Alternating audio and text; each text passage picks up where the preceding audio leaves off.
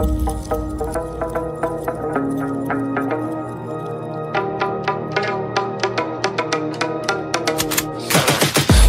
got the juice like a snow cone, ice in my veins and a cold flow. I'm getting cash overseas by the boatload. You wanna ride my wave? That's a no-go. Señoritas going loco, make it bounce like a pogo. All my haters see rojo, they big mad cause they coming up short like Frodo. Activate all my haters see rojo. I keep it hot, give your brain a heat stroke. You ain't a big shot, you some basic B-roll. The world is mine like my name's Pacino. Hey, it's Nico, I guess I'm back. Catch me in the fast lane on the right track. And my shorty is a 10 like a dime bag. Got me feeling like a millie, check the price tag. Got the party jumping like crisscross. Got the gold chain and the wristwatch. Pull up on the scene like a big shot. EDM and hip hop, ain't no time for pit stops. Got the party jumping like crisscross. Got the gold chain and the wristwatch. Pull up on the scene like a big shot. EDM and hip hop, cause my style.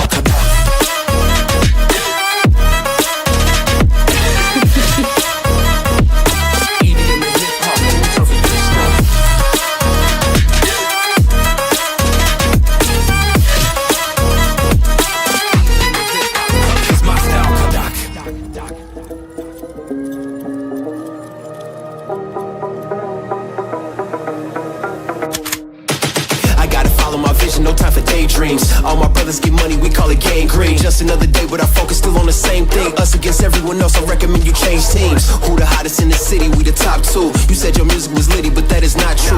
Just being honest, you should really just stop, fool. Matter of fact, empty no pockets, give me that watch too. My mind is wicked, that's why I spit it so hostile. Freaky girls in the crib, it's like I live in a brothel. All I spit is Leviticus, but I'm not an apostle. My nuts hang low, long and they colossal. Black trader black, she messiah to the misfits. Run circles, run these rappers till my shit splits. You a little late to the party, baby, I been lit. If you ain't on the friend list, you better mind your business. Got the party jumping like crisscross. Got the gold chain and the wristwatch. Pull up on the scene like a big shot. EDM and hip hop, ain't no time for pit stops. Got the party jumping like crisscross. Got the gold chain and the wristwatch. Pull up on the scene like a big shot. EDM and hip hop, cause my style.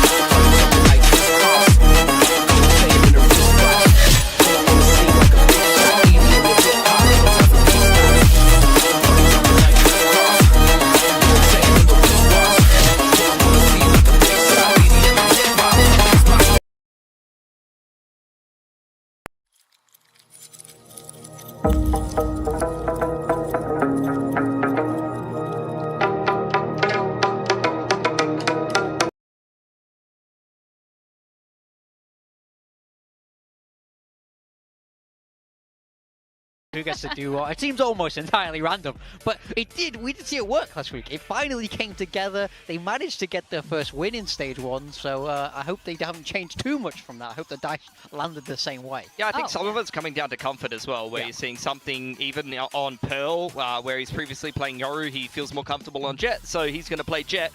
We're going to get into the map veto, though. GE taking out Fracture. PRX, they've been banning Haven for quite a while, so they're going to continue to ban Haven. No surprises to see GE pick Split, and that is going to be their pick for the majority of these series when it doesn't get banned out against them. PRX will play defense, and then PRX going for Lotus. Their Lotus looked pretty good with something on the Yoru. I liked it last week. I thought it was definitely one of the better maps that I've seen from them, so they're looking to carry that momentum. But there's a lot of footage out there on both of these teams now. GE, you know, they've shown their Split plenty of times before, so I do think there's a lot that PRX will be able to look at to be able to counter this. So looking at this Split game, you can see PRX, they have banned it once. They have not played it since kickoff, which was that very tight game against T1, where T1 almost lost to a bunch of teams, including that third map decider against PRX on Split. That was the 11-13. You did have Jet Rays that they played back then, and for GE, they have not changed their Split comp too much at all, and they are once again going to be picking Split here. So I'd imagine they're just going to keep rolling through with the same comp that's had some success for it throughout kickoff into stage 1 now. Yeah. Now, predictions. It has been a while. It's been a couple weeks since we've seen a full Full Flush, PRX. Oh. But do you think this is overwhelmingly in the favor of PRX? Real quick, just No, yes or no? I wouldn't say it's overwhelming. I think when it comes down to one game like this on the day, anything can happen, and both these teams have been pretty even. But I think all of us are just leaning on PRX because they've managed to take more maps throughout this stage 1. All right. Well, we're going to find out who's going to be going off to playoffs. Is it going to be Global Esports or PRX?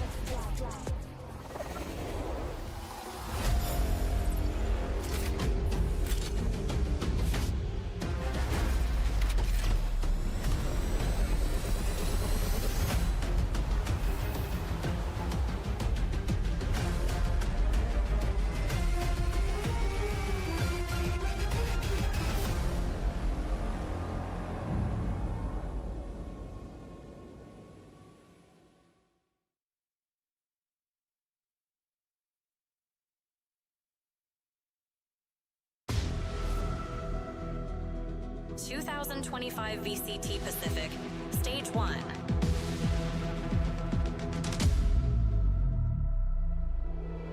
Rise Pacific.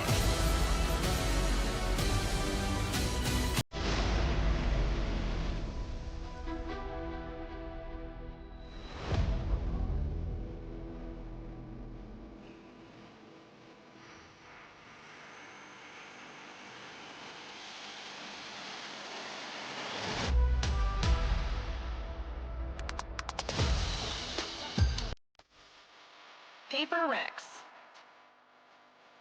Today marks the do or die weekend here in VCT Pacific, and who is going to be qualifying to playoff. Now, ever since PRX added in the rookie, Patman, we are slowly seeing the resurgence of the old Titan of this team. However, is it enough at this point with everything on the line? If anything, Global Esports seems a little confident here. They said if there's any day they can take PRX down, it would be today. This is their window, while PRX is still struggling to figure things out. Yeah, PRX are the fallen giant trying to get back on their feet, and they took that first step last week, and they can continue that momentum, make playoffs today, but they have to upset this Global Esports team. That's right. Now, we did see a lot of promise from Global Esports since the beginning of this year. We talk about this every single week, that they have a lot of good pieces on the board here, but things keep shuffling around as well. Darren coming back into the roster, and it looks like they're also still figuring out their comps. Yeah, for sure. I think at the end of the day, this is a winnable series for Global, but they need to hit their peak as individuals. We need to see why a lot of these players were picked up for this Global Esports roster today, because in terms of firepower, some of these PRX players are starting to wake up a little bit more. They're given some of their comfort roles, and they're definitely going to be trying to run it down today. Yeah, when you're playing against PRX, you cannot let them control you. You can't let them run the tempo. That's what GE need to do today, and they need to be able to hold their ground from a firepower perspective. That's been one thing that's really missing for this Global team, so if they're able to shoot back consistently today, they definitely have a chance, but I don't want to see them start slow, and I don't want to see them get run over by PRX's fast speed.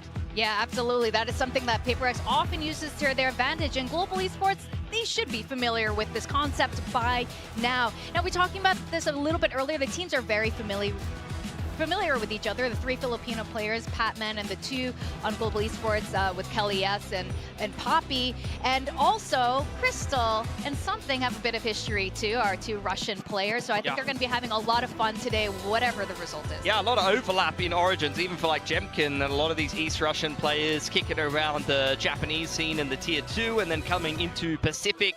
So a lot of very big firepower players from that region of the world, and a lot of familiarity from the Tier 2 little different sub-regions that you do have. For this game, though, I think for GE, I mean, the fact of the matter is they're going to have to start attacking side of split. They've chosen that. So while they do need to start strong in terms of like actually picking up rounds, I think it is going to be a slow start to this game. I think their attacking side of split has been very slow, has been a very crawling pace thus far. Yeah, when we look at the difference between the plant times for these, Global Esports, it normally takes them about 1:06, PRX 43 seconds. That's huge. And you can almost see this difference reflected in the composition styles. Yeah, for sure. So we'll take a little bit of a look at what GE are playing. Darion is going to be on the Raze. I wouldn't be surprised if they kept, honestly, Yutatan on the Raze, because that's what they played in kickoff with this exact same team, exact same comps, but they're going to keep the roles consistent and play the comp they're familiar with. On attack, they usually are doing a lot of slower kind of contact A's in the mid to late round, so I want to see PRX control a ramp and stop them from doing that. Yeah, PaperX's style, clearly the polar opposite. We're seeing the double duelist with Jing back on the Raze, Forsaken taking that Omen. So their style is, of course, much faster. We're going to see them fighting for that space on the defense, trying to restrict GE's control. We got to see a little bit on the camera, PaperX warming up a little bit physically. They're kind of changing up their tempo a little bit, fixing their mental game. This is something that has had question marks over the last year and a half. Like, this is something that they needed to work on to keep the stress low as they go into this do or die match. And like Coach Elevated from Global Esports says, the question in winning is who wants the playoff spot more? We're gonna send it over to our casters, Quack and Komodo. Oh, yes. Thank you very much, Victoria Big Time Bilski. Yeah. Do you want to pick the playoff spot, Dion? Me? Playing on the stage? I don't think my vision really permits for that one. I'm happy. I'm comfortable here. We're comfortable here for sure. But, I mean, just taking a look at the agent selection so far, do you see anything interesting? I mean, it makes sense for Global, for my side of things, having Darion just substitute in towards where Patrick, who was. That one is a little bit, you know, expected here. But on the flip side for PaperX, changing it up, you know, used to seeing them float with the Sky on Forsaken, but that seems to go away right now. He's going to be back on towards the Omen, which we did see some good performance from him picking it up for the first time against DFM over on Lotus. So we've got that as the second map of this series as well. Maybe it's just a day of smokes for him. Possibly. I mean, that's kind of an interesting thing as well, just given the fact that PaperX, actually both teams, honestly, in this entire map veto, they haven't really played it since kickoff. Now surprising, possibly PaperX with the map pick itself. Yeah, PaperX coming up with this composition where we now see something on the Yuri a lot more often. And this is do or die time for playoffs, everybody. You have to remember that going in towards this one. Both teams currently at the 1 to 3 mark, with GE opening up stage 1 against DFM, copping the dub there 2-0, but mapless since then. And for PaperX, well, they've always got a map in every single one of their series, finally besting DFM as well in that heated third map that we saw last week. Which is where we come down to this final series in the final week of group stage. Can PaperX make it through to playoffs? It all kicks off right here. And as we saw and heard, Global Esports on the attacking side right now, but look at just the numbers for PaperX around mid. They have a great idea on how they want to play this pistol round to contain this. Stars around as well, though.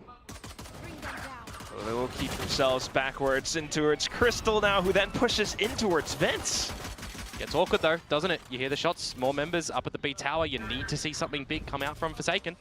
A bit of a survival smoke towards the top of ramp for now. They haven't quite checked him out so far. Off towards the wayside on the edges of the smoke, though, and he does find the double. Trades out from Crystal, and then for Divine to flush back in. They're trying to find some pot shots, prevent GE from getting that spike down, and they will pick up the pistol right off the bat. Man, I thought that round was actually going to go towards Global. The fact that Crystal's just kind of stampeding up through the guts of mid, supported with the rest of the team. We've seen Crystal, you know, kind of in majority of the games that Global have played, be topping on the ratings for them. On the flip side, it was Jing, who's somewhat been topping completely, besides one for Forsaken to come on through. But yeah, a pistol round that you look at the top 2 converting openers, right? 5 versus 3 that they're able to get on back from that one. Makes things a little bit awkward when you feel that Crystal's just done the lion's share of the damage, and then it's Divide to just get some good taps out as well at the end there. A force up from Global is interesting, given by the fact that they didn't actually get the plant down here. Still going to try to bulldoze their way through, perhaps. Yeah. Got the stars all placed out. Well, you know that this is such an important game for Global that they would have done probably the most prep that they ever would have coming in towards this week, you know.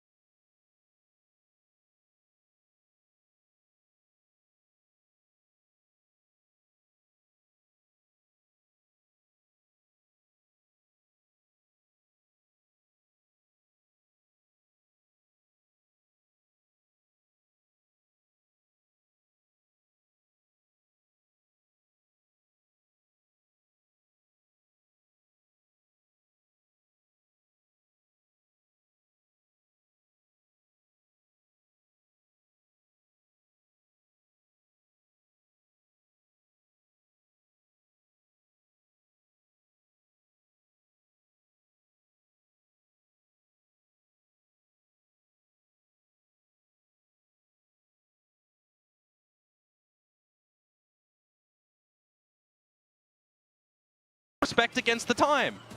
Yeah, we're just tapping on our wristwatches right here because this It's time to go.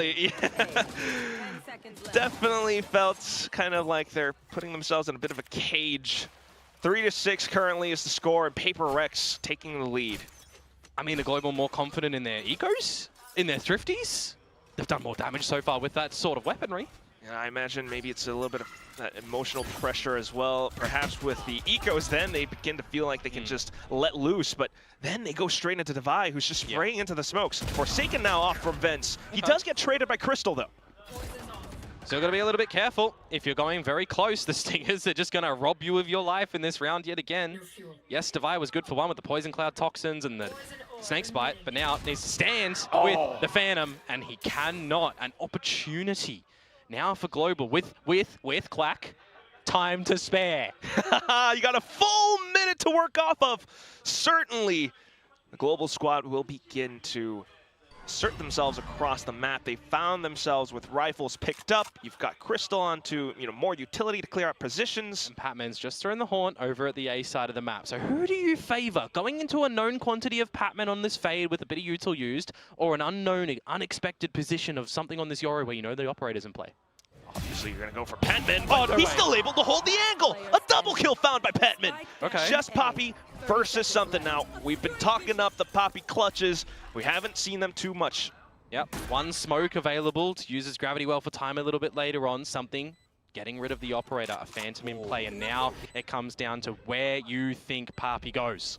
Not gonna lie, Komodo, I feel like I'm favoring something a little bit more this one. He's got flashes, he's got a clone, and fake footsteps. Meanwhile, Poppy just trying to hide around his smokes. He's inside of screens right now. It's a tight corner that he's holding. Something will go in for the tap here. No, he won't. He's just trying to play around the corners. No smoke available for Poppy whatsoever, remember? Oh, trying to stick it halfway. Poppy playing the patient game. Will be able to find the headshot at the very end of it. Global up to 4. Yeah, you've got something trying to clear every corner that he possibly can, but Poppy just repositioning quite nicely. Generally you would expect, or at least I would expect, an Astra player in a situation like that, when you go for a bit of an open plant, put a star on the spike, you may be playing from heaven, or you're wrapping around through a ramp and playing over at main, but Poppy just very chilled in that moment, goes in towards screens because you isolate how many angles something could potentially go. He's more than often than not going to have to clear around the whole site and then maybe expect you to come from heaven. Great little individual moment there from Poppy to keep Global in play. 4-6. They convert this one 5-6, or you're tying up at the half, or it's 5-7 at worst. And it was a bit of a swing round as well. I mean, PRX now find themselves with lesser weaponry. Good guns on the other side for Global, and they could, yes, potentially tie this up. Global Esports are just very slow to gain this A main control. I like the fact that they are here a little bit earlier though this time, right? Generally, they've given a lot of respect over towards PRX and what numbers they're putting up through ramp, who's holding over the main side, whether it's been Patman, whether it's been Forsaken. Oh, but also this time with the weaker guns, now PRX not really holding A ramp up front. It's just Divide to jump peek, and he's already been spotted out. Global still kind of piecing things together. I believe something might have just seen the shoulder of Darion too, but it doesn't matter. Not able to best that Outlaw. A little bit more confidence with the peaks now. The second kill found in the round. Divide to try to regain that weapon to hold down the position, but he's not able to since the firing squad from Global has marched up. Now you just need to see Global Esports not falter. Darion to have a great multi-fragging round on for the 4K. And who stands behind him but Forsaken with a classic. Oh, it's a classic. So here's what he's going to do, Komodo. He's going to spam crouch a bunch behind the boxes. He's going to hold the angle. See, I think he's going to smoke him off and then try and just go up with the spike because there's a wall keeping them in screens that they now get through. But he also hears the guns firing off nearby. Oh, they know where he is. Oh, it has to peek out. Nice work from Crystal. That's going to be the 5th on the round on the scoreboard rather for Global Esports. And as I said just previously, right, they can make it a tight scoreline at 6-6 or worse now 5-7, where I got to say it, when they've got time to play with, they're looking better.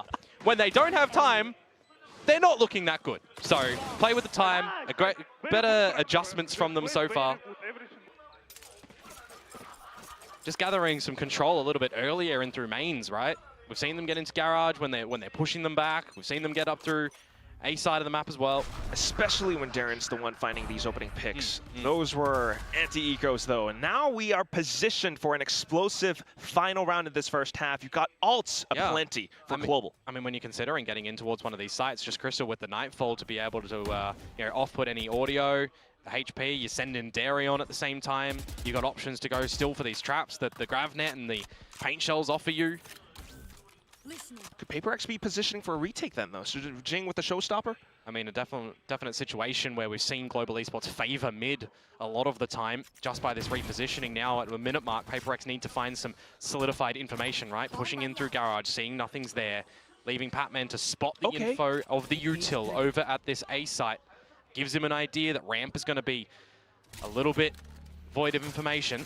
Calls Jing over to check with the boombot. Patman does have the haunt refresh as well. It's good macro ideas from PaperX, using this utility now to gather information. They don't see too much until Udaton goes in for the peek, but gets burst down by something. Into Garage now with the Nightfall. And now they know where it's happening, right? It's the B site that this is ending up. We see the combo of utility, a showstopper missing its mark. Oh, but still the kill collapsed on towards Devi. Annihilation just to push PaperX a little bit further back, and then the Bear Rush coming in. You got the showstopper from Jing, though, and he blows up the site. Poppy getting blown up. Patman to trade. Kelly S trying to find some trades as well. They beginning to run out of time, but they still got the spike down. It came so close, Komodo. 2-on-2. Got some flashes. Forsaken, healthy and full, and they're going in for the peaks. They found out where Crystal is, just down to the peaks and the kills. Now, mechanical skill, Forsaken goes in out front. The C's from Crystal, but still Forsaken hunkers down. I think Crystal at the end there may have just ran out of ammunition to bring the C's to try and find himself some timing, or maybe miscounted a couple of bullets left in the chamber. Either way that one goes, bringing out Util at that mark there. A little bit unfortunate to not win the 1 versus 1, and I got to say, within that round there as well, Global Esports making sure that the trades were there to keep in the contest, right? How many times did we just see Kalias reposition himself around the side to try and get involved in a lot of those duels? When the blindside came out from something there as well. Unfortunate on the planter that peeks out, gets completely blinded, and loses their life for, again, more trades. So I gotta say, Global, we've seen a little bit more proactivity from them when the time isn't really clicking on down towards its 0-second mark. Are they going to be able to transition that now in towards this defensive side? Because when you look towards what they're running on the Cypher Lock, right, they're going to have a lot of stopping power. They're going to have a lot of utility that we need to see cleared out from the likes of Patman, from the likes of Jing. It is PaperX once again, finding themselves with a bit of a lead after the first half. So, we kind of gather that you just don't want them to throw this lead away. It certainly can happen when your opponents are running this rather defensive composition. Name me a more iconic duo than PaperX and dropping map number 1 in a best of 3. You had to say it, hadn't you? Oh, man. It certainly is something that has been happening throughout this group stage. We cannot deny it. No. Not at all. And even then, when they're looking to get their first series win, I mean, the overtime that we had on Pearl, no. It was last week 2v5. It was a map. Week before that. It was a map. Yeah. We've got some shenanigans happening. I must say though, this first half coming out from PaperX, it has looked a little bit cleaner. They were certainly more aware of what Global Esports might look to deploy against them. Yeah, Forsaken as well. Feeling a little bit more comfortable in the Omen just by positioning and timing on the dark covers as well, right? When he first brought it out, I saw some egregious smokes that the timing was very questionable.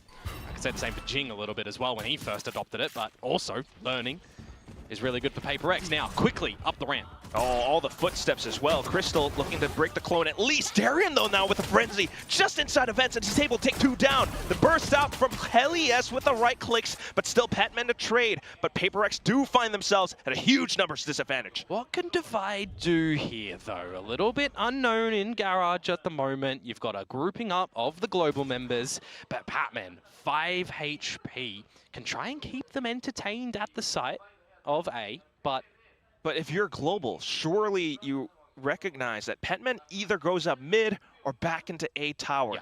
And this is why Papi's just making sure that he's spotting it out. He doesn't necessarily need to stick around for a duel, but with 5 HP, I mean. Devi's got to make some noise for his brother out here, but all right, just going in out for the peaks. He does get that dink. Devi now snuck all the way through with a Sheriff as well. Need to see a sharp shot from him. Yudo-tan is watching, but Yudo falls. And possibly a little bit more as well as he threads the needle onto Crystal. That's so quick. Poppy, though, looking to play spoiler. 1v2, takes down Patman, the first to fall. Devi now, just one more shot. He's running out of ammo and backed into the pillar. Now a potential opportunity for Poppy as he sends out the Nova Pulse. Devi, oh, might have spotted out his foot just with a crosshair placement to top it off. Man, where have those shots come from Devi? Headshots out with the Sheriff, absolutely clinical, quick to come out from him as well. We needed to see somebody step up in this series, right? We need to see some sort of consistency. And I mean, if Devi is going to be stepping up, I'm all for it. If Darion's stepping up on this raise as well, I'm all for it. I thought that this pistol round was looking pretty good from Global Esports yet again to be able to try and figure things out. But it's once more like the first one. You think Global get a lead in a pistol and PRX bring it back. Oh, Komodo, I know, right? I mean, both teams feeling themselves backed against the ropes, and they're just trying to fight tooth and nail for this. But something now with the shots through the smokes. I think maybe he just saw him over the top of the toxic screen. Good chance for that to happen, but also now for Global to necessarily come back into refill space. The Outlaw picked up once again. Yudo-tan, though, not quite landing the shots, has to run back to reload, almost getting tagged out by Jing. The paint shell does flush him out into the open, where Devi collects. Just Crystal on the site now. He's got the stinger. He will find his first shot, but 7 rounds left in the mag and Forsaken to collect. And look who's going hunting at the moment, Jing. He will be reeled back a little bit here with the rest of the squad, but he will hear the footsteps. And hides into the smokes. Oh, Komodo, this could be dangerous for Jing as well because the Stinger's on the other side. Kellyes. They don't go together, but he still wins that. Grafnet now, and they've heard Devi as well. Second kill found. This could still go over to Global Esports. You do have Forsaken perched up on top, though. With elevation, he might be able to throw them off, but it's not even needed. Patman just to hold down by screens. There's 13 HP between the two of them, and somehow they managed to weather that one and not drop the second round yet again like the first half. I hate highlighting these components of this game of Valorant, but I think we need to. Okay, that shot's ridiculous there by something. Yudo-tan, someone who has been absolutely pivotal to a lot of successive rounds for Global Esports this stage, even, you know, regardless of them not winning maps, he's been such a solid rock for them. He's really getting cut down to size in this map so far. Ooh, yeah, let's take a look, won't we? Down to 4 kills only, 11 deaths. It's been rough for him, especially in this first half. You would hope to see more now that he's deadlocked on the defense. He's beginning things with the Grafnet to hold, but PRX is nowhere to be found. Yeah, just making sure that you're going to be covering where you need to. With the force-up of Global in the last round, they're not going to be playing a pretty bonus here. They take the knee, potentially concede the double digits to PRX, who will lose the first shot. Say Yudo-tan's name, and he fires in. Still a good little pickup nonetheless. Crystal now back in from ropes just to try to play around tower. He's got his fabled weapon in the sting up. Dark cover on the side though, Forsaken, he's TP'd upwards. Crystal, how could you possibly be aware? He bursts just to check. And now has a little bit more information. Forsaken then flush back into sight. You've got the Gravnet back online for Kellyes too, so can combo with Darion. Which could be even more damage given where PRX are currently positioned. All of them, though, from Global. Down ramp. Patman's watching it. You begin with the haunt, and it's easily dealt with. Patman then to re-peek, not quite finding the shots. Crystal, the Grafnet, it does go through, but it doesn't quite collapse onto anyone either. Now for Jing and Devi just to spray through, obviously into the choke point. PRX finding double digits. Phantom does good things in that distance for Jing there when the opponents don't have all of the armors. Good work out from PRX when it may look a little bit awkward from the crossfires they're trying to establish. I'm thinking to myself, yeah, you're sitting here out in the open looking for some shots as Patman. You've got a Seize, you've got a Prowler. Is anything going to come out? Nope. He's just going to try and stand and deliver, but it's Jing that does it a little bit better from the distance. And now with the 3 on the trot that PRX find in this attacking side, we will finally see what the answer is going to look like for can they weather the buy-up of Global, or can Global do something on this defensive side now? Well, we'll have to see Kellyes stand up to the challenge for now. Darren as well, as they both hold around middle. See how much utility you can bait out here as well. Wouldn't be too bad of a thing for Global, right? Remove a couple of these key components of PRX and it gets a little bit more tricky to potentially get something to dive in towards the site and how you're setting him up. But you got to remember, double duelist, right? Jing can definitely let him lead in if needed. With some of the utility that has gone out by middle as well, you know, PRX possibly beginning to gather that this is the current defensive setup that GE is running. Just Poppy on this backside position around B. Easily dealt with, the paint shells completely blowing up in his face. You also have Annihilation now from Kelly's as an attempt, but unfortunately does not quite connect. You got Devi finding more shots down by middle, and it's just Yudotan left alone. See what he can do in this 1 versus 5 to try and survive with the gun. Good for one, but just on the tail end here, I want to give a good little golf clap towards PRX and their, you know, tact as a unit, right? They were very cohesive in how they're going together into that B site. They're just sending in the utility with the Nightfall, going in, they're dodging the Annihilation. You've got a TP backside as well. You've got great paint shells from Jing, which really, you know, catch Poppy off guard, for example, there. Just really good layering of utility to come out from PRX and make that B site execute pretty flawless. Like this round, for quote-unquote, is a flawless when it was decided. Absolutely concur with that. Yudotan, though, looking for some good damage. And this will be my attempt at golf commentary. Devi chips it. Oh, and it goes in. Golf claps. I'm not really a golf connoisseur myself, Neither am I, honestly. I have no idea what I'm doing. I'd say in this one, PRX hit the hole in one, and Global Esports have, you know, hit it into the water. I don't know the actual terminology, but they've like banked it in the water. Bunker? No, that's no, that's not the right. sandy thing. Yeah, that's a sandy thing. Listen to us. Wait, what's the green thing called then? Grass. Yeah, the green, isn't it? It's just called the green. And there's like the fair. Yeah, something Look like at that. us exposing our lack of golf knowledge. Let's pick a sport we actually know, or rather, let's play some Valorant and do it on the Valorant that we know. Because what we know right now is that Global need a discussion. Desperately. They need to flip things the other side, as Patrick, who... Oh, he's gonna take a Is he? Red Bull. Yeah, why not? I mean, if you're getting some energy up somehow for this team, somebody needs to be, you know, bringing up the energy, right? You expect them to still be okay mentally right now. I think Darion's certainly having a bit of an outstanding performance in the consistency mark for this map, but the rest of the team, I mean... I'm wondering what their economy's going to look like for the next round. Yeah, Yudo trying to do what he could at the tail end of last round, of course, right? But you got a timeout here to really consider, I think more importantly, not really the economy, but how you're just getting back into this map. How you're getting a single defensive round on the board with what you've got available, right? How are you getting Darion to do something with the Judge? How are you potentially, you know, setting up a trap with Kelly's, with Yudotan? A lot of this utility over towards the A side of the map. You're looking out for any lurks up through mid with the one in the bottom of the ropes. You're looking out at the top of ramp as well. Darren snuck in a garage, but yeah, the main hit into this alpha site.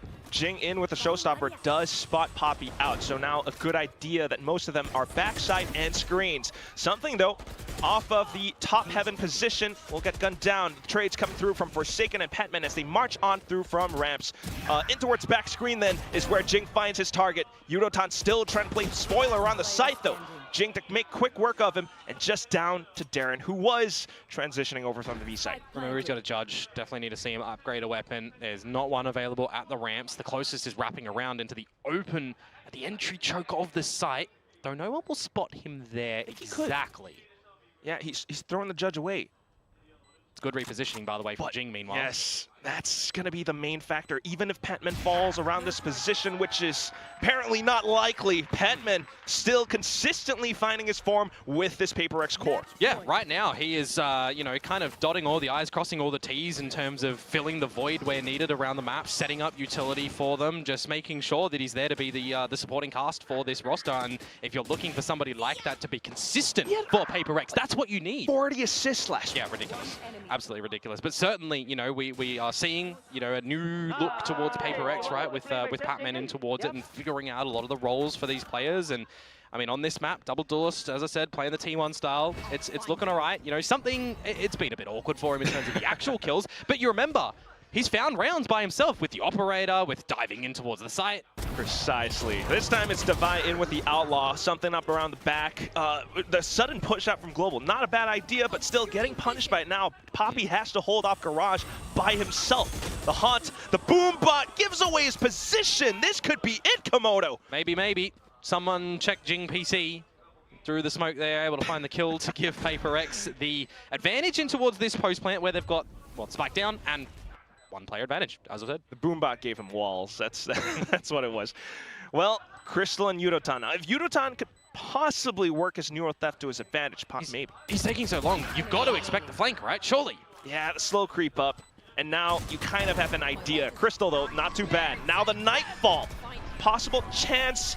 Hunt just to throw off the crosshair placement as well. Peeks out.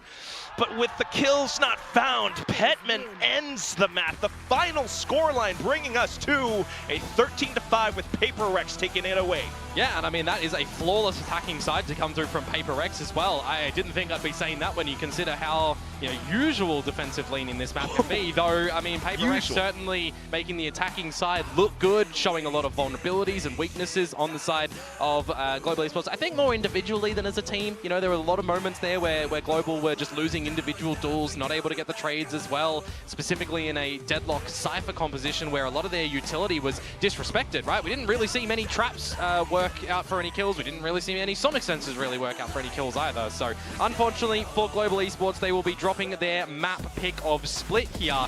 And for PRX, well, they best the curse of dropping the first map in a series for once. It feels as though they have done their homework. They were quite aware of the possible plays that Global were going to play against them. Meanwhile, for Global, a couple of nice clutches. Poppy having a 1v1, but at the same time, like you mentioned, a lot of these moments, especially down to the second half, you just wanted to see more from them. Absolutely, and I mean, you've got to consider as well, this game here decides who gets that 4th seed going in towards the playoffs. For a team like PRX, they've never not been in the playoffs, and for Global, they've never been in the playoffs. So they have to try and turn things around on map number 2 of Lotus, which is the pick of PRX. Coach Elevated himself said that, he feels that this is the best possible chance that Global could get. PRX are at, they're somewhat lowest, but PRX have also broken their curse beating DFN last week. It's been so good so far. They've gotten a flawless attacking round now. What's going to happen on Lotus? We're going to have to toss it to our desk to tell us how. I don't know how. We're just coaches of this fantasy league on Build Diff. You have to ask Coach Alex how they're going to do that on Lotus. Now, for Global Esports, had a interesting first half there on defense. They tend to do well on defense on Split, but PRX is looking. I would say this is the strongest I've seen them look in a while. I mean, I feel like PRX knew this matchup. They knew what Global were going to be playing, and I feel like they countered it fairly well stylistically, as well as just having those individual pop-offs that PRX are known for. I feel like the individual level for this PRX team looked very high in this map 1, and it felt like they were consistently able to win those important fights. I mean, GE hasn't changed up anything on this map in quite a while. It's been their pick and their go-tos from kickoff. They haven't showed any different styles on it just yet. Shout out to Darion. He had a pretty good game on the Raze, honestly. Like I was saying, put Yudotan on the Raze, but he seemed very comfortable playing against some of the SGMY homies over on PRX. I'm sure players that he's very familiar with up to this point now. For PRX, I mean, they haven't played this map, like I said, since that T1 game in kickoff, and you knew that they were going to bring a different comp into this game, and they went back to what's comfortable for them, playing double duelists, just in a very different style. You had the Raze as well as the Yoru, and I think that combination of duelists plays very well into Cypher Deadlock. Not that they really had to play that much on attack, to be honest. Only a few rounds needed once they got the game across the line at 13-5, but you use the Yoru clone or you use the Raze utility. These are some of the faster agents and the meta agents that are very, very good against Cypher Deadlock setups on defense. It's very Singaporean to play 2 Razes, so 2 Singaporeans here in VCT. Singapore Raze. It is the Singapore Raze.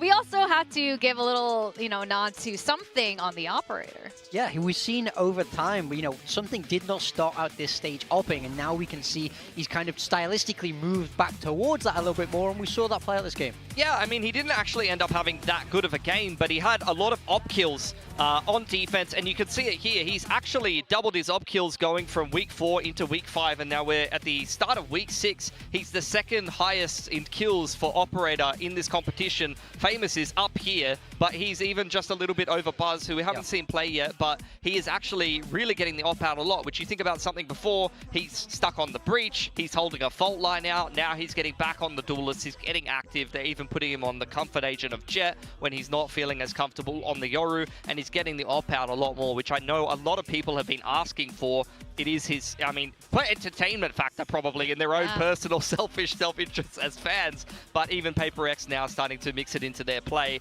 and it's having a decent amount of success for them. Yeah, but now we need to talk about the flip side of it, I suppose, of this first half for Global was not like, I think the time has been a problem for this team. We spoke about it, the casters have spoke about it, but when you play Cypher Deadlock, especially with Astra, you need to play this slower style, but when you're trying to hit the site with 15 seconds left, everyone knows where you are, it's gonna get very, very difficult, and I think we saw that play out where they just didn't leave themselves enough time. They were routinely having to save. And then I think, especially when we look onto the flip side, we have some more replays we can dive into in just a second, where the only rounds that they did really manage to win, they won 1 Force Buy and 2 Thrifties. And those are rounds where you need to be grouped up a lot more. You need to be playing together. You need to be playing faster. They need to not let PRX dominate the map, which is what I felt like kind of happened. Yeah, for sure. I mean, you see a lot of teams actually. They have these game plans that are very intricate and slow moving. You know, I'm going to take X amount of space. In this case, it will be like Nebula or Cage across A main. They do a lot of late A finishes. They wait for PaperX to get aggressive. But when you do go onto these Force Buy rounds and these Thrifty rounds, a lot of players just let loose. You get some individual sort of ability to be able to take fights, to be able to make decisions. Things get a little bit looser, and sometimes there's a little bit of magic in that. Yeah, I think definitely part of it is when you're on these lower buy rounds, you're allowed to take more risks. Players are more free, and that works for a lot of players because they don't feel the sort of the pressure of the round as much. And, you know, we saw them come out with this Stinger buy round 2. That was very effective. Pappy's clutch there. But, you know, when it feels like those are really the only rounds you can win, that tells me that there's some of the problem in your attack. They are. They got 5 rounds. We got 2 Thrifties and a Force Buy. We got 5 rounds, guys. That's not going to cut it. Something is not working here. Yeah, I mean, again, I was talking about Singapore, but also we have 2 Southeast Asian teams representing all across Southeast Asia. And for like kooky things for like this to happen, I would only expect from these kind of players. Now, the casters did mention map 2, and obviously Global is going to need to step it up to have any chance at all to make it into playoffs. And PaperX, on the other hand, is 1 map away from securing that last and final slot. Yeah, we've seen PaperX kind of debut a new style recently on this map, which has been looking pretty good. Then once again, I mean, they're playing a lot of double duelists at the moment, but it is going to be, at least the last time they played it, something on the Yoru, Jing on the Raze.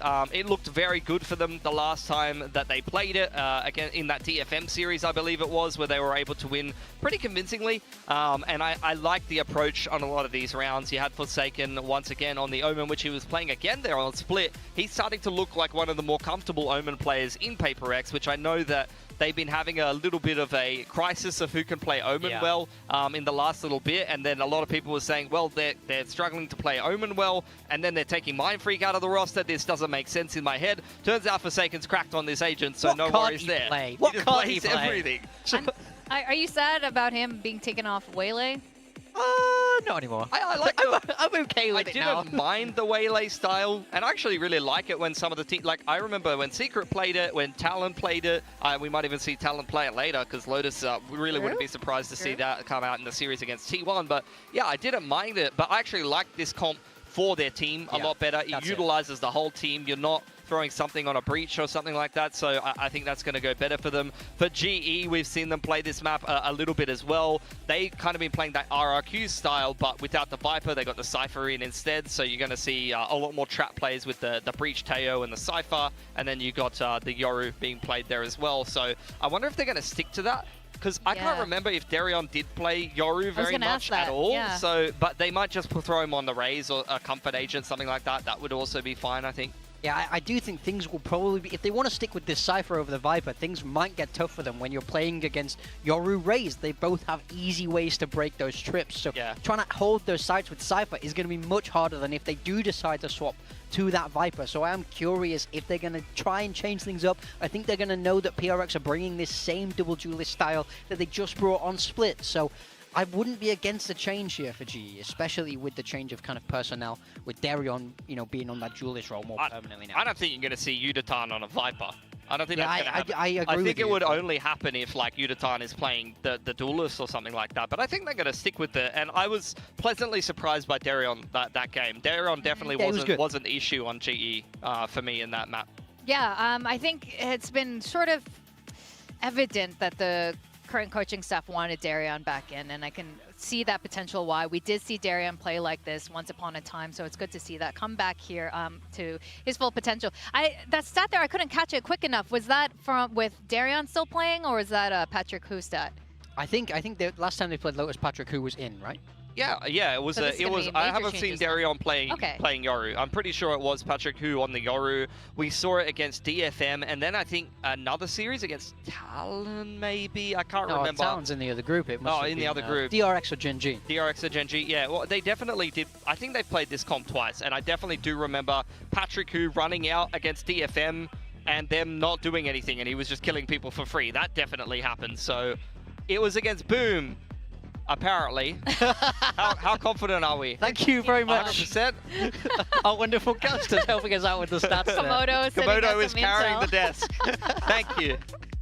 But yeah, I mean, I'm curious to see. I think I would like to see changes from Global, but they are sticking with what they know here. Darion is on the Yoru, same Breach Teo style, and Yudatan staying on that Cypher. As I just mentioned, he will have a rough time because PRX are running double duelists. Yeah, I think the Yoru is going to help a little bit against the Vice of Defy, but once again, you're going to see this double duelist comp. Jing, you know, he's been a little bit miss on the Raze last time that they did play. I did like something on the Yoru. This is one of his more comfortable Yoru maps, although he looked a little bit out of it on Split initially, and also on Pearl, he swapped back over to Jet. This is a map where something on the Yoru worked very well for them, and they have a lot of setups built around it where he might be solo A and they're masking A pressure, and then they've got a trap prepped somewhere else. So hundreds maps for something. There you go, and it's going to be on the Yoru. It is. Funnily enough, when he was saying, I'm not so comfortable on the Euro, and like you said, this map, the last time we saw it last week against DFM, he looked like a Euro player. He didn't look like a Jet player. He looked like he was playing Euro the way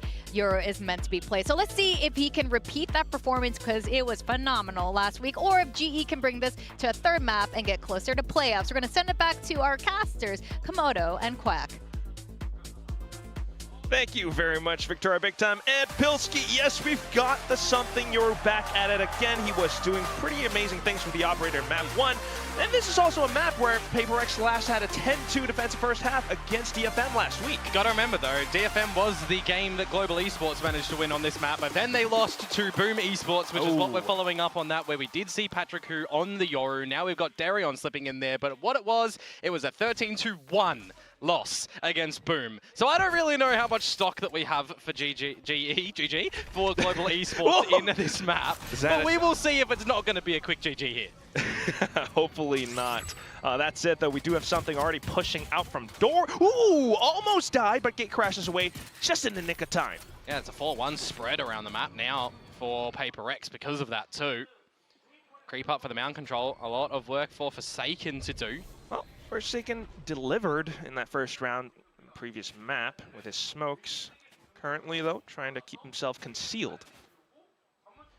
Wonder how much time Global Esports wait before opting to go in towards this B side as well, where the breakable door will go open courtesy of the salvos, and then they start to flood in together as a team. All out through the rotating door from C side, though. Something, unfortunately, will fall. But you also have Jing and the rest of the gang just around the cage of Yudotan. Yudotan then swings out because of the flash from Poppy, but the shot's not connecting! Defy finds it instead. Yudotan swings back out, but Patman takes the trade off towards where GE are playing then, though, around A-Link. They've got a good angle against the spike. Jing looking to stick it halfway, gets off at the right time, but still not quite able to react in kind. Forsaken for the 1-on-2. Salvos will eventually come online for Crystal. Oh, and he's just staying tucked away as well. They hear the footsteps, but now Crystal has to take the shot. Oh, not quite able to find it. Forsaken racking up kills up to a triple. Angry Forsaken. He has got his runners on there, and he has hunted them down for the 1 versus 3 Red Bull clutch to come on out. I thought the Global might have been able to come away with that, but when you see some awkward shots coming out from Papi and Yudotan not able to get the immediate trade, makes it look a little bit awkward and worrisome. But, I mean, respect has been certainly commanded in this round from PRX, hasn't it? They are not scared to just take these fights here in this one. And as I said, salvos eventually would come online for Crystal, but Forsaken just wants to get ahead of that one, feeling confident on the kills, and, well, it doesn't faze him. It does not faze him. His 10th clutch to come in for VCT Pacific. How about that? Reaching new milestones as well. That's got to feel good. and that gives them a little bit more confidence to hold down the sight lines against A. Gate crashes away. G looking to regroup themselves. Yeah, force up from Global as well because they got the plant down and it went down to, you know, just one player surviving from PRX in the last round. Now though, spread around Mound. Sorry, Rubble. Let's see if they're going to opt to stick around A or if they will look to go and pivot in towards the B side again or try and bait in PRX to any unexpected crossfires. Feels like they're looking for CQB duels on this A site, and the force by Komodo worked out for them in map 1. Salvo's back online for Crystal. South Drone goes in first. You want to combo a little bit of this utility to get the tree control. Oh, something with the timing though. Just out from the smokes, but look at that! Stingers aplenty, and GE will collect on kills as well. Forsaken though finding one, a second as well, and he does get away from the special delivery, but he knows that there are too many players surrounding him. Yudotan, fantastic to capitalize. Just Divine now. Something about these force-ups or thrifties in global esports. It's them recognizing situations as well. Quite aware as to where Devi could show up from, especially with the smoke blocking off stairs. Devi just has to try to go in for a peek. He had the utility in hand, so a little bit unfortunate, but good kill coming out from Yudotan. Yeah, maybe needed to see a little bit more productivity from PRX to get some information when they've got the members around the A site there, but it's just the creepiness that comes up, right, from the likes of Global, silently waiting for some of that utility to come back online before ultimately exploding together. Like, that one feels like a pretty drilled round from them, and you know, one you can kind of emulate in scrims if you're in a situation like that. Even on your rifles, for example, they just play it a little bit with the lesser subbies there of the Stingers, which is a little bit more favorable when you do get close up and personal. Lesser subbies.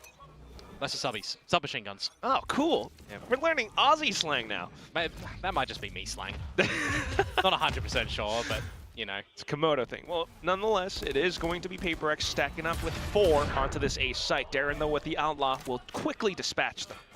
Hunter's on though. See if these pistols can do something still for PRX, getting really up close and personal, but that just doesn't work out, doesn't it? Yudotan finally in the game.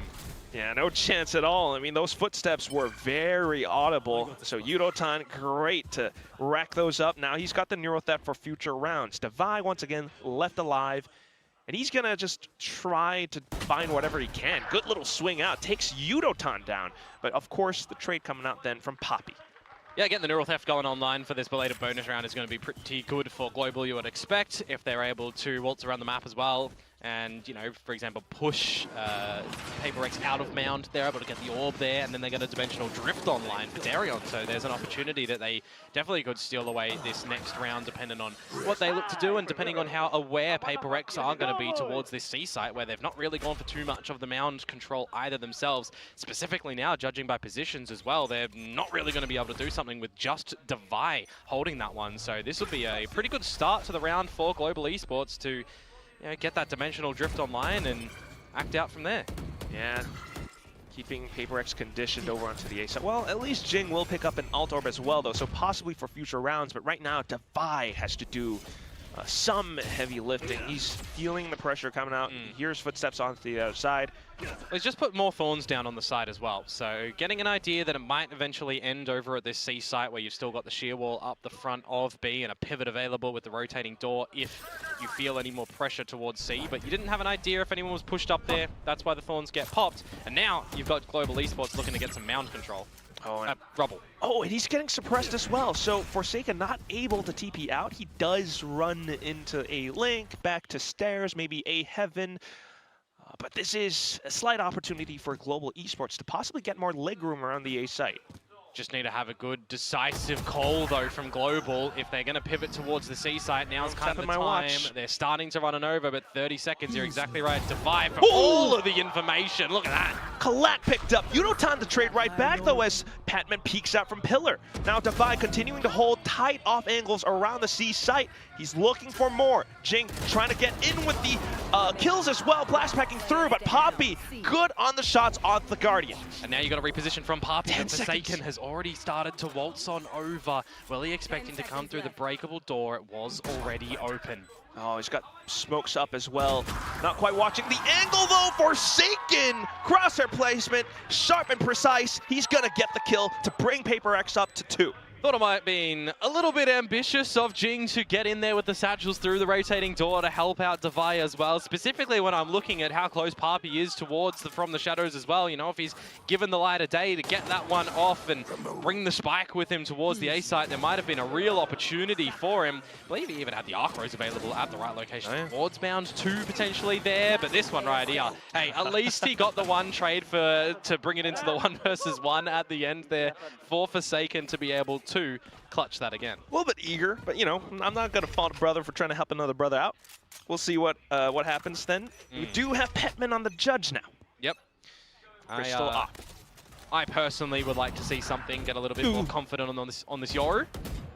Speaking of Yoru, Darion for his 2nd ever appearance on this agent. Oh yes. From what I was able to see, it looks like the last time it was played was in some sort of overtime variety where he did go double negative. So, so this is Coach Elevated, just trying to stick to the same composition. Darren clearly still able to make it work though. How proficient? Well, we have yet to see that so far. But right now it's an opening pick. Something also down to low HP. Yep. Darion certainly capable of learning in the server, it seems, at the moment to chop and change with the team. Good shot out from him there on a Jing. This is looking like a well-formulated round for Global so far, and now even better when it's a 5 versus 2 situation. And PRX slowly getting picked apart. You do have Divide with the Steel Garden, but it's 2 on 5. Yeah, it'd be pretty risky to drop that one in. You can already see by the position of the PRX members that they're just going to have to call for a save in this sort of situation, and with the credit mark in this round, I don't really favor Global Esports going for a hunt here. You can understand if Kelly S wants to, but I mean, you kind of just play respectful at this one. It's early in the half. You want to balance out your own economy. Just let them save this one and stew in the fact that Global will win a actual gun round for once. Yeah. Slightly working off of time, but it's also with the confidence gained from the opening picks that they found. It's not too bad, and I would like to jest, but 2v5 was a round that went by last week against PRX from DFM. Yeah. But yeah, this is obviously a different scenario. For sure. And now you've got a little bit of time to just converse things over at the tail end of this round. Immediately seeing better impact, better positioning, I think a little bit better calls as well, specifically where the boom game is concerned for Global Esports as well. For those that might have just been joining us, that scoreline was a 13-1 in favor of boom. And in this one, already a little bit more delivered to us from Global Esports. A timeout though from PRX you'd expect here to further converse things over. More time, why not? Certainly if you feel like you need it. Meanwhile, on the other side, I mean, Darren certainly has been quite the upcoming talent. Seeing him from Bleed from before, he's found some moments for himself, like Aces against, I think, Gen G. Now, off to the Yoru, 2nd time ever, like you mentioned, Komodo, and he's still kind of picking things up, and he's able to perform. PRX, they've been getting picked apart, at least in the previous round, trying to gain some positioning around A main. What's it going to be for the next round? I think more importantly for me, it's Global getting a sense that they can do things together as a team, making sure that the trades are going to be there, and making sure that Darion's like not too far in front of the team as well, right? When you are running the composition that they are running on the solo Yoru, you really don't want Darion just going on yonder and losing his life with no real impact in the round, right? Looking like a headless chicken. So making sure that he is together with the team and getting set up by the likes of Kelly S, by the likes of Crystal as well, going to be quite important. You want to see Yudo-tan be this late lurker, the straggler to go around the map. Especially with the fact that Global still has an op in the equation as well. This kind of means that PRX is going to have to think twice if they're going to peek out Rubble and Mound as well. Yep. They do have something up by Mound currently. Yeah, waiting for the pop play, right? You can spot out what you can from something. You can have an Archros go and you can try and peek out together as the team, but without seeing anything, it's on to Forsaken to communicate if he hears anything towards the A side of things, for example, for then PRX to either call that they need to do something at Mound and then rotate, or just rotate silently. Pistols as well, which is kind of an unfortunate situation for PRX. But that said, off to the A site now. Global beginning to retrieve some information, some crucial intel. Darion spotted absolutely nothing over at this A site at the moment. Forsaken now to get some info. Whoa. But the fact that that's a free kill is quite unfortunate for Global. It makes things a little bit weird in this round where there's 2 rifles, 4 PRX, couple of pistols. That gun that's dropped towards spawn not going to be recoverable. But you do have a player advantage where a situation like this, Quack, the Steel Garden investment could be large. However, that comes down to Yudotan trying to hold the angle. Unfortunately, gunned down by Jing. Showstopper possibly getting deployed in the round. Kelly S just trying to play up by drop. Not quite spotted out yet, but here comes that rocket. Not quite landing as well. Kelly S then finding a shot onto something. The Steel Garden getting the primary weapons jammed, but Kelly S onto the go, still able to find some shots. Forsaken now from the back, but headed on by the shorty. Petman now with a Phantom finds the kill. Jing off to the defuse. Yeah, the fact that Forsaken manages to find that first kill up in mid without a trade, and then you've got the Sheriff shots coming through from Jing from together as the team, right? In that scenario, I'm expecting that kill to just be assisted by the pretty much everyone at PRX looking at the right location. A thrifty round to end it out. I mean, yeah, look at it there. All of their guns are ready for that duel just there. And then, as I mentioned, Steel Garden in makes a lot of sense. Blood together as a team, hunting down Global Esports members. A thrifty round to come through from PRX. And they also get now the operator out for something who is currently 060. If you flip it around, it's 006, and we all know what happens at 007. Oh, you gotta look to crack that egg. We do like James Bond, but something. Let's not go there, shall we? Well, maybe it will be Die Another Day. Okay, Yudotan to hold the angle, but yeah, this time it's gonna be Global Esports trying to assert some presence over onto the C site. Vi has been relegated to play a safer position by Waterfall.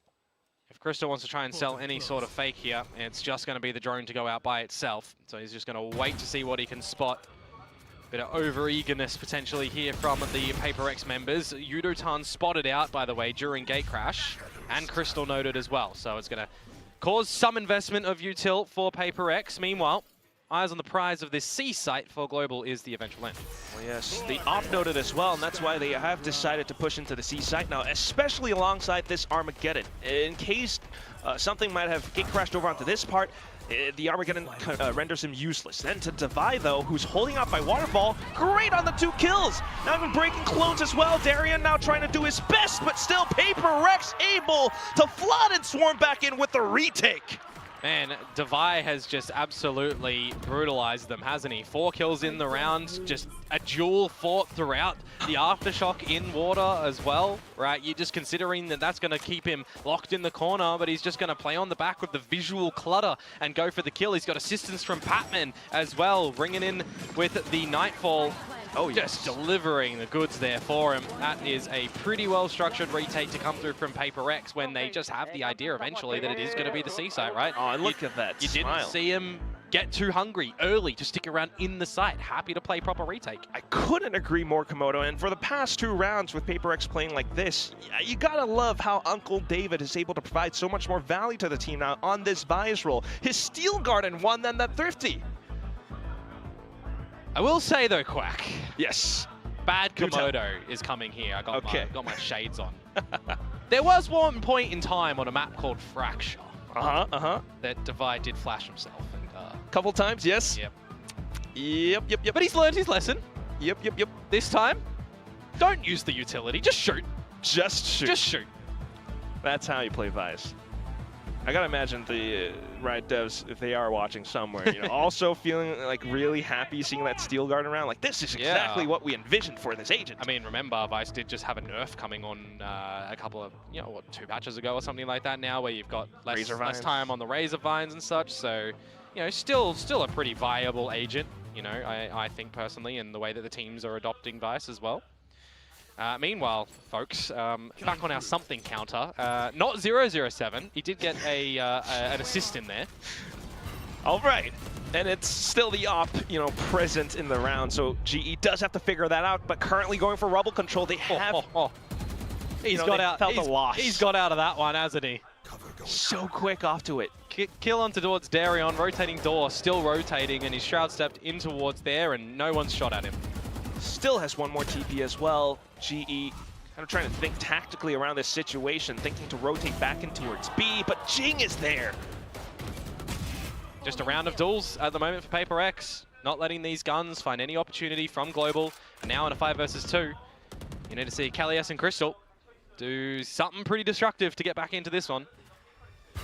Given the positions, though, they are somewhat susceptible to spams. PRX trying to keep themselves with minimal exposure, hiding behind corners, and that's when Crystal will find his first headshot. One head cracked, looks for an opportunity to slip into the B side, re-peeks, takes down another player, but Jing, oh Jing, you're just happy to clean things up for PRX. Yeah, so far, 3 on the trot on this defensive side, starting to play with a little bit of the piggy bank as well, right? Building up a little bit of the economy there. Jing far out in front of the rest of the team. As we just see a lot of these duels in that round, won by PRX pretty cleanly. You know, a little bit of damage delivered and only 1 casualty, or 2 casualties rather, at the end of that one. But you'll still be pretty happy with how things did result there on the back of a timeout as well, right? Nothing really eventuating for Global Esports there, but another buy up they will present. A lot of rebel control to be established by PRX, and I think if you're Global Esports, you need to recognize that these slower paced rounds have not been working, so you got to get a little bit of a quicker wriggle on. The Sheer is not at the front of C. You've got an Omen, you've got a Yoru. You can get to the back of this C site early. Oh, but they're feeling some, well, I'm afraid to say this word, but PTSD. They knew that Devi has been playing on the C site. And he's got the Steel Garden yet again, remember? So just the success of a couple moments ago on that A site now reenactable. Speaking about something. Yeah! Hey, we're on the board. Woohoo! You're gonna pop some party streamers and everything, but yeah, back into the C site, precisely with this possible Steel Garden. You know, slight mishaps here and there, but they are able to get boots on the ground on C. With that, maybe the spike as well, but then the Steel Garden comes out. They're pushing all the way through just to try to wrangle more space, but Jing denies it outright. Forsaken blocking off B pillar as well, and now, oh, something. You're just pushing Kellyus away. He's looking for some kills right back, though, but out of the gate crash, and it's into the shorty. Something not letting Global Esports breathe at all. 1 HP. It's close, but he gets it done. I was looking at actually the positioning off screen from Crystal. The Steel Garden, we saw the tail end of it looking to remove his gun up through the middle of the pillars, but Forsaken stuck around and found the kill the whole time with the operator. So even the heads up and disciplined play to come through from PRX that they know that potential lurk is coming because they didn't spot him on the hit. They didn't see the Taeho utility in towards the site when they opt to fall back towards the holes, towards Waterfall. So you got to be really aware that Global Esports are liking to have these little later lurks from somebody to come around the map. And oh dearie me. It would appear that a client has crashed. I think we've been pretty good here in Pacific so far, dodging a lot of these tech pauses. Yeah, we have been. Most of the group stage has been pretty, you know, tech pause-less so far. But we cannot keep things clean. Things that go up eventually go down sometimes, Komodo. That's just the reality of things. Yeah, it's like a roller coaster. They go up, they go down. It's gravity. You know what doesn't go, what is it? Down while up? An umbrella through a chimney. Can't make the umbrella go down a chimney while it's up. Doesn't fit. Oh yeah, that's true. Just the, what do you call it, surface area. Yep. Tech pause though. Players can't talk in this sort of situation, but we can. So unfortunately now everyone's got the podcast with us. This guy wants to riot gun buddy. Please, with 3 Zs.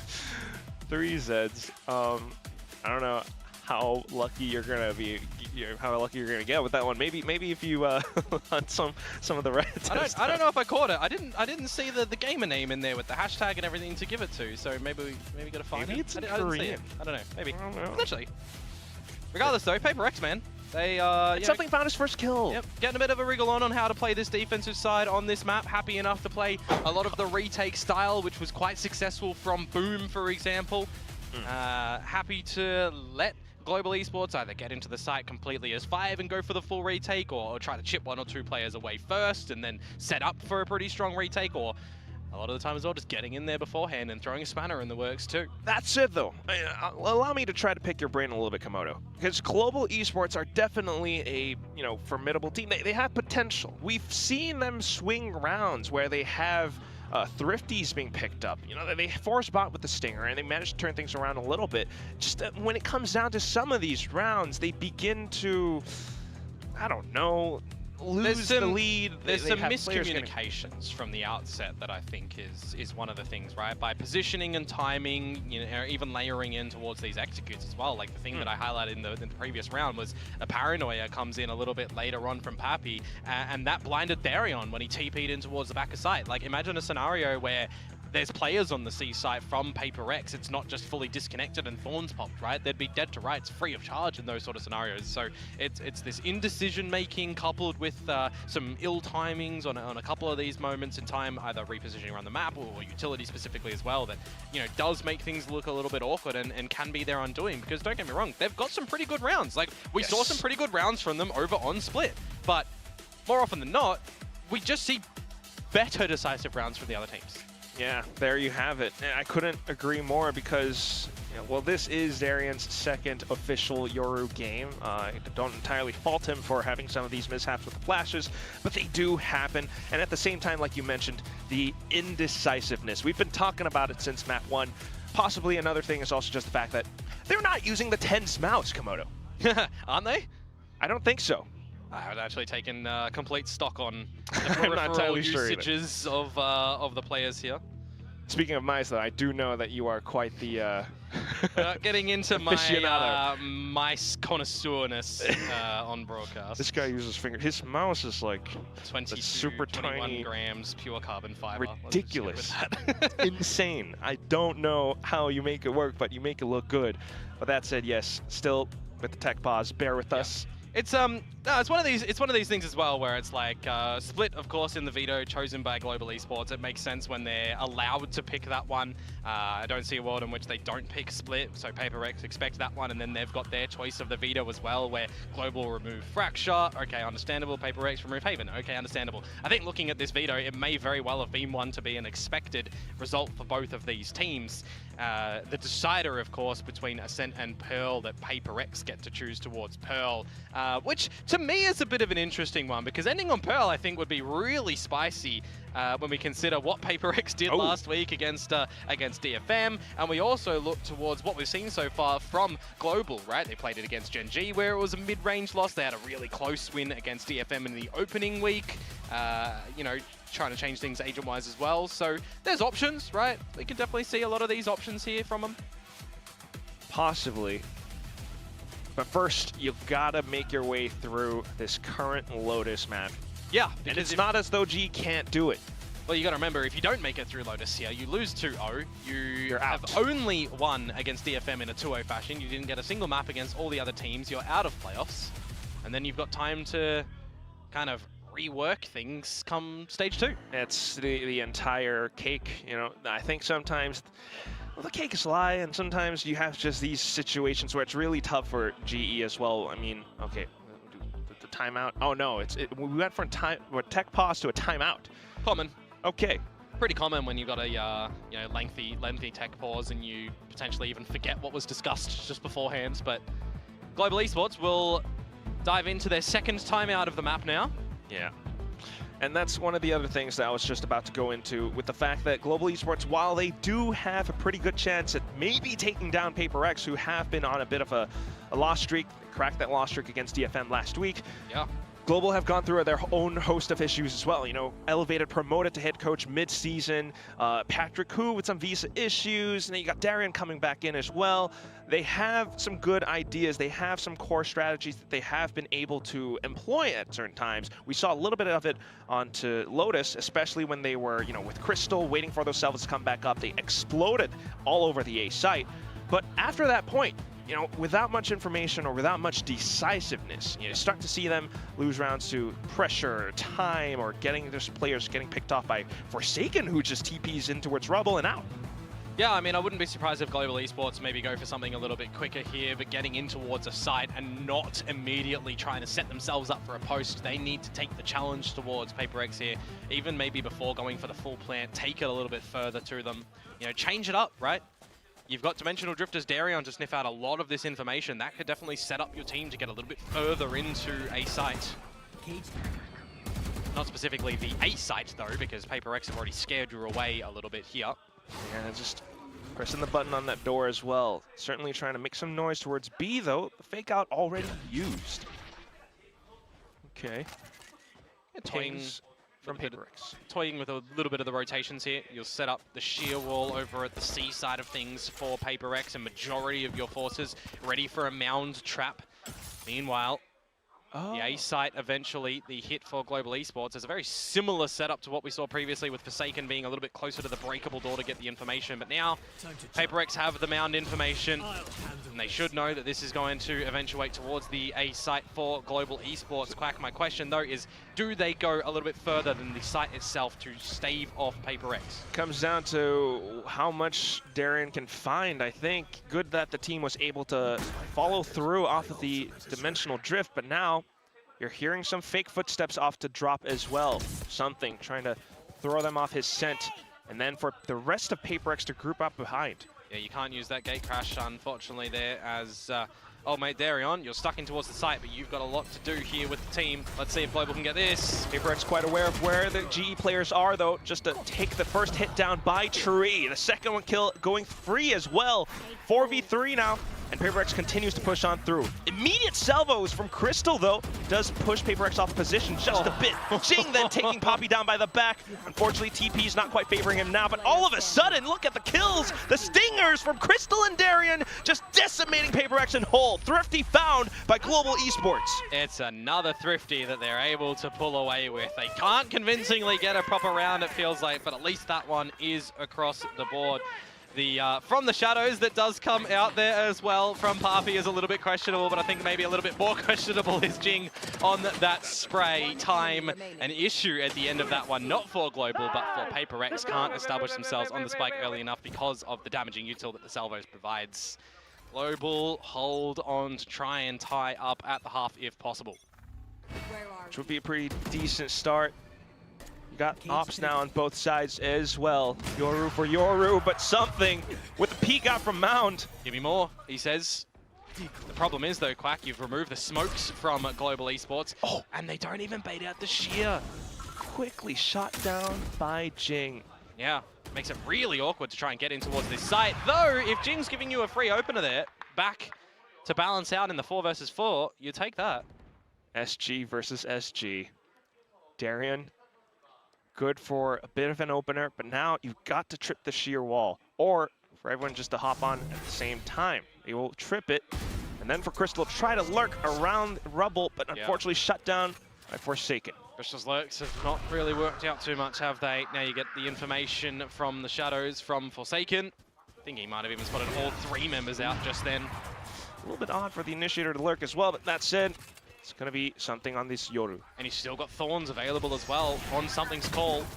Yeah, quick off to it. But ooh, shorty swing. They both had the same idea, but Darren just dunked on him a little bit quicker.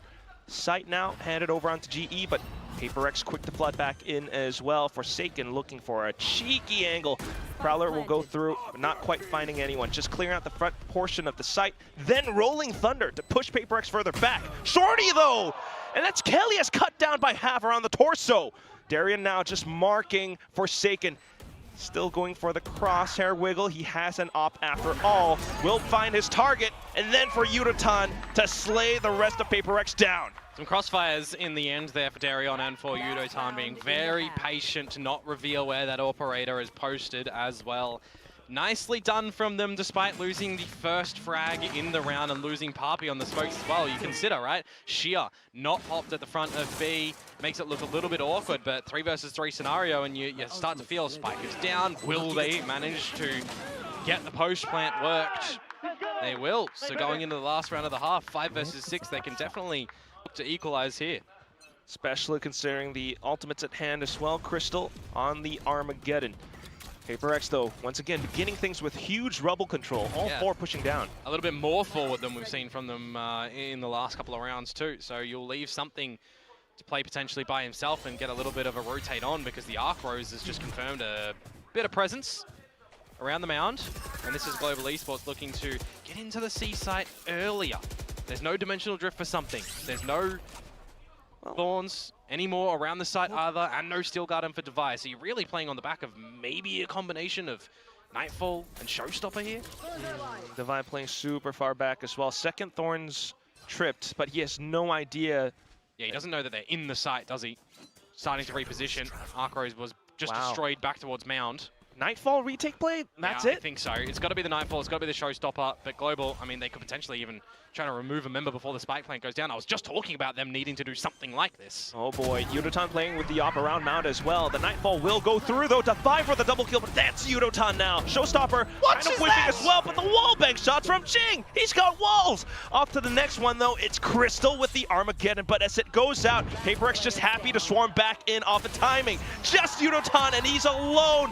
A Soul Tango, and it's PRX with the Mango now up 7-5 at the end of the first half. I like Mango. That is a good fruit. 7-5 though for PRX. They're able to win that one on a retake. Pretty good. The Rocket goes wayward, but I mean, I think this is probably my most common statement now in this video game when I'm casting. Stun's a cosmetic. How is he getting that kill through the wall? Stunned. They're cosmetic, man. It does not matter. It doesn't Half-time. matter if you have the skill to to shake it off. 5-7. This is workable for the likes of Global Esports, but it makes me wonder, it makes me ponder, are we going to see a closeout like the last map where it was just a flawless attack to end things up for PRX? I don't get the vibe. I think we're seeing a little bit more from Global Esports here in their positioning and in their tradability in the last couple of rounds just then. But I mean, it definitely can, you know, have a bad start on the switch up here, and it can spiral, so anything is kind of possible. Anything can happen. As with Valorant, as with VCT, well, just taking a look at past statistics, PRX's last game against DFM last week, they only had 3 rounds on the attack Komodo. They had the first 2, but after that, they lost 5 in a row to DFM. Yep. And then we all know how Pearl That happened as ended well. in that series. It's a quick refresh of memory, so certainly with that image now in people's minds, you could maybe see this go into a map 3, depending on how Global takes it as well. I mean, the biggest thing for me that I remember on the DFM versus PRX game on Lotus, right, was on that attacking side, we saw some great consistency from Devi and from Something. The rest of the team had like 1 or 2 kills each. It was pretty abysmal, but then they flipped it over on a defense, and PRX looked, you know, I mean, they started on defense, they looked a lot stronger, right?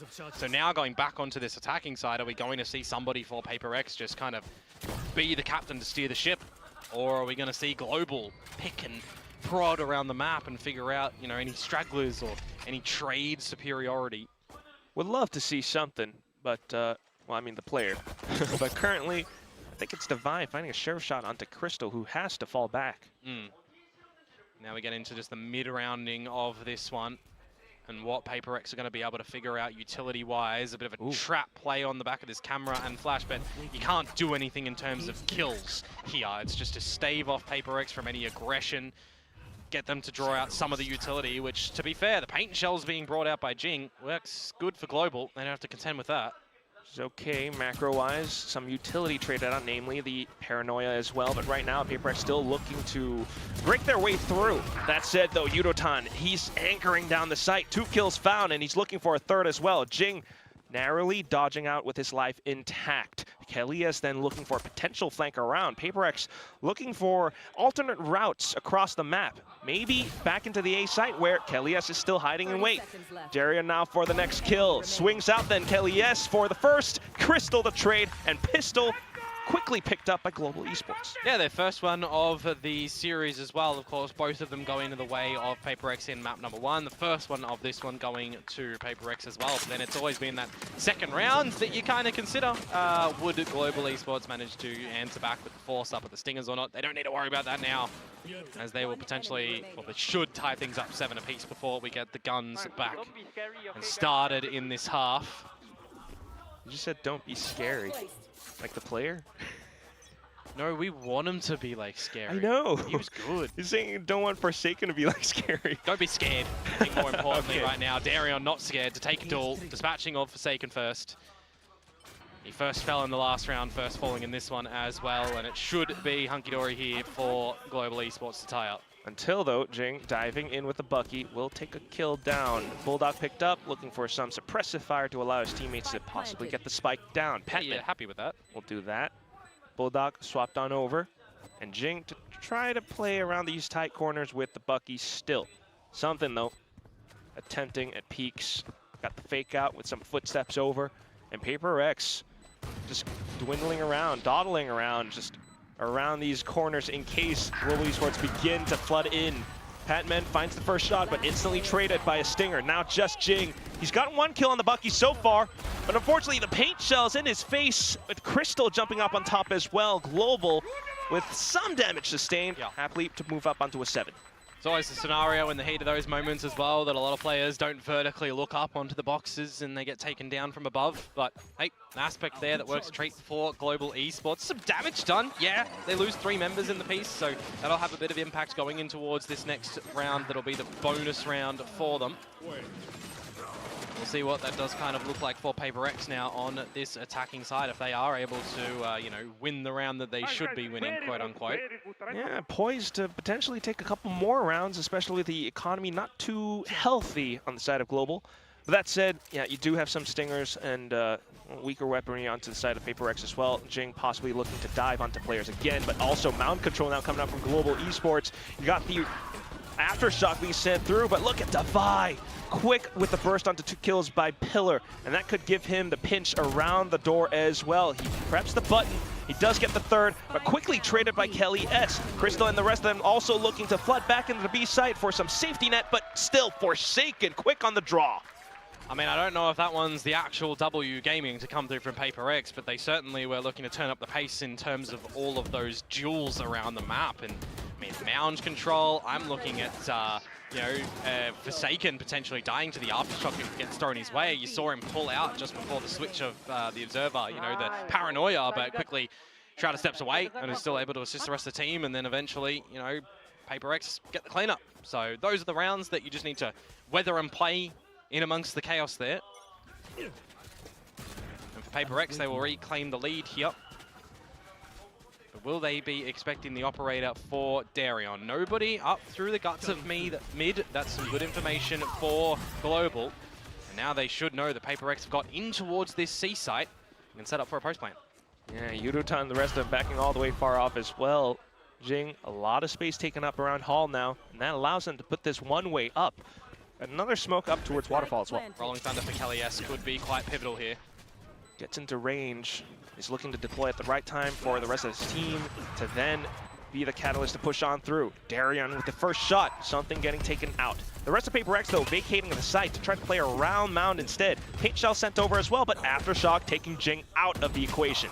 Now PRX completely smoked off. They need to find the kill around the diffuser. They will do just that, but still, Global Esports with the numbers looking to dominate and push on through. We have found some semblance of global domination in round 15. I don't know if I call that one domination. That was very hairy at the tail end of that one there, Quack. I mean, the trades that start to come on out. Jing did get caught in the Aftershock.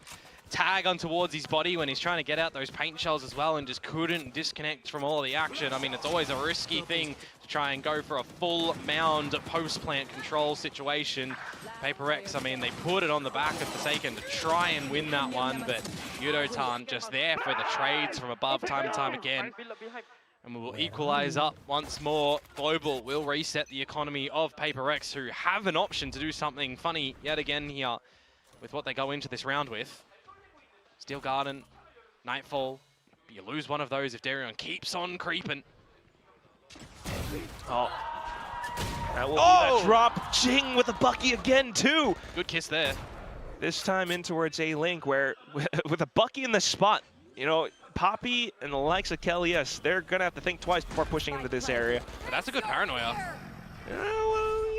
It hits, but you're not going to peek into it. How could you, knowing that there could be a Bucky on the other side? And now Kelly S unfortunately getting taken out by that op, picked up by Devi as well. Just Yudotan, who is really in any good position to do something, but he's smoked off as well. I mean, as long as Devi is keeping this operator into the next round, it does not matter who dies for PRX here. If they steal away any of the guns that had fallen onto the floor, okay, you want that player surviving.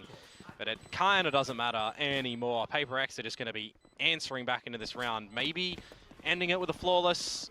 I mean, the Hunter's a little bit on towards Yudotan because the credits are absent for Global. Any escape kill here will hurt.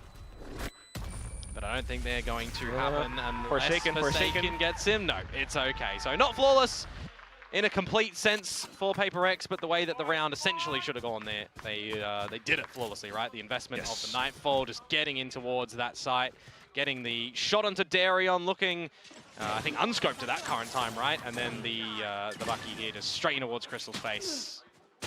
Yeah, both teams having some instances where they do kind of push out a little bit too far at certain times, but nonetheless, this is going to be now PaperX 9-8. That was a little bit of a thrifty round, by the way.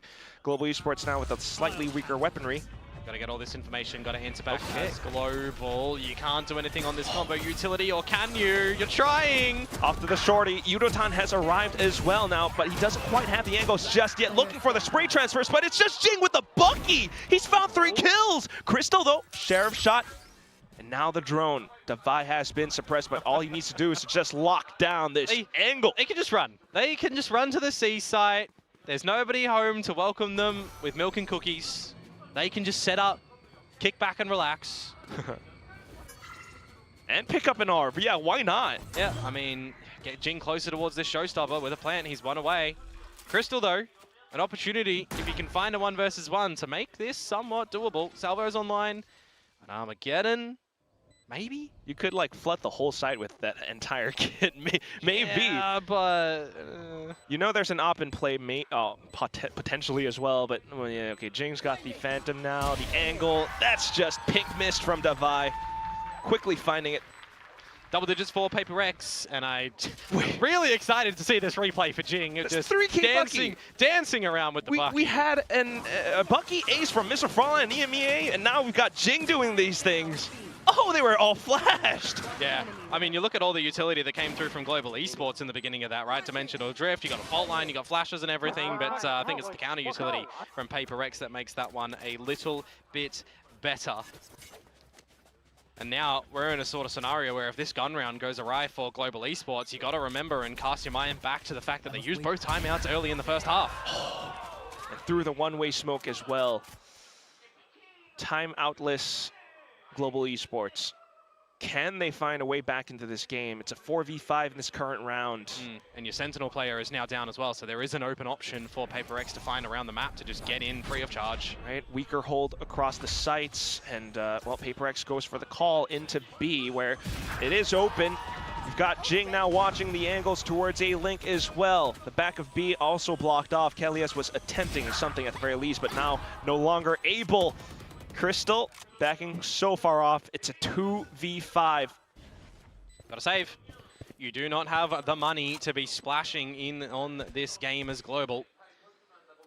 And it's just going to be another impactful scenario by PaperX that really looks to put Global 6 feet under, doesn't it? This will be 11 for PaperX, and you got to consider, do we force on the back of these 2 guns as Global, or do we half buy to potentially have a full buy and push us into overtime? These situations in any game are usually quite hurtful, but when you add on the fact, Quack, that if Global won this series, they'd be in playoffs for the first time ever. Kind of hurts a little bit more, right? This is the culmination of the losses in the previous series now that they are put in this scenario. Well, consolation frag for Crystal at the very least, but you are absolutely right, Komodo. 11-8. At this point, Global, they're going to begin to feel like they just have to keep buying up. They're just going to have to scrounge up the best buy that they've got together. Yeah. Meanwhile, the Dinos, they've just gone global. Yeah, I mean, we've really seen just consistency after consistency from nearly every series from Jing, right? And he's just doing it again, making sure that he's getting involved in a lot of these duels, winning them significantly. Picking up slack where, you know, maybe something might not be performing too hot. I mean, something has not made it quiet that he doesn't really favor the Yoru, for example. It's still really learning. Right now, at least, though, Jing, okay, getting taken out really quickly, but right there, it's going to be Forsaken, his brother, right off alongside him. With that, then a little bit more space into this A site, the smokes to block off A Link. Heaven, though, then is open, but Forsaken just uses that as an opportunity! Swings out, 2 more kills, looks for the last, and he picks up the 4K! I mean, you could see the idea on the back of Crystal's mind there as well, holding out the Armageddon, ready for the team to flood, but just not expecting just the absolute charge that Forsaken brings into it. He now as well will meet with 20 kills. There's 3 members of PaperX that have 20 kills on the map, and 2 of them haven't even achieved 10 yet. Sometimes it is an effort by committee. Sometimes it's just a full house affair. And it looks like PRX, I mean, they've just got a read on the deck. Fully locked in, primed to take this map down. Global Esports backed up against the ropes. Do they have it in them to punch and swing back? Oh, instant TP from Forsaken. Cheeky. Real cheeky. Crystal, how are the cogs turning in your head in this current juncture? They're still looking to lock down Rubble at the very least, though. Darian watching the off angle. Clone broken, instant TP's out. Forsaken now. You would never expect the flash to come through in this scenario as Kelly S. Ever expect that.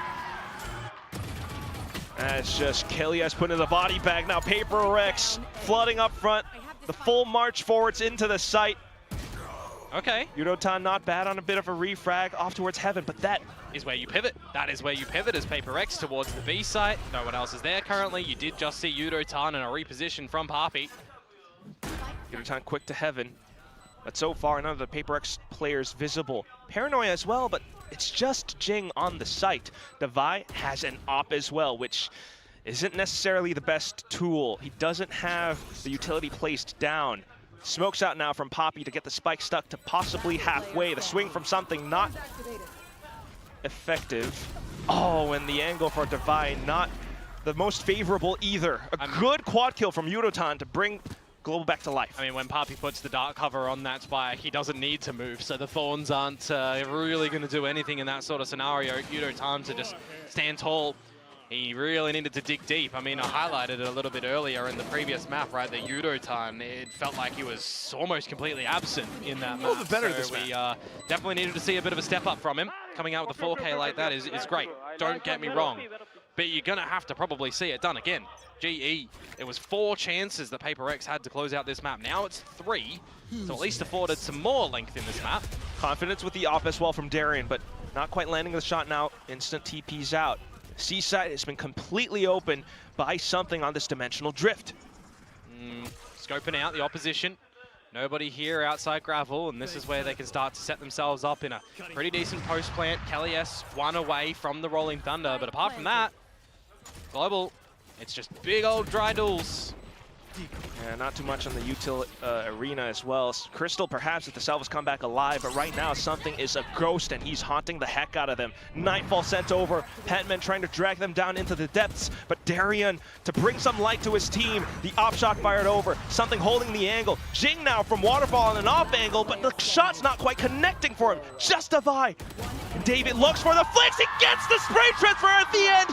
The clutch with wings brought to you by Red Bull at the end of it all, but nonetheless, the map closed out at 13-9. And that means that PRX will be making it into the playoffs. They will not go down in total defeat in VCT Pacific.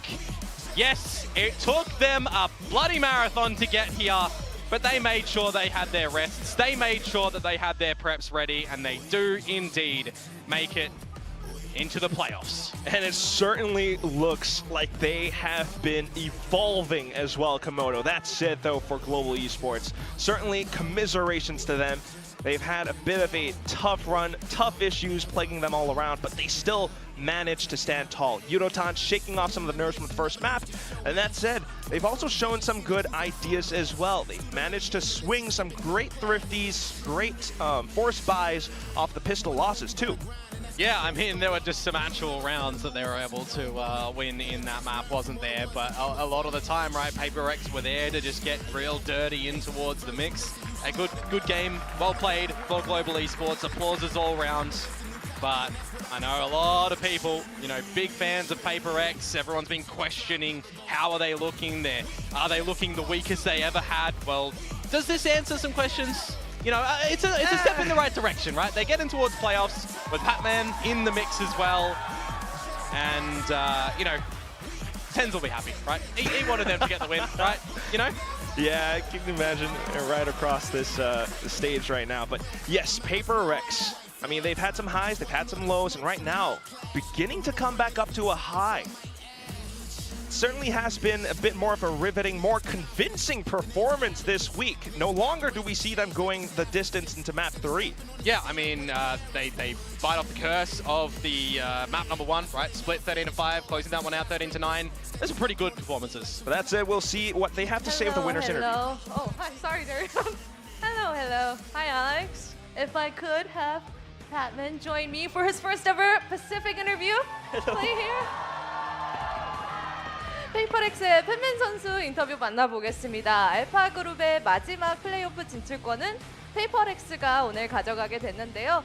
팬맨 선수가 합류하고 나서 가는 첫 플레이오프인 만큼 오늘 경기 소감이랑 진출 소감 한번 물어보도록 하겠습니다. Oh, wow. This is the first playoffs that you will be going to since joining PaperX. You guys got the last ticket to the playoffs for Group Alpha. How are you feeling about the match and going to the playoffs? I'm so glad that we find a spot for the playoffs. Actually, we really trained hard for the couple last week. And because of the first week, when I'm practicing with the boys, I'm really lost. Like, there's a lot of protocols and calls and I didn't know. But right now, I think I catch up with the boys. And I just do like what I need to help them to win the match. Giving the best support you can. 자, 아무래도 플레이오프 진출하게 돼서 당연히 기쁘고요. 처음 초반에 합류했었을 때 팀 내 그런 콜사인이나 단어들에 이렇게 적응하는데 조금은 어려웠지만 이제는 좀 팀원들과 호흡을 잘 맞춰가지고 적응한 것 같다라고 이야기를 했습니다. 안 그래도 가장 듣고 싶었던 게 워낙 탄탄한 인기를 이렇게 받고 있는 페이퍼렉스기에 거기에 적응하는 것도 부담이 많이 됐을 텐데 또 플레이오프의 여정이 순조롭진 않았거든요. 그런 부담감을 좀 어떻게 이겨냈는지 한번 물어보도록 하겠습니다. I did want to ask you, since joining PaperX, such a love team, that must have been enough pressure on its own. But then to get used to such a tightly knit team when the journey wasn't the smoothest, how was that like? How did you overcome it? Of course, like, what did I say from the past interview? Like, I didn't expect to become part of PaperX. And there's like too much pressure on me as well. But what I just like mindset is that there's no time to be scared. There's no time to be shy. And I'm playing with one of the best. So it means I'm also one of the best. Yeah, I love that. I love that energy.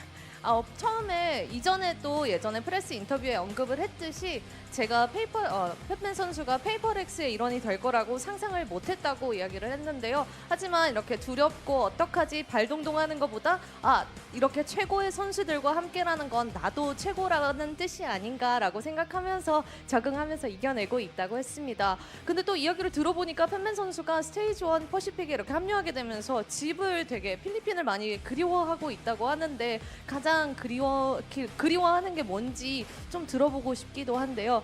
I heard that you're pretty homesick. You miss the Philippines a lot. What is it that you miss the most? Is it the food or anyone, family? I think just my family. Yeah. Like, because before, like, even I'm not staying at home a lot, I can still like go back anytime, right? But right now I cannot. That's why I miss my family. Yeah. And it's my first time abroad, maybe that's why. Oh, yeah, that's one, right?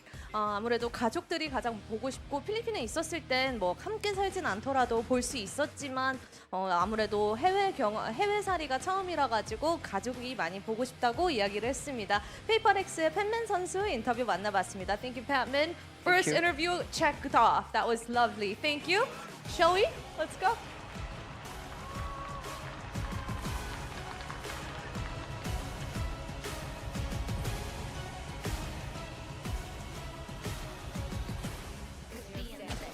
PaperX securing the last spot for playoffs in Group Alpha and finally getting that 2-0, finally winning that first map and continuing on here on Pearl.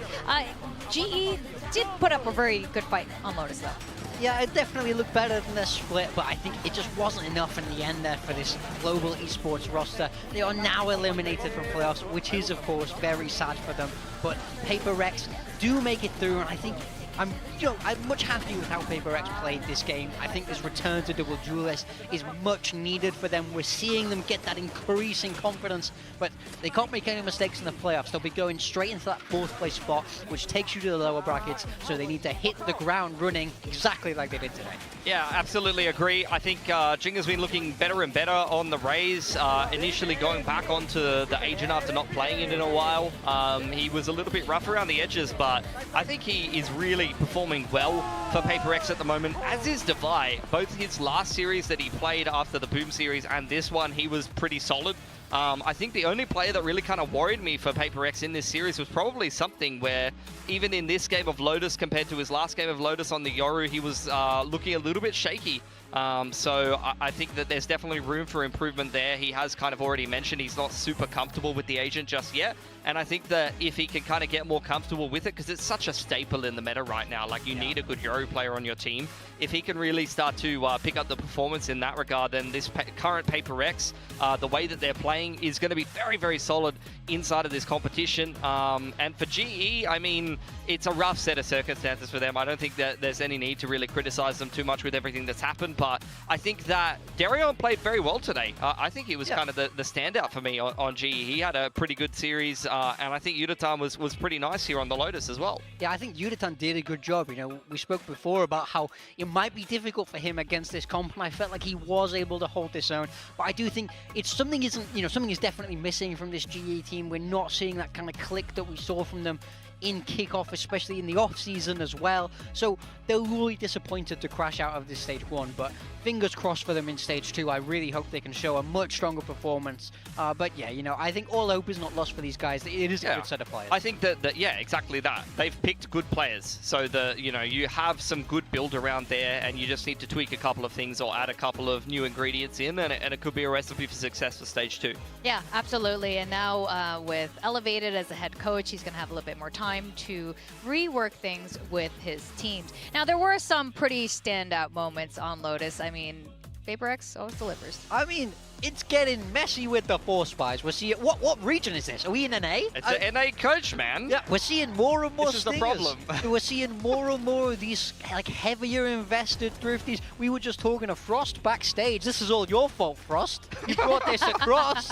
But yeah, I mean, we're going to see more and more of this. I think this is kind of the way the meta is trending. We saw both of these teams be able to pick up so many low-buy wins, so many stinger wins. We saw so many bookie kills the whole way through. I think, especially in this region, Valorant is going to get scrappier and scrappier. We are seeing that sort of move away from the old school, incredibly structured, approach. We're seeing much more individual expression on the server, which is very fun to watch. And I think it's promising for our region, frankly speaking. It also just makes for messy, messy games. Like, honestly, you're playing a completely different game where, compared to, like, the expected team gets the anti-eco wins and wins the gun rounds and things like that, things progress in a very normal manner. You get ults on normal timings in rounds that you expect. You can kind of play around them, but as soon as you start to get Force by wins, your money goes in the bin, and then a thrifty goes a certain way, and then you get an ult for a certain player on a round that you're not expecting. The game just devolves into chaos. Yeah, I mean, that's what you want. You try and throw the game script out the window. You try and steal rounds where you can.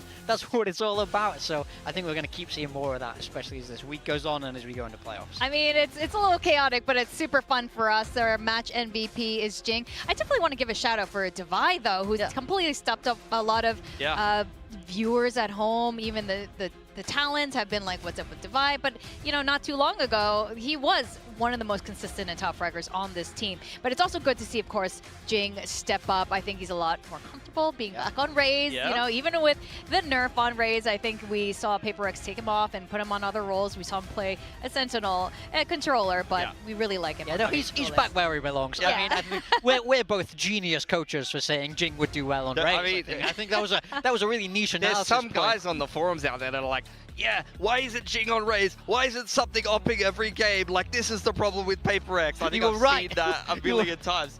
Turns out you guys are really smart. Oh my god, wow. Right all along. Yeah. You know much more. I am reinforcing your negative comments. Good job, guys. Keep it up. Yeah. Keep it up, guys. We love them. It's just so encouraging. I think we need more positivity. Come on, guys. Vic More is going to positivity. knock me out in the segment. You're going to see me replaced on this desk in the segment between We have now plenty and the of next match. wingmen here. Yeah, so I think it's been a good run for I think all across stage one. All the teams in Pacific have completely stepped up. It's highly competitive now. Yeah. Talon, Frost, yeah, he was speaking to us earlier, and he's saying it's a completely different ball game since last year. So I think across the board, everyone's been playing really well, and of course, we're happy to see PRX stepping up here. Patman was saying, you know, he has a lot of self-doubt, and he said that really nice quote there, like, I'm playing with some of the best, so I'm one of the best too. Do you think this ended up being a good decision for PRX? Yeah, I mean, I think so in the end. I've been impressed by Patman watching him play. It wasn't the best week from last week, but this was a nice return to form for him. And I feel like it is a natural fit. He's able to play those initiators really well. And he does look comfortable with the guys. I mean, I feel like at the end of the day, these changes have been positive. They have managed to get into playoffs now, and it's about how far they can go in that playoff run. But I think PRX is a team you can sort of never count out. I mean, I would not want to play PRX round one lower bracket. I mean, they're naturally a scary team. So I think PRX fans, you could still be optimistic. Okay, with that, we did have our build diff picks. Here are our scores so far. I'm in the lead, but this is only because... I just want to say this is only because, like, you guys definitely still have a shot at this, because I think I was the only person who picked 2 PRX players, or did you as well, Pilsky? I picked 2 as well. Oh, you well, did that's as fine. well? That's okay. fine. I picked fine. Forsaken and Oh, Jing. yeah. You know, I'm right with you if we account for that. Yeah. You know, I'm taking hits because I had Jing and Yudatan from this game. Oh, yeah, you had Yudatan Yudatan had a too. good map too. Yudatan was good, but Jing was on this duelist, which is rather punishing for me. But it's fine. I also had Jing. We'll catch back up. You had Jing and catch back up. Forsaken. I had okay. Divide and Forsaken. So Divide. Divide was a good pick today. He was a good pick. I picked You him are last week cooking too. us. You just keep cooking us. I just, yeah, he's. You're going to be the assistant coach at PRX in no time. Oh yeah, This is unreal. Ready. Don't mind the salary, Lou. Send it over. Actually, I don't know. I don't know if I want that. All right, we are going to go to a very short break. When we come back, we're going to see another 2 teams face off and find out if Talon is still going to be in contention for playoffs. It's going to be T1 versus Talon Esports. Guys, don't go too far away.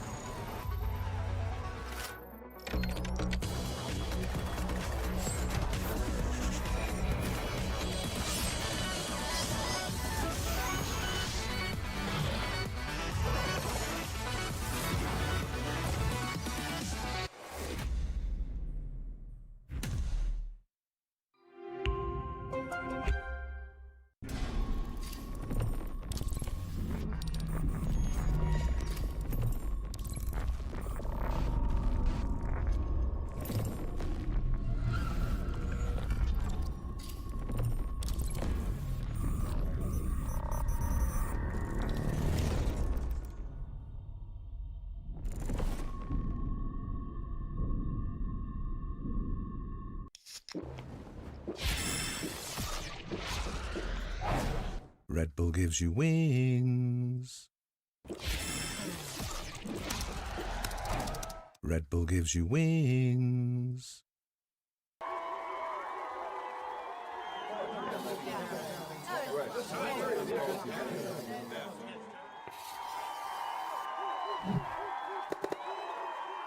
Red Bull gives you wings.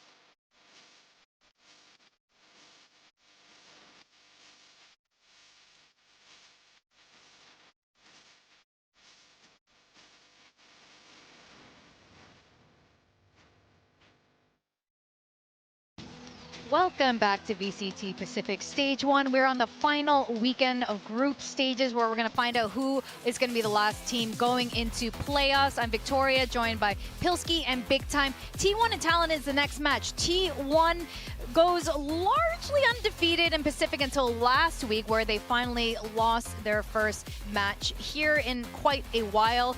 But it's really hard to tell with T1. They like to go the full distance. They like to go the full series, and I don't know if that's going to be happening again today. Yeah, T1 are, you know, in some ways up and down when we watch them play, but there's no doubt that they have one of, if not the highest ceiling in the world after winning Masters Bangkok. This is a star-studded lineup that have already sealed their spot into playoffs, but they're looking to fight for that very, very top spot. We don't care about stupid Group Alpha anymore. We're in Group Omega. It's fun, it's cool, anything can happen here.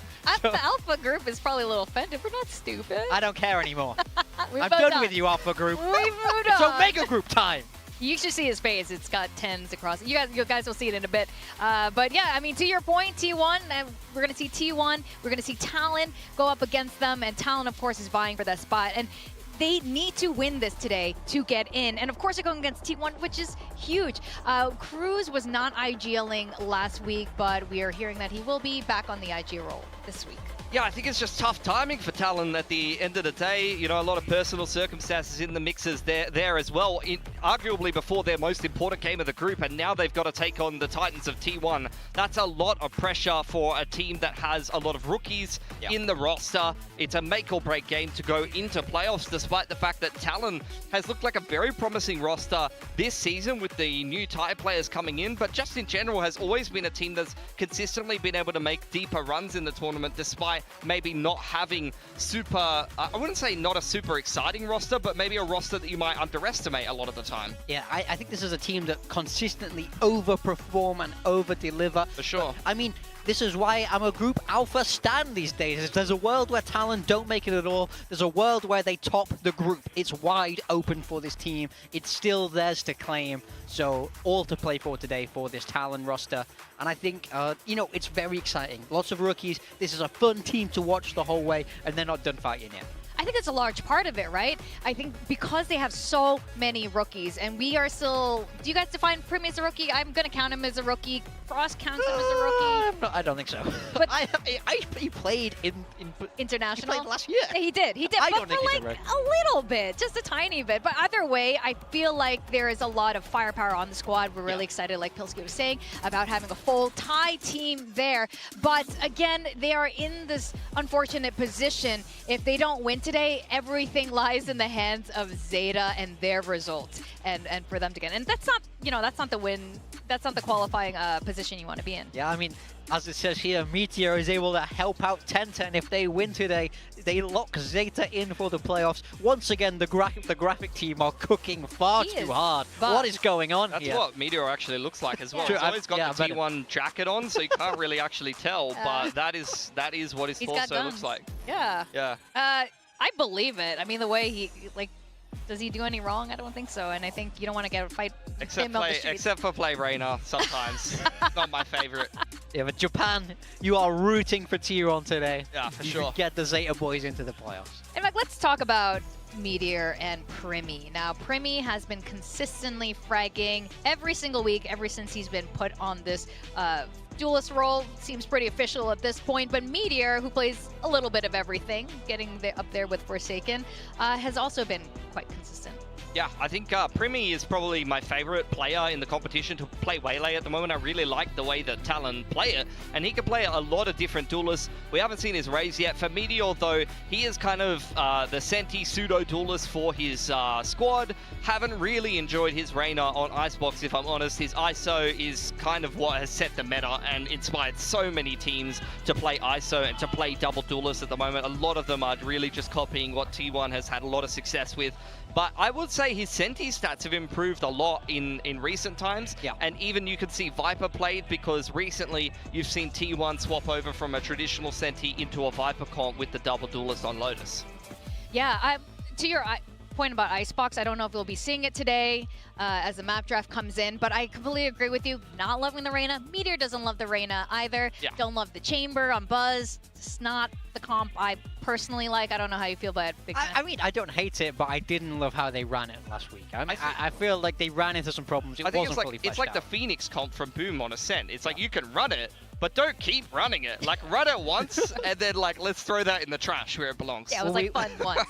Yeah. We are looking at the veto here, so I'm very curious when we get to that Talon pick, Talon- if it is going to be Icebox. I mean, Talon, Fracture. permaban Pearl, T1 banning Fracture. That's a bit of a respect ban. Yeah, they don't they wanna see the used to Waylay. ban Abyss in kickoff, and now that's been taken out of the map pool. They change up their ban based on opponent.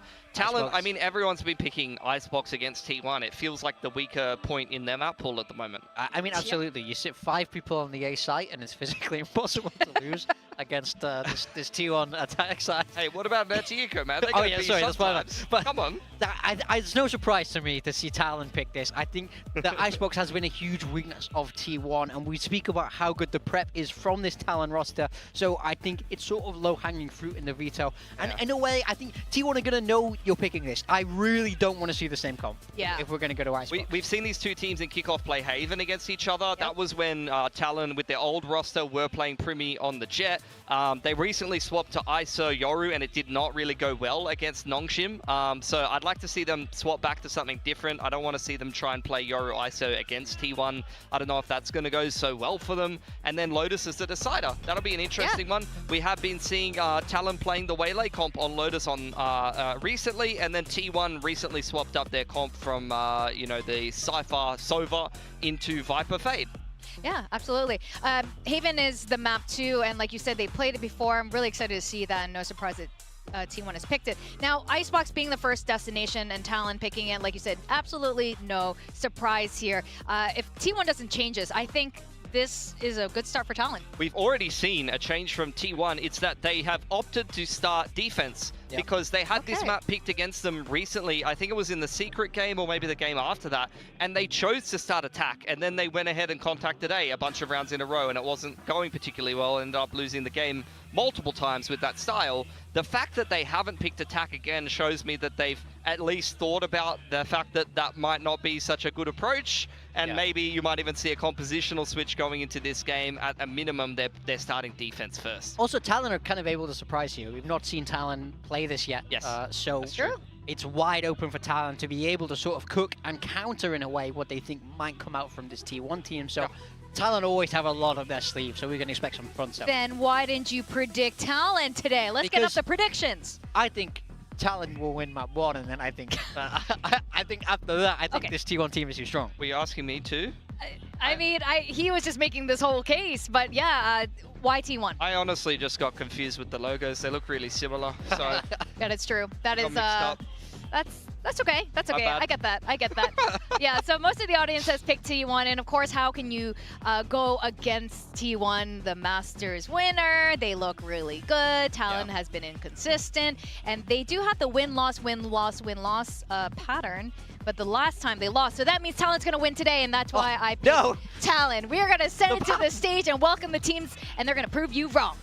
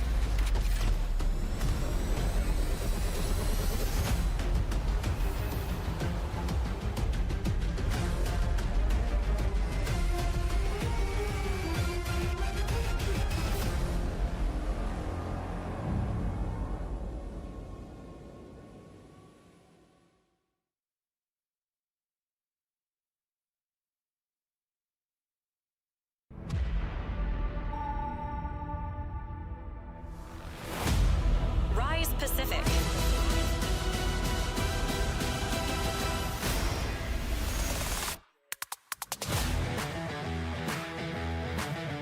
T1. here come our Masters winning team, T1. This team has only dropped one single match this entire stage 1, and they are the overwhelming favorites for today's matchup. However, they are already qualified for playoffs, and they're playing against one team, TLN, who really want to take that final spot for playoffs. Yeah, they're looking to ruin Talon's day today. That's one way to put it. And I mean, they are locked into that playoff spot, but there is still a world where they can claim that, you know, the first round bye, which would be massive. So they will be giving it their all today, and it's hard to bet against such an insanely star-studded roster. It really is, but still some of us did anyway, and it's Talon Esports from Thailand here with their full Thai squad. We saw a lot of sparkle from this team, a lot of really amazing players across the board. Cruz is back on the IGL role, and we want to see them do something, step back up, you know, continue that win-loss pattern, because it means today would be a win. Yeah, I think they had an unfortunate series last week against Zeta, but they are a team that can bring some really, really good prep into some of these games. This is a make-or-break game for them, and I'm a little bit worried for them in that factor, because we've got a lot of younger rookie players that are new to this specific stage, and you are versing some absolute veterans that when they need to come up clutch, they will always win. That's T1. Yeah. Yeah, in terms of coaching style, we've got Autumn and Frost here. Ooh, they're full-on engaging. That's not something we usually see from Frost. Okay, I wonder what they said. I hope they talk about that in the interview later. But Frost, you know, we know him to care a lot about the macro. He's a very structured, he likes structured play style. But when you get a full bunch of Thai rookies, structure can be a little bit complicated. It's about finding that balance, right? If you want to, you know, have protocols, have enough structure so that the team can move as one unit, but you don't want to restrict the players' individual freedoms. The players have to be able to express themselves on that server. And Frost is certainly working with a very expressive young team that have a lot of potential. So it is that fine line, but all of these players can pop off. This is absolutely not an unwinnable series for Talon. And I mean, I think they will be feeling good in their own heads. They know that they can hang with the big boys on the other side. You're such an artist, Morgan. Thank you. You're like, you need to individual expression on the server as Thai players. Pilsky, that's not really your style, though. You seem to be, you know, coming back from old school tech FPS. Is that something you think will work for them? Just that fine individual skill. I mean, if you're going to try to take dry aim duels against T1, then you're in for a rough run of things, if you ask me. I think Talon's strength will be, like I said, coach preparation will be some interesting approaches, some good reads. You know, Talon is that team that they will have a unique approach. They will have a specific approach that they're taking in the game. When it works, they can beat a really good team pretty hard. They can beat them 13-5. When it doesn't work, they can lose to a team that shouldn't be competitive in the league and look a little bit lost. So it really just depends how good their read is today. And also, I have to say that, like I said, the rookie players need to come up clutch today. You need Kalua to be, I mean, he's been great, but you need him to be fantastic today. You need Thai, who had a little bit of a rougher game last week, to really step up and perform in this game. And he has a lot of really big names in the server on the other side of things. So that is definitely something that could knock your confidence. Now, this is the most interesting part here. The agent select for both teams, and there finally. it is. T1 is going to change things up. Meteor is off Reina onto the Senti of the Killjoy. Stack staying on the same agent. They've gone to Teo on Izu instead of Sova, and Buzz is off of the Chamber and onto the Jet. So I really like this comp, and honestly, it is similar to what a lot of teams are running. Even Boom on this map are running a very similar comp to this, so I think it's a very agreed upon good approach. Yeah, I mean, it's very nearly a mirror matchup. We see Talon with a very similar comp, only changing out that KO for the Sova. Primi is on his most comfortable agent of that Jet. He's going to be going head-to-head with Buzz, trying to diff him straight up. So there's a lot to be excited for. I'm really excited now that T1 has changed their agent comp. I think this is going to be a really banger way to start the second series up today. Yeah, I like the KO and Teo combination. I think the KO knife can help you kind of work out what the setup is that the other team are running on attack. For example, you KO knife the A site or you KO knife yellow. You can read exactly where the other team is playing, and that really actually helps you execute a little bit better. You can actually place your Teo utility in the correct positions based on what kind of information you get off of the KO knife. And I think Stax plays this agent absolutely perfectly. It's great for an IGL to play it as well because you could just KO knife something and get a really good read straight away. Absolutely, and I saw that sign to tens there. He did say that about Primi, and they faced off on the Waylay back in that show match. And he is here in the stadium with us here in Pacific. But with that, I'm going to send it up to our casters, Komodo and Quack. Yes, we got Primi on the Jet, Buzz on the Jet as well. But you know, what about this KO versus Sova kind of difference, though? Yeah, I mean, first and foremost, yeah, Waylay not being played here, that's a bonus. Thank you very much.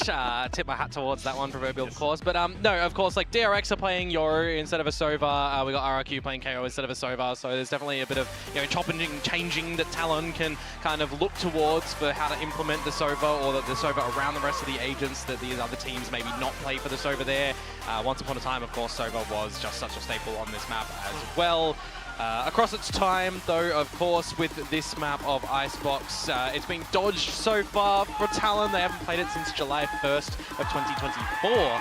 Meanwhile, for T1, we've always seen a chamber from them. So this is, a different look. They're finally chamberless, which is interesting. I personally like it. But do they like it? Because we know that they really don't want the Reyna on for Meteor anymore.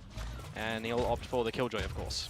I do get a little bit worried. Remember last week when 10-10 just dropped in, Talon was thoroughly surprised, shocked, stunned, shocked Pikachu face. Now this is a new composition as well. They're still going to run their game plan though, sneaking under. Meteor though, dispatching of Jip Boys. Oh, and then quick on the refract. Thai able to find just one Meteor trading right back. Still the spike planted, some space being taken. Killua really up front. If he, drops, then, no more salvos then. But of course, you got Primi hidden into deep positions as well. Buzz trying to sneak up from behind. Primi has no idea. Yeah, but you got to look to try and get on this defuse now. Izu with the salvos available. Going to keep Primi hot under the collar, and the timing Quack. Oh, there was an opportunity. And it doesn't work out. That's quite unfortunate for Primi. Cruz fell by the wayside as well, which means the pistol round here goes for T1. Yeah, they were both holding up towards Snowman. I mean, kind of working around the information that they had, but when Buzz finally showed up and down to the kills and also the utility coming in, just felt a little bit uncomfortable. Yeah, I mean, I think that Icebox for T1 is a bit of a sore map recently, right? Look towards the loss against RRQ, the loss against Team Secret. They managed to get the win against Nongshim, of course, but it does feel, like it's not that comfortable of a map. I mean, you got to look at what tape was there from the history of them playing it this year as well, and there's a lot of elements that a team could draw upon. So I wonder, coming in towards today for Talon, of course, them not opting to ban it, for example, floating it and then getting the option to pick it, were they expecting and having all their prep ready for, countering Chamber, countering Reyna? Or were they maybe thinking that there would be some sort of change up to come through for T1? And of course, now Quack, they do have to just adapt mid-game to this. That certainly is the title of the story for now. You can already see some of the very deliberate salvos from before meant to flush, potential Jet or Chamber players off of yellow. But right now, at least, you got the spike snuck in. They had some nasty dinks as well. Primi finding a shot onto Izu, but afterwards, you got T1 just able to advance forward from this yellow position to watch the angles. Cruz attempting with the darts, but they don't quite land all the way forward. Just on towards a halfway stuck defuse, and with the kills coming over, yeah, T1 happy to collect. Yeah, this is going to be one of the things, though, that Talon are going to have up their sleeve, I do feel like, for their agent lineup. They've actually got a lot of destructive utility. Like, you think about the nanos from Jip Boys, the salvos from Killua, you think about the shock darts from Cruz, but also, you got to remember that even though Viper got nerfed, right, there still technically is a snake bite that you can throw into it, specifically if you're holding the poison orb and not deploying it for something like a mid-cross, for example, for Thai, which is quite common on a map like Icebox, right? So I'm thinking to myself, the Talon, if they're able to establish the spike lamp, they do have a lot of that utility that they can throw into the mix. Hunter's Fury could be deadly as well. Cruz is 1 point away from that thing. Salvo's traded so far. Maybe you start to establish a little bit of forward positions towards the A side of things. You draw out a little bit of this utility from your opponents, namely Salvo's already done by Izu. You got the dart utilized by Stacks as well, or rather the dagger, the blade. Okay, and also for Talon, just hold the position. So now they might not be fully aware of this outlaw. Specifically when this angle was already cleared by the salvos, but they are making sure they're not getting exposed towards this line until I say that, and Jitboys just walks in straight in front of it. Not dead though. No, 10 not dead. HP. Still really close to it. Thai still trying to lurk around. Yep. Cause some havoc. Trying to do his best Meteor impression, one might say, with a bit of a change up, specifically when you think of Viper and Meteor on the likes of Split, for example. But Jitboys, start off, Thai to double down. We'll have the salvos instantly sent out though, but off of that, quick from Killua to continue pushing forward. 2 more kills to his name. Meteor then flooding back in, but it's just the Sheriff. See what damage, if at all any, can be delivered now with an upgrade on the Guardian. Elevated angle from me. Ooh. Maybe reacted a little bit too early. Meteor was quick to sidestep that one. Knows that he has dropped down as well. He's looking for the Guardian shots, but Primi just being able to stutter that back and forth. Oh. He would have lost his life to that one, so definitely needed to make sure he got out of dodge there. Cruz. Whoops. A little bit ill-advised. But hey, Talon, they managed to answer back on the bonus round in a flawless variety as well, which does mean that we'll get to see the proper buyout for the likes of T1 to see what their defensive side is going to look like. But this is an interesting series, Quack. I want to start to, you know, look towards the later end of the map in the series, of course, but this is a bit of a hype one where the ball is in Talon's court, right? If they win this, they're in. If they lose this, they need Zeta Division to beat Nongshim to then also get into the playoffs, but that's the scenario that their playoffs chances are in another team's hands. Which is also just a really weird scenario nonetheless, but it's still going to have to be a win from Talon. So straight into the B site now. You got a full 4-stack. Cruz to watch the back. He does have Hunter's Fury to aid the team if needed as well. Looking to get the spike down alongside this toxic screen, but Nanoswarm burning down the timer 2. And as the curtain falls, it's going to be Primi who gets taken out. The bait. But look at this wraparound at the moment. Thai looking for a second one onto its Stacks, gets cut down to size. A minute to go, and the spike is going to start to rotate towards the A side of things. Now, of course, a mechanic in this game, right? Toxic Strain falls from above, so we saw the top player first. Try to move Crosshair up there, and then you've got the bottom player that gets you. Just a awkward scenario there for Primi, unfortunately. And now we need to just see some, you know, good mid-round calls to come out from Talon in how to bring this one back from a deficit position. Right, get the spike down, maybe place for some of these post plants. Got to remember though, Izu does have salvos, Armageddon as well, and now you're in a scenario where you're another member down as Talon. Yeah, I didn't have information that Buzz was on site. Armageddon quickly deployed to force Talon to disperse. Now an uncomfortable Cruz gonna have to dance around on top of 410, but Buzz with a swing out from Rafters takes 1 round back up for T1. Yeah, it feels like T1 had a pretty good grasp on how they wanted to navigate their rotations around the map on that one as well, right? They're not really looking to challenge completely over at the B side of things. When it does get conceded, they fall back, they group up a little bit, play with a little bit of stall utility too, but ultimately, when they have that player advantage, it's just play on the back of the ultimate, play on the back of the salvos, really try and make sure that this utility can be a bit pivotal for them. You got to consider as well new agent lineups, so there's going to be a couple of teething issues for T1 to consider in an official capacity what this agent lineup looks like, but such a strong team as T1, of course the Masters winners, you would generally expect them to kind of, you know, just have an idea. They're gonna fall at some point, Komodo. They're gonna fall. I mean, jokes aside. When have we ever seen a Masters Champions winner continue the dominance, right? True, true, true. Well, Dive right now, at least with the hold from back spawn, takes down a really curious Buzz. Now you got the player advantage as Talon. Locating target. Just look to, again, drone up forward, right? Going to be something good for them when they're running a Tejo and a Sova. They've got 2 drones available to make a guess where things might be eventuating as T1, who now are feeling the need to waltz around a little bit more at B. Try to confirm some information as Sylvan, and well, yeah, he's going to confirm some information. It's not the info you wanted, though.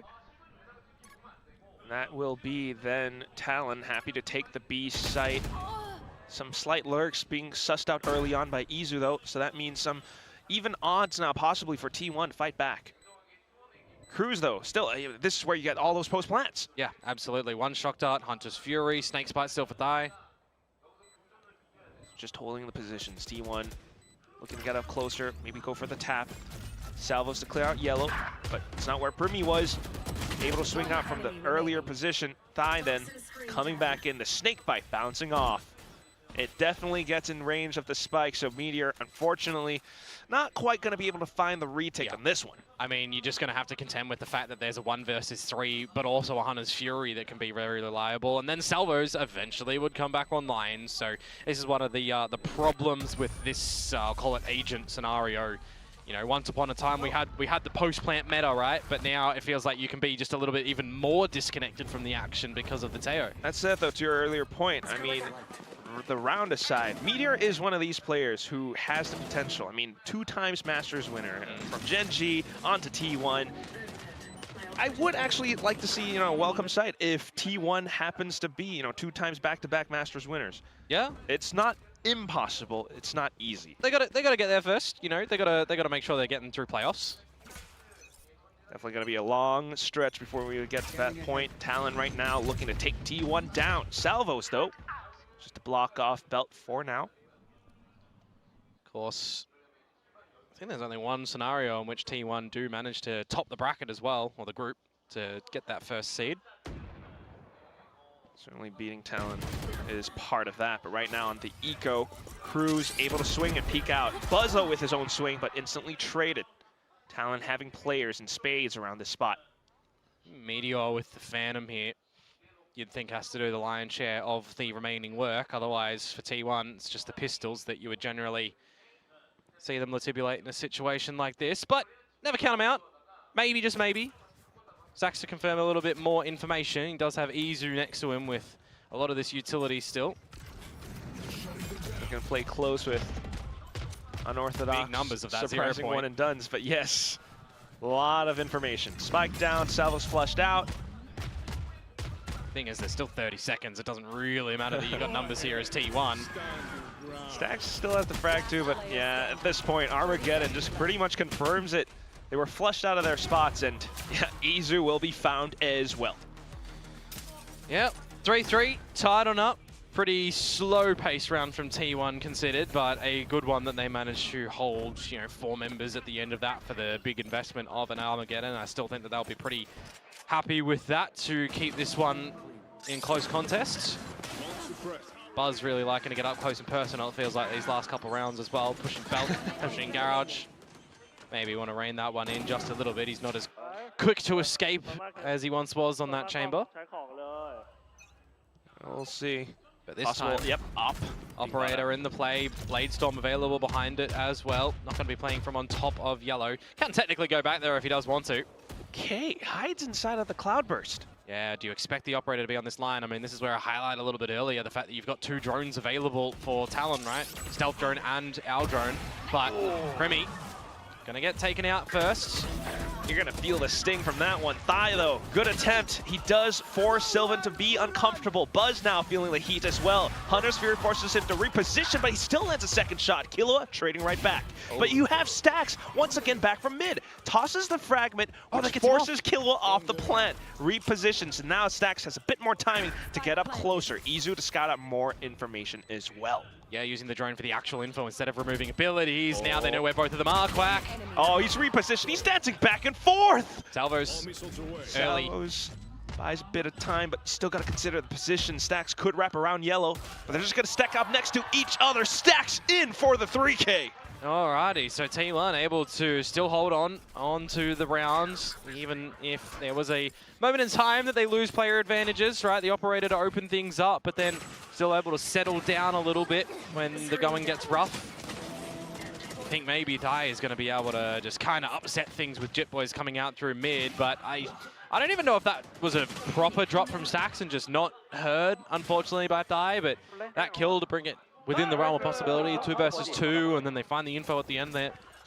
That's done by T1, and they're going to be able to double down because you've got a lot of these ultimates online for them now. A lot of light shields too, technically, but these are the sort of rounds, you know, the middle of the half where you use them here, you're surely going to be able to pick them back up.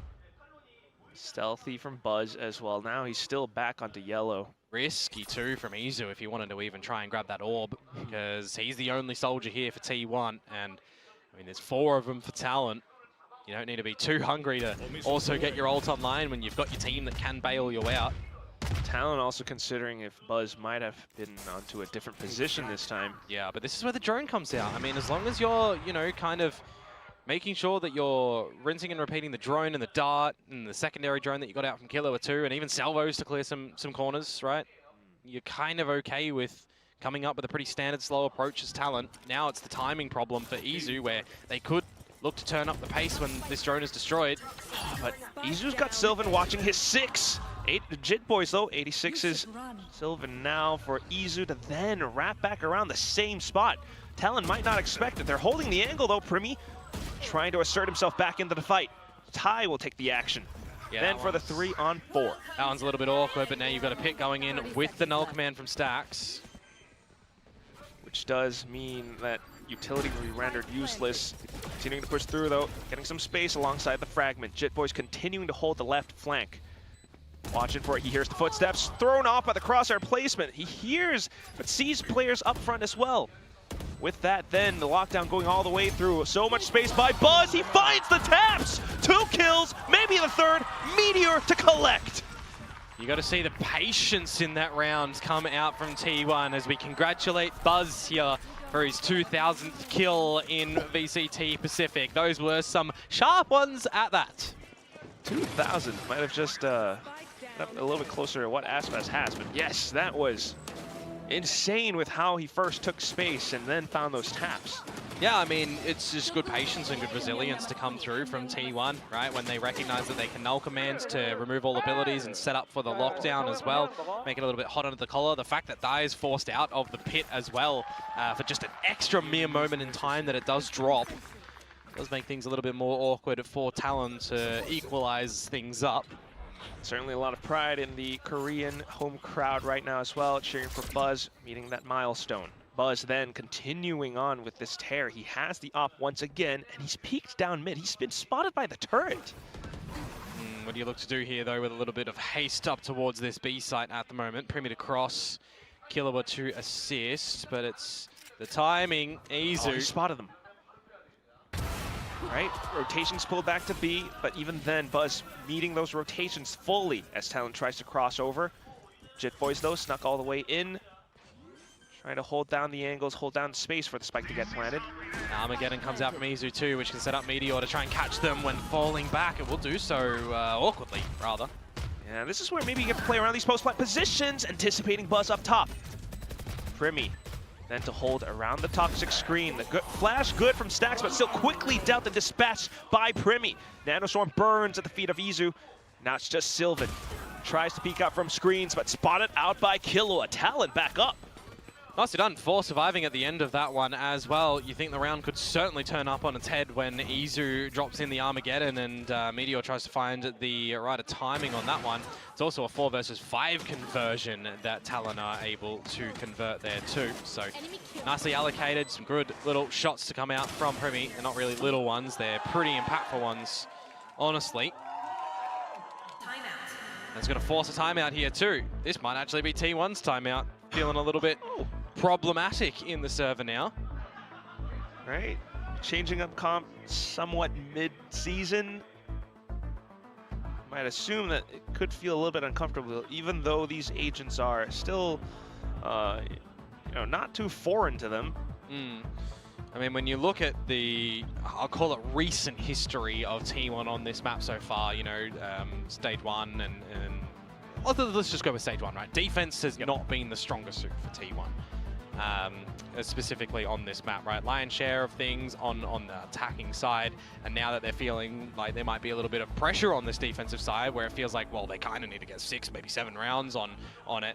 Yeah, taking a timeout at this current point in time to have some coach input to recognize, all right, what have we seen that Talon are doing successfully? What are we doing wrong that we can quickly fix up, potentially? Yeah, especially when you don't have Meteor on that ISO, your defensive rounds, I guess, struggling somewhat. But for now, at least, you know, Talon have been successful at pulling some of these rotations away, you know, playing around between both extremities of the map.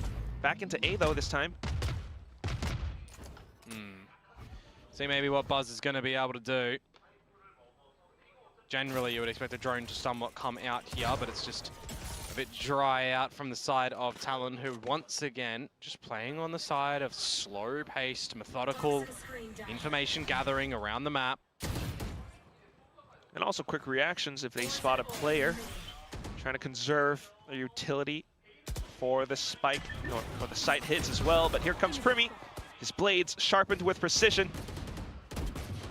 Looking to pull his enemies in, but Buzz quickly anchors the B site for now. Still though, A site cracked open. Meteor around the sides. He's still undetected. Looks to delete players off the board. That's the first. Primi then. Still online, still possibly sharp. Oh, but quickly dealt with by Stax. All of a sudden, possible thrifty at the hands of T1. Kilowatt trying to swing out from the sides of the toxic screen. Will kiss Stax for now. Then a hug from Meteor. Just Cruz, and he's only got the util. Viper's Pit on the spike. It's not going to be easy, Komodo. He peeks, and that's Meteor just marking his position. Yeah, just kind of watching how Talon are repositioning, but more importantly, how T1 are repositioning around that. And I mean, you might not have the Headhunter available, but you're certainly hunting heads there as Buzz, aren't you? Sheriff shot's working out, Stax' fragment, not denying the spike plant from going down by any means, but still in there and able to afford a little bit of space when you've got the scurrying away action to come on through. I thought Meteor also gave up his position, but still able to get a really sharp shot out on towards Jit Boys. And then you're playing the distractor game, it feels like, at the end there as T1. Some safety with the pit going down in the 3 versus 1 to not give an option for Cruz to clutch.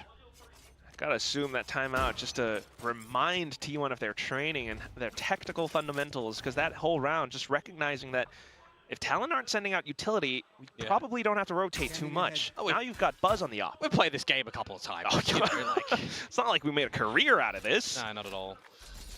Wanted to note from the last map as well, when the last round rather, when the Owl Drone was coming out of Garage here, Stax' 0 point actually stopped it right about here, so Cruz wasn't able to find too much forward information for the team to get anything off. This time though, it's going to go its full way.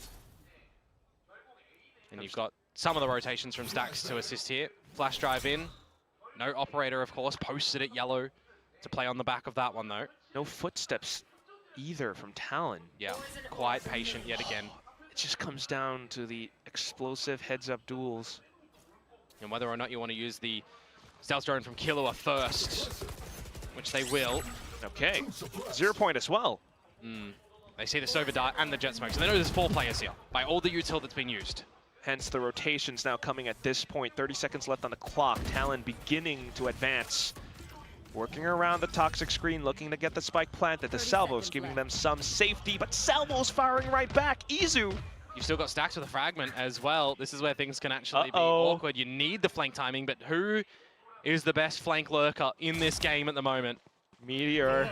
His name comes to mind, but Jit Boys! Off the swing, off the alarm bot. He finds a second as well. 10 seconds now, but the spike not yet down. Killua, they're trying to go for it. Yeah. Just to get it down. A slight second left for them to get the plant. Thankfully, Primi watching his teammates 6. Just Buzz left. Standing ahead. Couple kills would be nice, but given the positions being held by the Talon players. And also the fact that Meteor's got 50 credits, Izu's got 750, so he's going to have to at least donate a weapon, and you want the operator in his hand as well, so you're just playing by all of the percentages here. A 1 versus 4 with an operator with the spike planted down on Icebox when you've seen a lot of post-plant util before in the map, and Salvos, you know that are going to be online. This is just absolutely unachievable, so just take the operator toward the next round. It's been pretty neck and neck, Komodo, and gotta say, this is pretty wonderful recognition coming out from Talon. Yeah, for sure.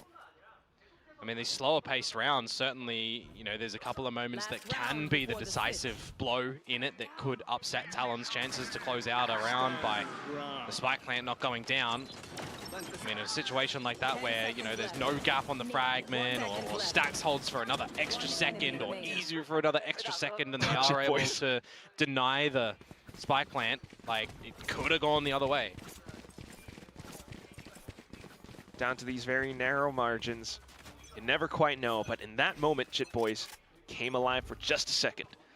Hopefully able to repeat that performance. Talon once again back in the B, but this time it's a full 5 stack. Last round of the half too. So Meteor, whether or not you play a little bit more passive on approach because you've got that lockdown, or you're going to play a little bit more forward to try and maximize the space if Talon decide to continue on towards this B site. Ooh, and with conditioning as well, T1 now beginning to think, is this really a full hit? At some point then, with all the utility dumped in, intentions from Talon crystal clear. Oh, the salvos though, Sylvan uncomfortable. Stack's trying to play up on top. Yeah, as soon as that wall dropped, way too many numbers around this one, and this is where Talon can start to find a little bit of time. I mentioned the lockdown, dropping at the top. Spike planted. Does give some space for T1, but with the trades out from Primi, just buys more time. The lockdown destroyed. Meteor left. No post-plant utility for Talon, though. Just got to play the positions on the spike, on the site. A lot of them trying to stick together, shoulder to shoulder, elbow to elbow. Yeah, they get out, so what does that mean? High-low, it's a full stack. Meteor, though, isolating the angles bit by bit. He will chump down at the first. Tries to go for the tap, thinking someone might be behind, and that's when Thigh will spring like a trap. Lots of angles for him to clear there. 6-6, not bad for Talon to be able to claw something back a little bit on that one, considering that they've not played this map in quite some time, so they only have their practice results and worth and value to go on, right? What works there, what doesn't work there, coming in towards this one. Again, I mentioned it already, but T1 changing things up in their composition as well. You know, heard the guys on the desk narrow it in towards what Boom is playing, but you also got to remember EDG, RQ, Nongshim all playing the same thing as well. T1 calling the timeout too. Well, yeah. Speaking of the desk, though, I do think they were kind of debating about individual expression or the coach's brilliance. This does feel kind of like a good balanced mix of both. You saw individual moments coming out from players like Jitboys with his deep flank, deep lurk out from mid, but also at the same time, very clear constructed plans in how they want to take their plays around the map. You know, it's always this slow and steady approach, methodical approach, like you mentioned, Komodo, up towards B. Yeah, for sure, but now things kind of all change, right? And you're going to see some slight differences on this approach from both of the teams, right? Is it a little bit quicker for T1 still? Is it as slow as what Talon were looking to do? What space is Primi going to look to find? You know, is he going to try and do the same things that Buzz was trying to do, right? Get on these lines at Belt, get on these lines at B. Is he going to have any proper assistance? When you're running the, you know, Sova alongside the Teo here, you can play a little bit more passively with the drones and with the, you know, salvos for space and the dart as well.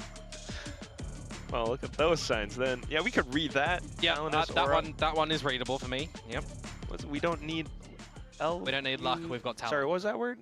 Luck? Luck. Okay. Luck. Thank you for that. I'm kidding. But yeah, possibly a little bit more for Talon right now.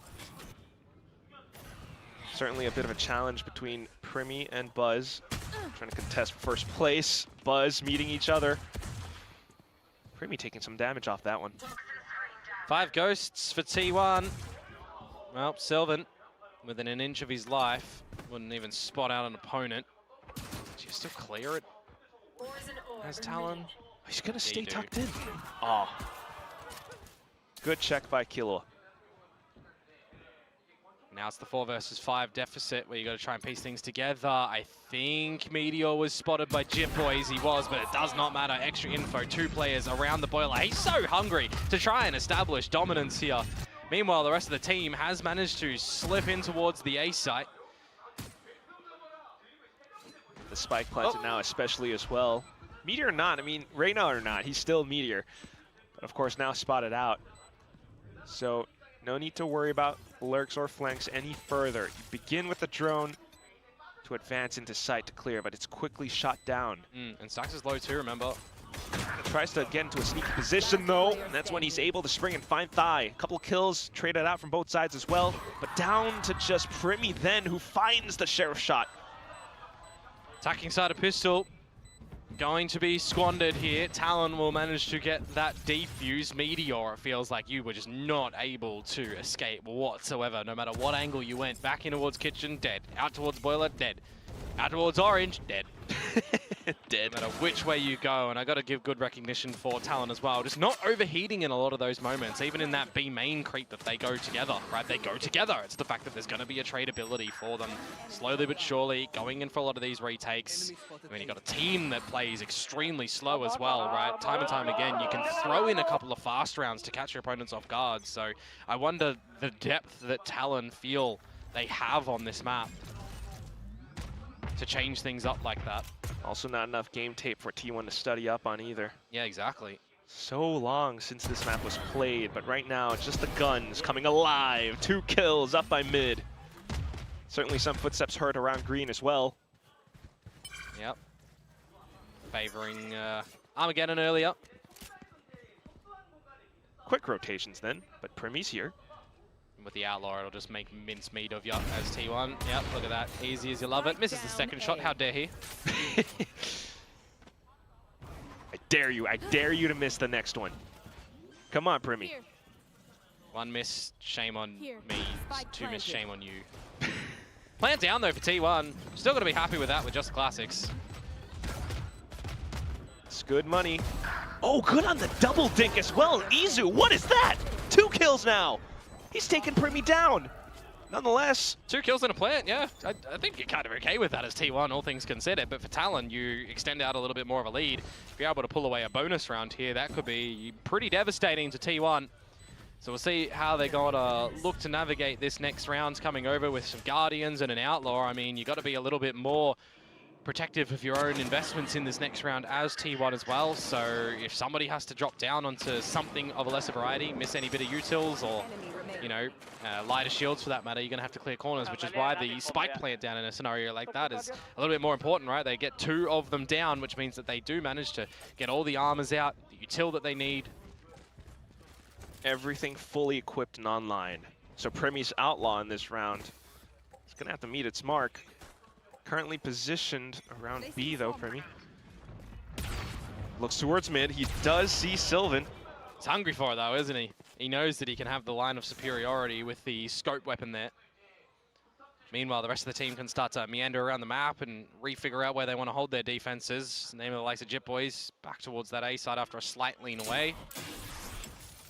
Still holding the angle. Someone does re-challenge as well, but well now weight beginning to shift across for both teams. Some responsibility on the shoulders of Killa until T1 routes back. And something that Stax was doing really well was the 0 points towards B when you think a pop might be coming out, right? That's something that Talon are not going to be able to do on this defensive side, so they're going to have to put a little bit more stock in towards holding the drone for the later on stages of the round, or holding a dart that they can shoot out there and maybe be one of these unexpected positions that's hard to break quickly. Speaking of drones and darts, Cruz trying to sneak and flank as well, but unbeknownst to him, Sylvan somewhere out behind. Oh! Might get spotted out, but that's it. The hit going on towards the A site. Thai trying to hold down the shots. It's going to be Sylvan and Izu fighting a 2 apiece though. Thai then answering back. Killa taking down Sylvan as well. 3v2. Good flash from Stax, but doesn't deter Talon whatsoever. The salvo's coming back in. You got a fragment for Stax. You've got still a little bit of Killjoy utility, but you really just got to hit your shots here, Quack. Stax trying to get proactive. He's hitting his shots. He's hitting his shots. Killua brings it to a 1v1, but with a sidestep. Meteor. Some slight moments, but it's just going to be Killua coming back up on top. There's no difference in a map like this one. Doesn't matter if you're playing the Killjoy or the Reyna, you got to hit your shots at the end there as Meteor, and that one just cannot be calculated. A bonus round conversion for the likes of Talon, and you just look at the shots, right? Open space that Talon are able to find a lot of those good shots to coming out, and more namely the trade game from Thai in those first 2 that he's able to get, and then the 1 versus 1. We'll look at the repeat back here. The Guardian headshot to come through from Killua. Nicely done from Talon, but enough in the coffers for T1 to go at it again, and maybe they themselves want to go a little bit more speedy in this round. You've got a null command available. You've got Izu 1 away from the Armageddon. If you're able to get close quickly and drop that, I mean, you could definitely look to steal away a quick one here. Could fully overwhelm Jit Boys at the very least. But that's when Killa has Armageddon as well for the retake. And look at Talon also wrapping all the way around. And now, because you didn't use the null command to get into the site, you actually have it to buy some time when you look to go for a post plant that's going to lock you in the site because it's 3 players on the flank. Okay, well, nonetheless, they find themselves in this spot. Gonna have to try to fight their way out of this, but not aware that Cruz is watching the back. He's got the Outlaw. 2 shots, 1 apiece. Primi then up on top. Good little dink. Repositions with the updraft as well, but Izu still able to spin on a dime until Jit Boys, Talon with numbers, prevailing on top. Yeah, Izu not given a little bit of a breath between that kill there, so does get traded out quite nicely, but it's just quick recognition from Talon that T1 are trying to waltz in towards this A site real rapid. Time to be bought as well from Killua on the Armageddon because of all the damage that he did in the previous couple rounds, right? That buys significant time to throw a problem T1's way. And Cruz as well, getting some good shots out with the Outlaw. Just very cohesive Talon, it feels like, on this map currently. Stretching out their lead now on this defensive side to 10 rounds, double digits achieved, and look at what they've converted. It's 6 rounds in a row if you consider the half flip as well. Oh yes, it's getting kind of dicey for T1 if I'm being honest, Komodo. Thigh now with the Viper's Pit potentially as well. Oh, quick to deploy it. Alt Orb picked up. Yeah, you definitely need to see T1 come back with an answer here. Otherwise, they need to call another timeout and really have a huge decision. Kind of surprised that they didn't drop the second one already. Unless I'm forgetting that they already did use 2, but I don't believe so. Oh, this is not good. Drone spots out. You got Primi watching the angle.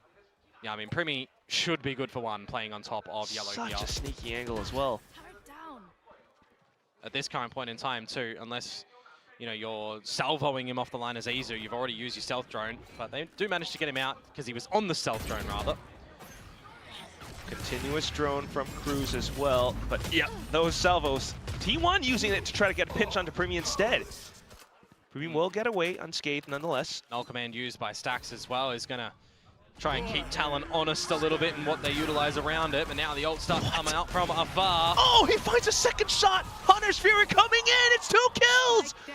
Just the last one left. Meteor trying to fight back, but certainly no way to pick up his fallen brethren. Primi off to the triple kill.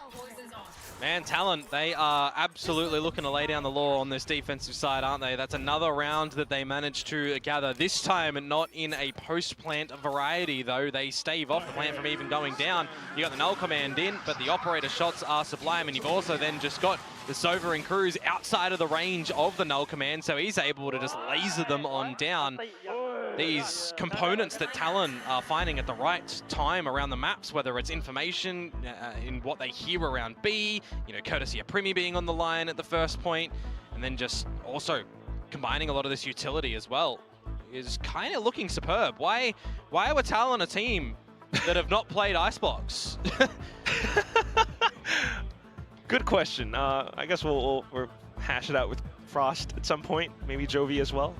But you know, you do gather it's just the fact that they've been working on other maps, and now Icebox is a perfect way to surprise T1 with their own strats and protocols. Well, I guess if you're in a situation where you really want to try and get in towards playoffs, you need to potentially bring out something from your strat book that you just haven't yet. A map that you've not played. True that. Certainly a way of doing that. When you consider as well, you know, that if Talon do lose this one, for example, they really need Zeta to win for them to get in towards playoffs. You know, there's also a world in which, you know, in this Omega bracket that Talon can even get top of the bracket in some weird way. If Talon win, if Nongshim win, and if Team Secret win, Talon are top of the bracket. It's unlikely outcome, but we'll see. The 1 out of a million chance. No, I'm kidding, but definite furrowed brows on the side of T1 as the coach tries to bring something up together, but it's quickly dismayed by Primi with his op still holding down these huge sight lines. Yeah, and you've taken Buzz down as well, right? So it makes things real awkward for T1, who do manage to get into the A site. Yeah, Null Commando still able to get in, but Jit Boys, anchor position found. He's got 2 kills, he's getting a hat trick! So just Meteor! And he's getting surrounded. Komodo, I haven't heard of this story before, Quack. Chapter 1, you get peeked.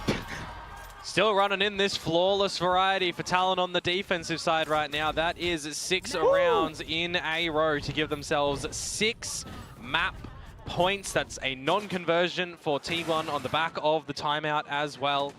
Just good tip of the hat to Jip Boys, isolating all the 1v1s on the site there with 2 HP for him too. That is absolutely gorgeous.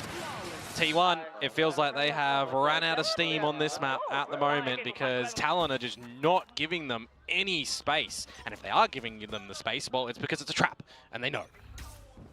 Just so much to consider. Right now, still trying to figure out if Primi is once again on the A site. And Talon are already all the way up B main for all of this information together as Killua and Thai, so they know this is the A site. Oh, but then Cruz, sudden peek. Buzz down first again. Tough when your star duelist is gone. At least the lockdown, possibly to give some space. Primi, how are you doing this? Counter lockdown in. Gonna force some respect here a little bit when the plant does go down. Enough time for Sylvan to get out, but it's a 3 versus 5. Pulls out the knives, looking to cut and divide. The Viper Spit at the very least to give T1 some safe haven on the site. Izu, oh, sneaking all the way underneath. Talon might not know. The Springs transfer not quite there though, and Cruz carries his team across the finishing line, closing out this map with a final score of 13-6. That is a really commanding map to come through from Talon, answering on the attack of their own as well, tie things up at the half, but it's the second half. Sheer domination, not a single round dropped to T1's attacking endeavors, which, you know, we saw a lot more from T1 or against RRQ on Icebox in terms of the attacking side, but they still lost that one 13-10 here. It feels just a little bit more disconnected for T1, and I'm going to flip that back over towards Talon because that map looked a lot better from you guys. Yeah, especially Cruz back on the IGL role. Clear signs of coach preparation coming into the team. And not to mention also, the desk was kind of talking about it, but the rookies definitely stepped up today. Yeah, I mean, we've seen a lot of elements where we've seen the likes of Thai and Killua have some silent affairs, but in this one, you know, I think the Lurks are working a treat. Thai's getting out the multi-kills. Killua's getting in there dirty as well. You've got Chip Boys still looking to do things too consistently, and then Primi not being scared for a lot of these duels that he's wanting to take, but also being a little bit more just well-rounded in how he is opting to take those duels too. So you've just got kind of, in my eyes, all 5 members of Talon stepping up in that map. So many times, so many rounds, especially in the second half though. We cannot talk about the second half without bringing up Primi's name. Yeah, I mean, just absolutely gorgeous, right? I mean, more importantly, I just think it's the whole team, man. Like, honestly, it's the whole team. Not a single rounds dropped for defense. That means you have to be just on point. He's just been on point again and again and again, locking out a lot of these lanes for the side of T1. And right now, well, the Thai super team will lead the current series with 1-0 as we toss it back over onto our desk.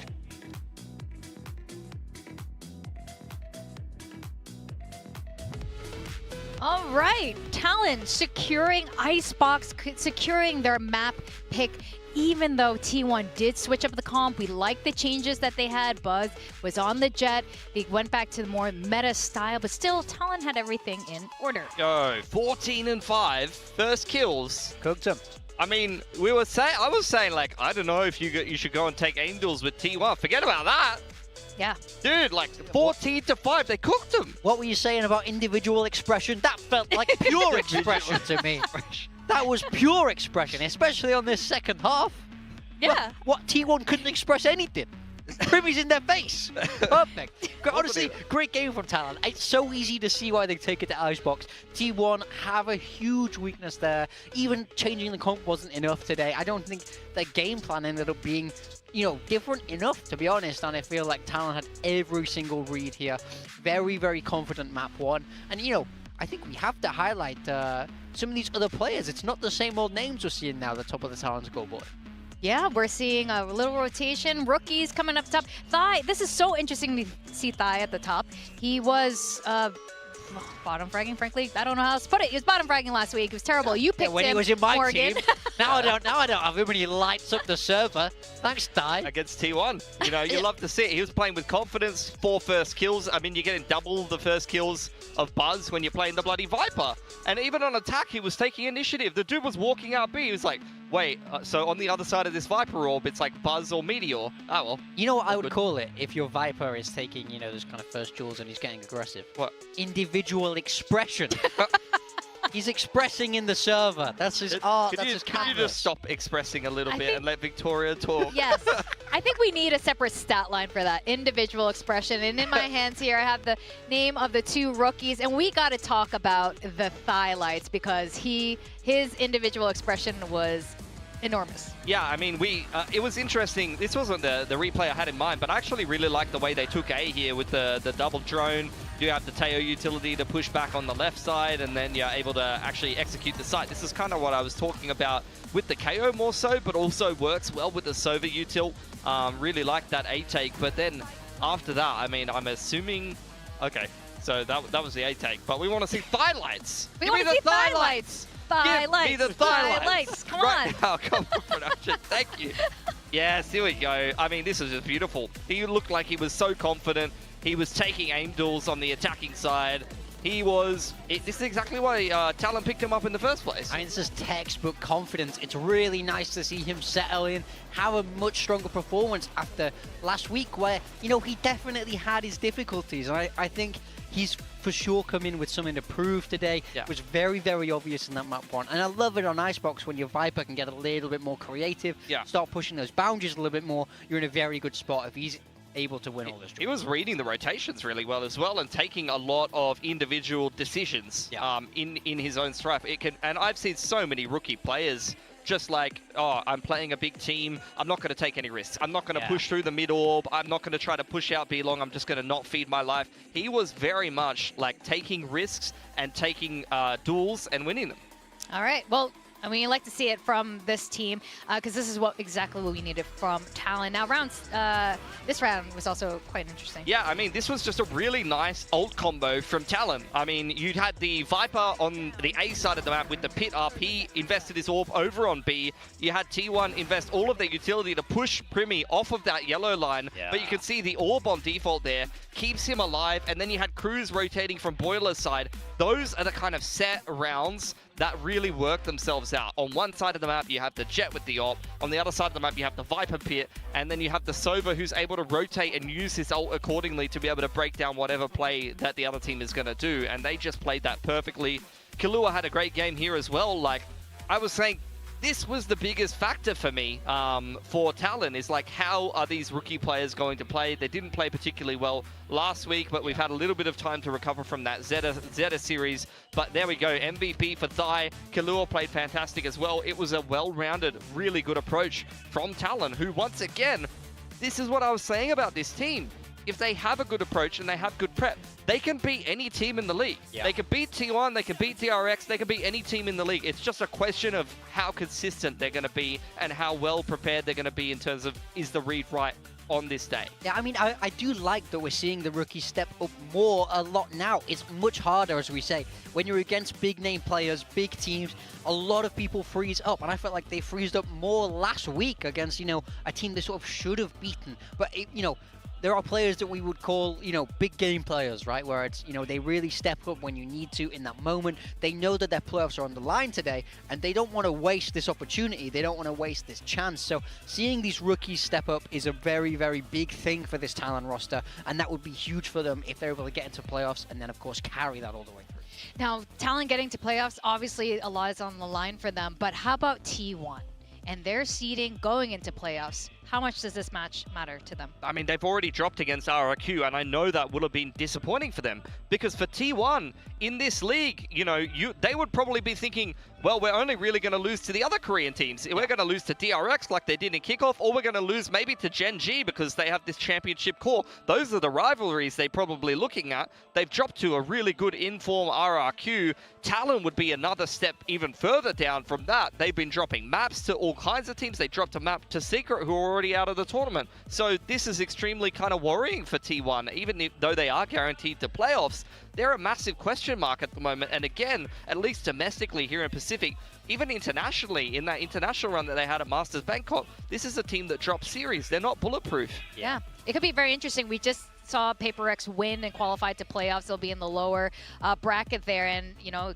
it could end up being T1 facing against them. Now the second map of today is going to be Haven. T1 has shown a lot of strength on this map, but you know what, Talon as well, they've used the Fnatic comp, they've credited Boaster for helping them out, so I wonder how this is also going to all turn out. Yeah, I mean, T1 love this double-double duelist. I mean, it's so textbook for them. Meteor being one of the best ISOs, I think, in the world right now. It's no surprise that they've been loving this composition. I think it fits them very well. And for me, it's obvious why they want to pick this today. It's such a home ground for them, such a strong map.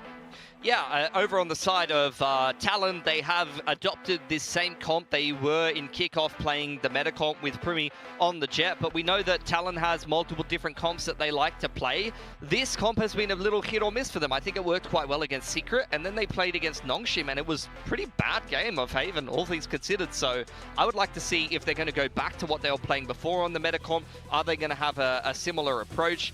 Because I still feel like I don't really want to see them play a comp that's been a little bit lackluster for them in a mirror against T1, the team that is literally the best at playing this comp. I mean, I think I disagree with you. I kind of, after that map one, they're going to have so much confidence. They were able to win all those aim duels in that double duelist. You can kind of run at each other and take those fights. If they believe that they can win those fights, I see no reason to change. I don't think that that's the approach they should be going here though, because this is the thing. T1, like a lot of these Korean teams, is very inflexible. They're not going to change their comp until they're forced to, like we just saw on Icebox. They've just changed their comp after multiple losses and some stubbornness on that map. Their routines and the way they approach the game is well established. It's usually with the individual skill and just the solidity of the approach overall that gets them through these games. So this is where I really want to see Talon's coaching staff show us some really good preparation and a good game plan here. You just want to see what else they have up their sleeve, because we know Talon has multiple agent comps, and you know, if that one didn't work last time, let's ditch it and rewrite it. Ooh, Talon, there we go. They've changed it up. This is the third different comp we've seen from them in Pacific. It's going to be a Cypher Deadlock comp with Primi on the Yoru, so that's a very interesting approach, and they are going to get to play defense first here. Yeah, I mean, I definitely like this look from Talon. On the side of T1, nothing changes. Meteor on the ISO, Buzz on the Yoru. This is such a classic look for them, and they don't see a need to change anything here on their own map pick. I think this Talon comp's going to be a nightmare to attack into, though. You've got a lot of Senti util coverage across the map, but then you'll also have Primi floating around on the Yoru and being very disruptive, able to play off of his TPs, so it's going to be quite hard for T1 on attack here. Buzz has a lot to do to break that the Sentinel util there on the Yoru. Yes, absolutely. All right, we're going to go into map 2. We're going to find out if Talon will be qualifying to playoffs. Gentlemen, the casters, how are you feeling about your predictions today? I'm feeling pretty good. Mine are in the bin, and I don't care because I just want good Valorant. And we got good Valorant! That's what we might have here. We may have another upset, and T1 may be going out 2-0 here. Who knows? If I'm to throw my guess in towards this one, Talon do not want to be in a scenario where their playoff chances are in another team's hands. Oh, 100%. So they may very well have picked two comps to specifically counter T1 today. And that's the kind of thing that I can envision them doing. I'd like to know in an interview if they win that specifically, because you're going up against this potential big diving comp, TP comp with Buzz in there. Double Senti. Oh, you can definitely bring in some traps. In Coach Frost, we trust. They knew that this was going to be a map pick. They picked to start on defense intentionally. Now spotting out one of the T1 players. Just a note as well, nobody in any of the 4 partner leagues run a deadlock on this map. Oh, Killua spinning back around, takes down Buzz. You got Izu running by the cage, and Killua still finding frags. Shields cracked, and Thai unfortunately stuck in a reload, so a bit of control now on the B side for T1. Trying to call for a mid-round adaptation. And you had Stacks just waltz all the way through from sewers on towards this A site as well. So it is technically free for the taking, but you still got to contend with a lot of that utility that, when tripped, will now reveal where everyone is. There's also a camera that hasn't actually been opened by Jit Boys yet, I do believe. So he will now have that to spot out some info, which has just been noted, to go into this 3 versus 3 post play. Gotta watch out for potentially Along as well. Well, the dart will clear that. Meteor knows that his opponents are approaching in from Link. The swing out, though, especially with the blind side, Primi could play spoiler. Low HP is Meteor, and a great grab net coming out all of a sudden. 2v1. Oh, and it's Cruz falling to his death as Sylvan finds the shot. Primi, though, still with the mechanical skill to put Talon up on top. That right click. The bullets at the end there, they look like they would connect on towards Primi, but maybe it was one, maybe it was none. It looks like the minima? Yeah, the new skin collection to come on through. To be honest, minima collection, add a like reload, add some small sounds, still keep it minimal, and it would be a cop. Like it's too minimal. Too minimal. It's too minimal. Yeah, we like the effects. And I'm the guy that doesn't see a lot in this game, so copper drop. You know that's something. Yeah. So for those who don't know, Komodo can't see color, and that's why you like the minima skins. Well, that said, still a beautiful round nonetheless, skin or not, for Talon. And right now, with some trappy outlaws. Got the stinger off to the other side as well. Cruz trying to hold some information going through for Talon. Spread the map, see what you can do, bait out some utility, see if there's any damage that these pistols are going to be able to collect on. Yo, really? That's a really deep barrier mesh. And unfortunately for the likes of Talon, uh-oh, they don't know that a player has snuck on by. Double dink. All of a sudden, Cruz has to hold it down, but he does! The stinger double kill, swap to the classic right click! Hat trick in round 2, and the quad! Cruz! Yeah. Welcome back to the server! That was a very sharp shot at the end of that one as well, with the Guardian single shot headshot, but I gotta say, you know, you gotta reel in that wall, right? You gotta make sure no opponents get in front of you, because that could have been upset potential in another world. Nevertheless, naughty. Second round gathered out here by Talon. Good little mow down, playing close quarters with the stinger. And then, yeah, we'll just watch that one back. A nice shot at the end there. But this is the new round, right? This is the round where we'll have the weaponry be purchased up by T1. And these are the rounds as well where I'm wondering, as Talon, you know, you're going in with this agent lineup. I'm expecting you to have a lot of counters, expecting T1 not to change the agents in this map, right? Specifically, what have you cooked up, you know? Something maybe against Meteor as well. They've already heard some utility off towards this A-long area, so Cruz quick to stall them with the barrier. You take that TP and generally you'd be straight in towards a stun, but you were just removed of your ability. Stuns and survival smokes coming online. Cyber cage for Cruz to play around, and it's Primi just with a ghost, dives down and deep. It's gonna be Meteor who finds the frags just to put a splash back against Talon.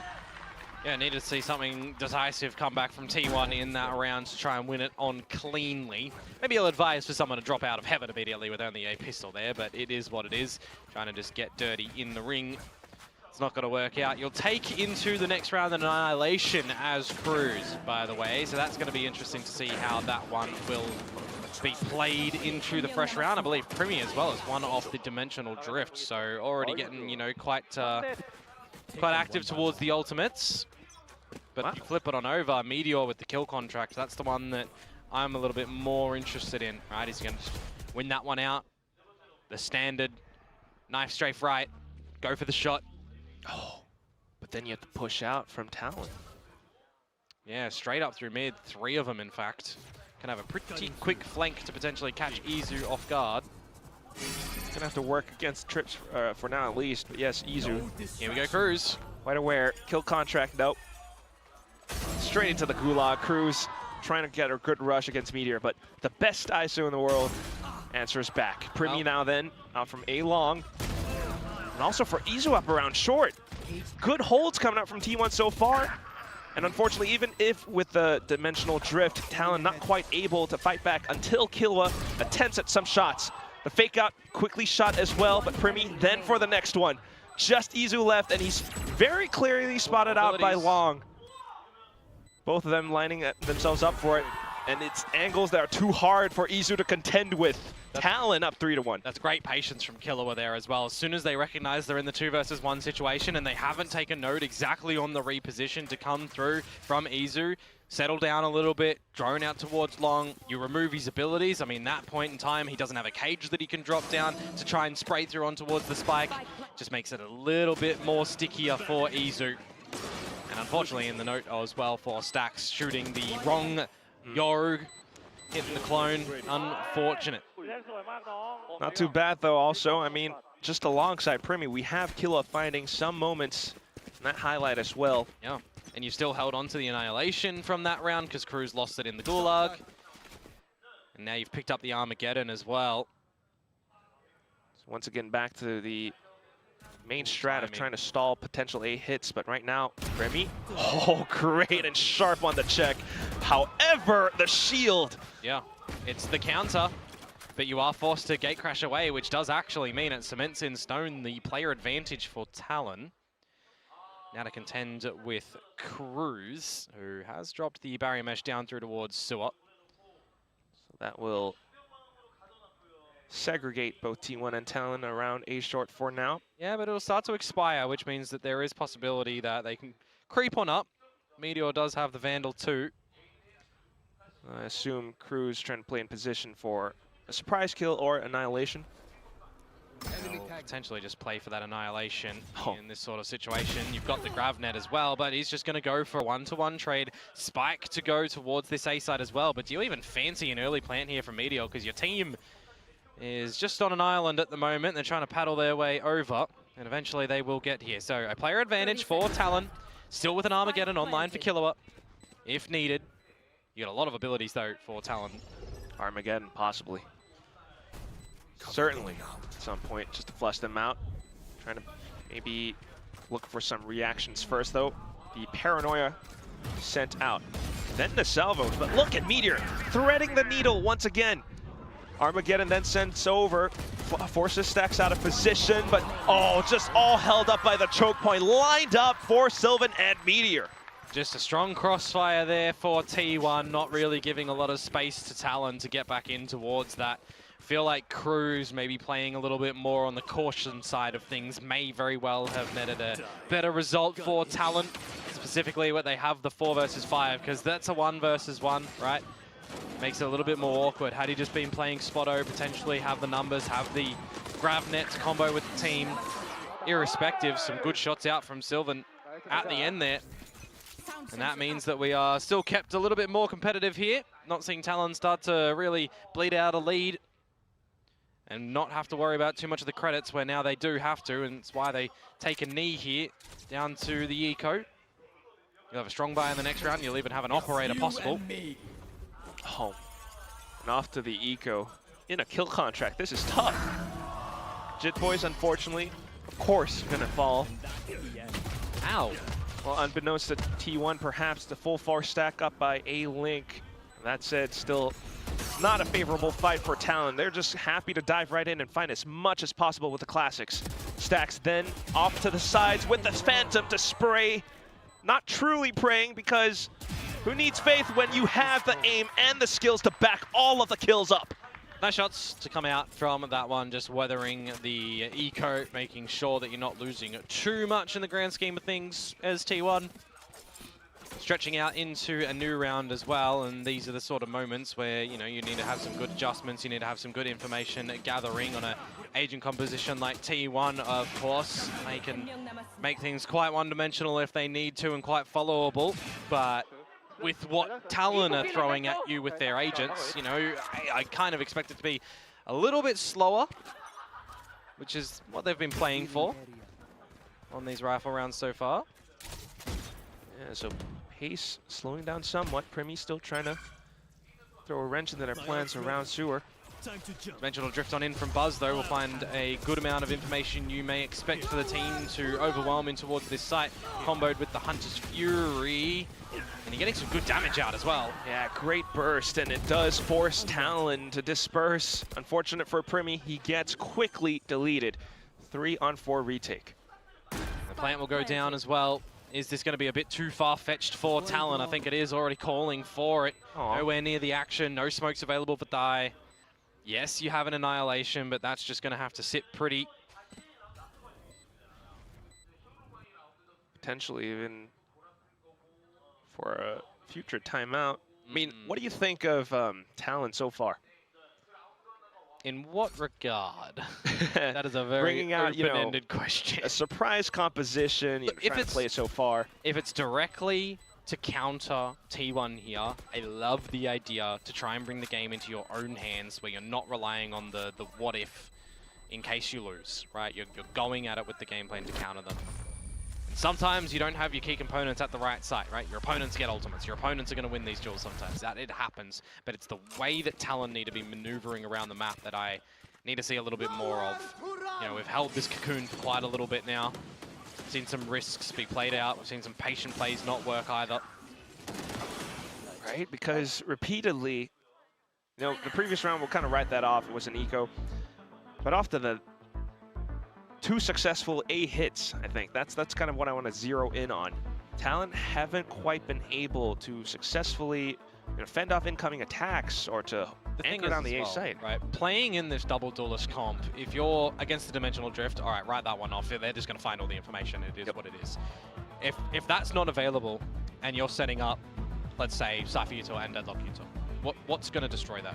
Stacks being heads up on where to put the shock darts. A clone as well to remove a bit of it, right? And you're already seeing those be toyed with from T1.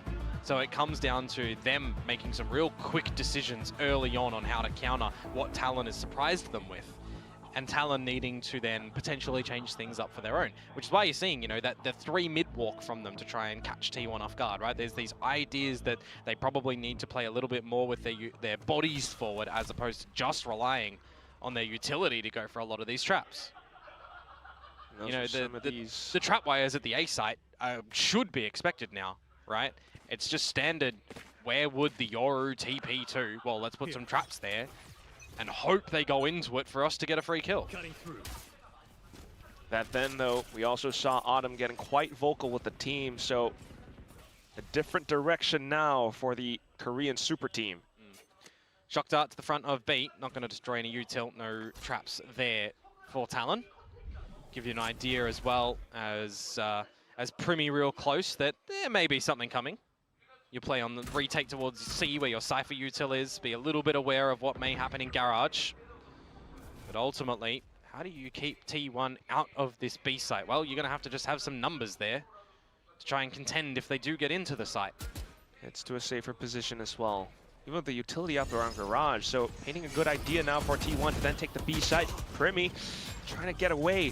Still though, feeling a lot of contact. Chitboy's unfortunate on the swing, but Primi to take the duel back. Blindside then for the rest of the team to flood back in. The spike not quite planted safely. Up towards Izu, who then pushes out from Garage. So off towards the middle and window area, it's all Talon being able to completely overwhelm Stacks. Got to remember that wall is all wall bangable too, so there is just not a safe position for Stacks to be able to hold on in the end there. Thought it might look a little bit awkward for Talent, but Primi is able to just dance and deliver around the back of that site for the team to then dimensional drift and gather a lot of the information as well. So nicely done for Talon to still, I guess, try and find a pass mark on this defense side, right? Because they're running in the double senti.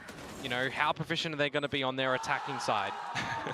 So what's the current grade, Komodo? It's a current grade? C minus, pass, no pass? Oh, it's pass so far. Okay. But it's also, you know, your first test of the year, and you can still fall over and fail. Yeah. But you could also come out with flying colors and, you know, get the fancy little hat that you can throw in the air. Paper's not done. We don't have our golden star just yet, but right now, at least T1 still trying to ask some hard questions for Talon straight into Garage, and it forces Jitboys to think. Knows that it's a clone at least. And these are the sort of components that I'm talking about earlier on, right? If you've got a lot of these trap plays that you're expecting to come on out, it's just dotting I's and crossing T's, using your clone to reveal some of it or destroy some of it, and then taking the space where that was. Well, both drones spotted out by A lobby as well now. So Talon trying to shore up the defenses on the A site. Already got Stacks who has used the Owl drone. And the recon eventually will come back online, but you need to get the rest of your team posted up, ready to get in towards this site. Of course, Buzz, we saw the clone used earlier on, so if you've got a gate crash in a sort of scenario like this, I was going to say you'd expect that to go into the position where the sonic sensors may be, but now that Cruz is gone, well, it makes it a little bit more awkward. Really tricky now. 30 seconds Certainly with players neutralized, it makes things a lot easier for T1. Meteor diving into the smokes, but Talon trying to play stacked up alongside it. Killua then coming in as well.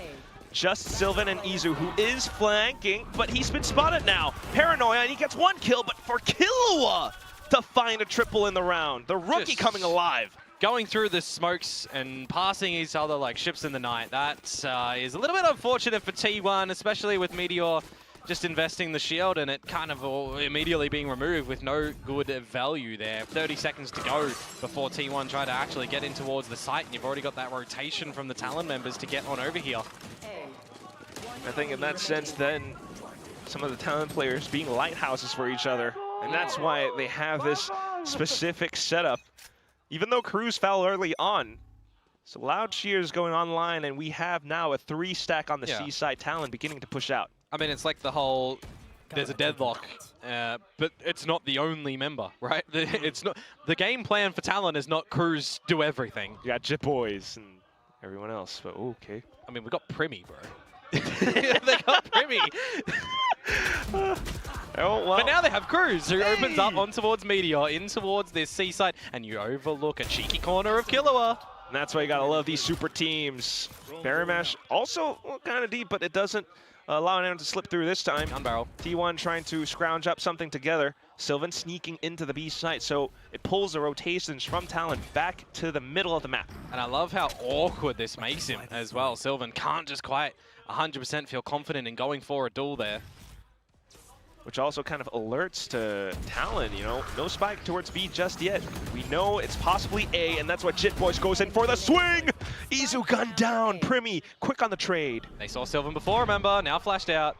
Oh, and there's no way that he's able to, survive for long. Talon quick on the draw after they've retrieved so much information. Yeah, these last couple of rounds, we've just seen some great decision-making from Talon. I gotta say, right, having the numbers rotated nice and early, not being scared to take a couple of these duels against these T1 members, you know, positions not looked after as well by T1, right? You gotta consider that in dropping in towards this double duelist lineup, one of the falterings for a roster like this is if you're going solo by yourself, you have to clear every single corner. You need to make sure as T1 that there is nowhere that Talon could have slipped in towards. And it's just a little bit unfortunate there that Cruz does get in towards the cubby and just removes him. Timeout for T1. Decision-making time, but is there enough that they've seen for the remaining 2 rounds of this half to get up to 6? It's tough to say.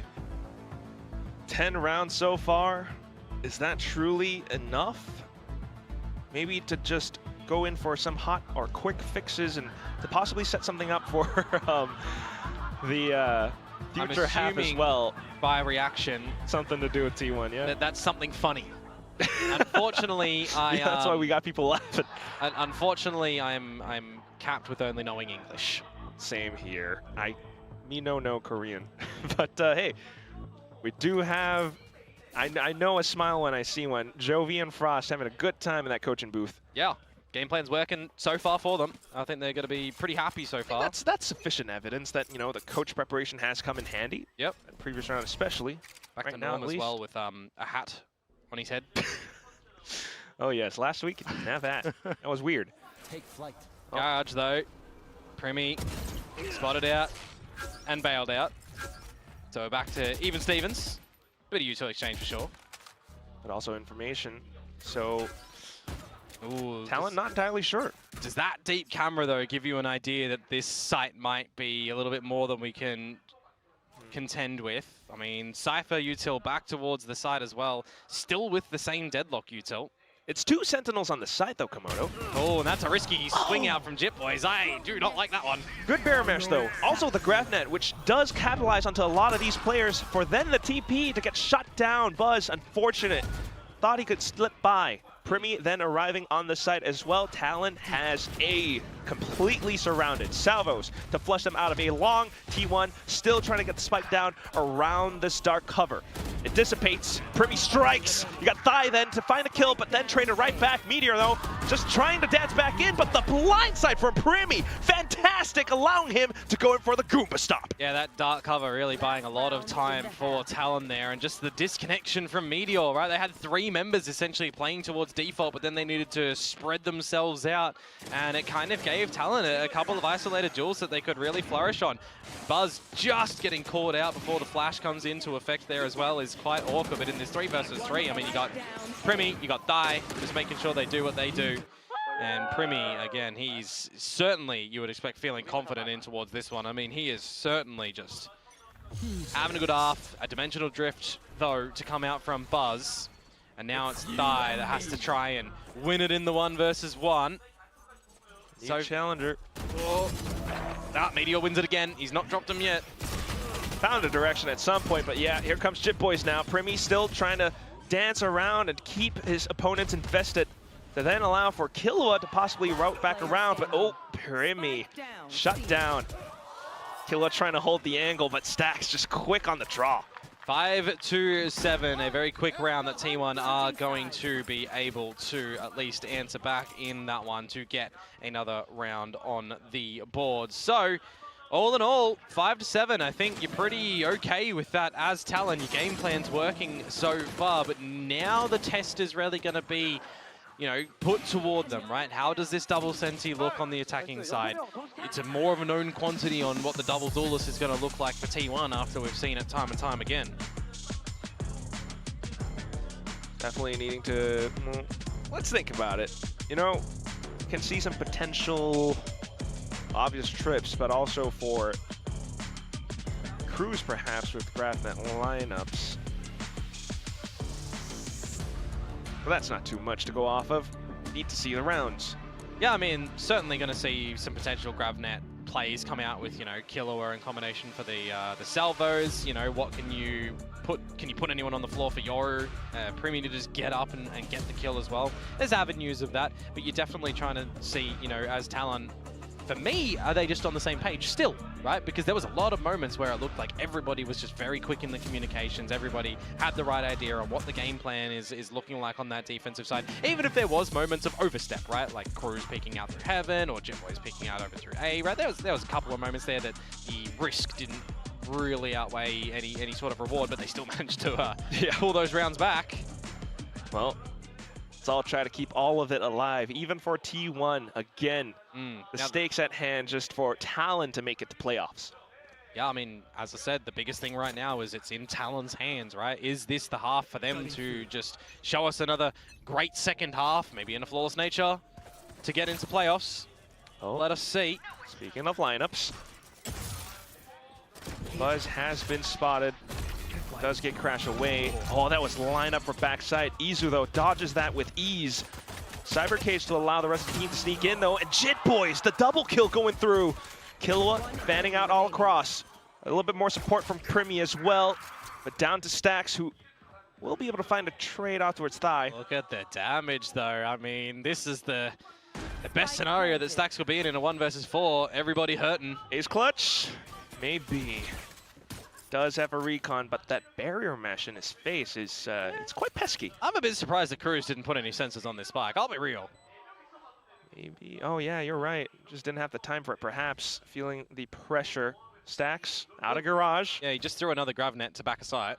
Killua also taking his time all the way through from Link. Stax, oh, they're all running. They're all running. Push up, but he's been spotted. He's been tagged.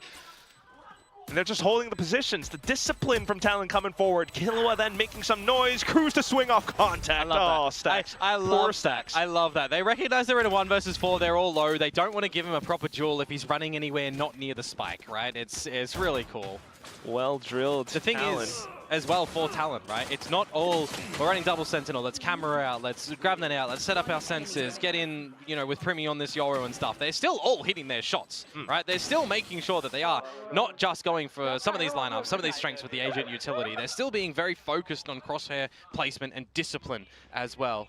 I think what this also means, judging by this pistol round, is the fact that with this coaching staff leading this young Talon squad, you can definitely see them growing alongside everyone. Next round coming up, the Altorp, you hear it being picked up. Primi watching the angles, and he's seen the hat. They line up for him. It's a collateral. Line up Larry of a different variety. This time Cruz's grab net would be at the right position for the back of site here, but not really needed with Primi getting that and Cruz getting the finisher. So it's a quick pistol, done and dusted. Those are the rounds that, you know, you generally don't want to see any shenanigans afoot, right? You just want to throw them by the wayside. Oh, yeah. My dog ate my homework in that in those sort of rounds and get into the rifle round. Yeah, you would gander also the fact that there's not a lot of, you don't have a lot of guns lost to the wind. So no shenanigans found. A little bit of an attempt by Stacks, but it was quickly spotted out by Jit Boys, and it tells T1 that you got to watch out if you are going to attempt at pushing out. I believe Primi is 2 away from the dimensional drifts now as well, so if you're able to fashion yourself an orb pickup, which he is indeed, you know, could certainly be powerful. Really, he's been good for a couple of these kills too. Could be cheeky. Cruz on the Judge, Talon calling for a B hit. TP's over, looking for a quick spike plant. The Judge shot quickly fired off. I mean, this is a very quick B-site take where you do have a lot of setup util available for the site itself. I mean, there's barriers, there's sensors. The Judge can really play around that. Oh, this was rehearsed. Yeah, for sure. Quick TP's out as well, and look at Jit Boys. He's trying to wrap around. Cruz just needs to stay tucked in and stay alive. Buy time for his teammates. Got one player already down, but here comes Cruz. Does find a couple of shots. Jit Boys then springing out. Izu getting gunned down. Oh, this attempt at sticking the spike, though, it's not going to come to a fruition. Buzz then coming back in. It's not halved yet.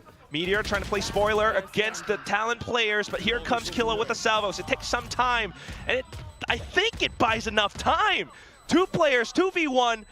And Meteor's still trying to stick it halfway. He's spinning all around. Buzz gets the kill, and T1 manages to string it together.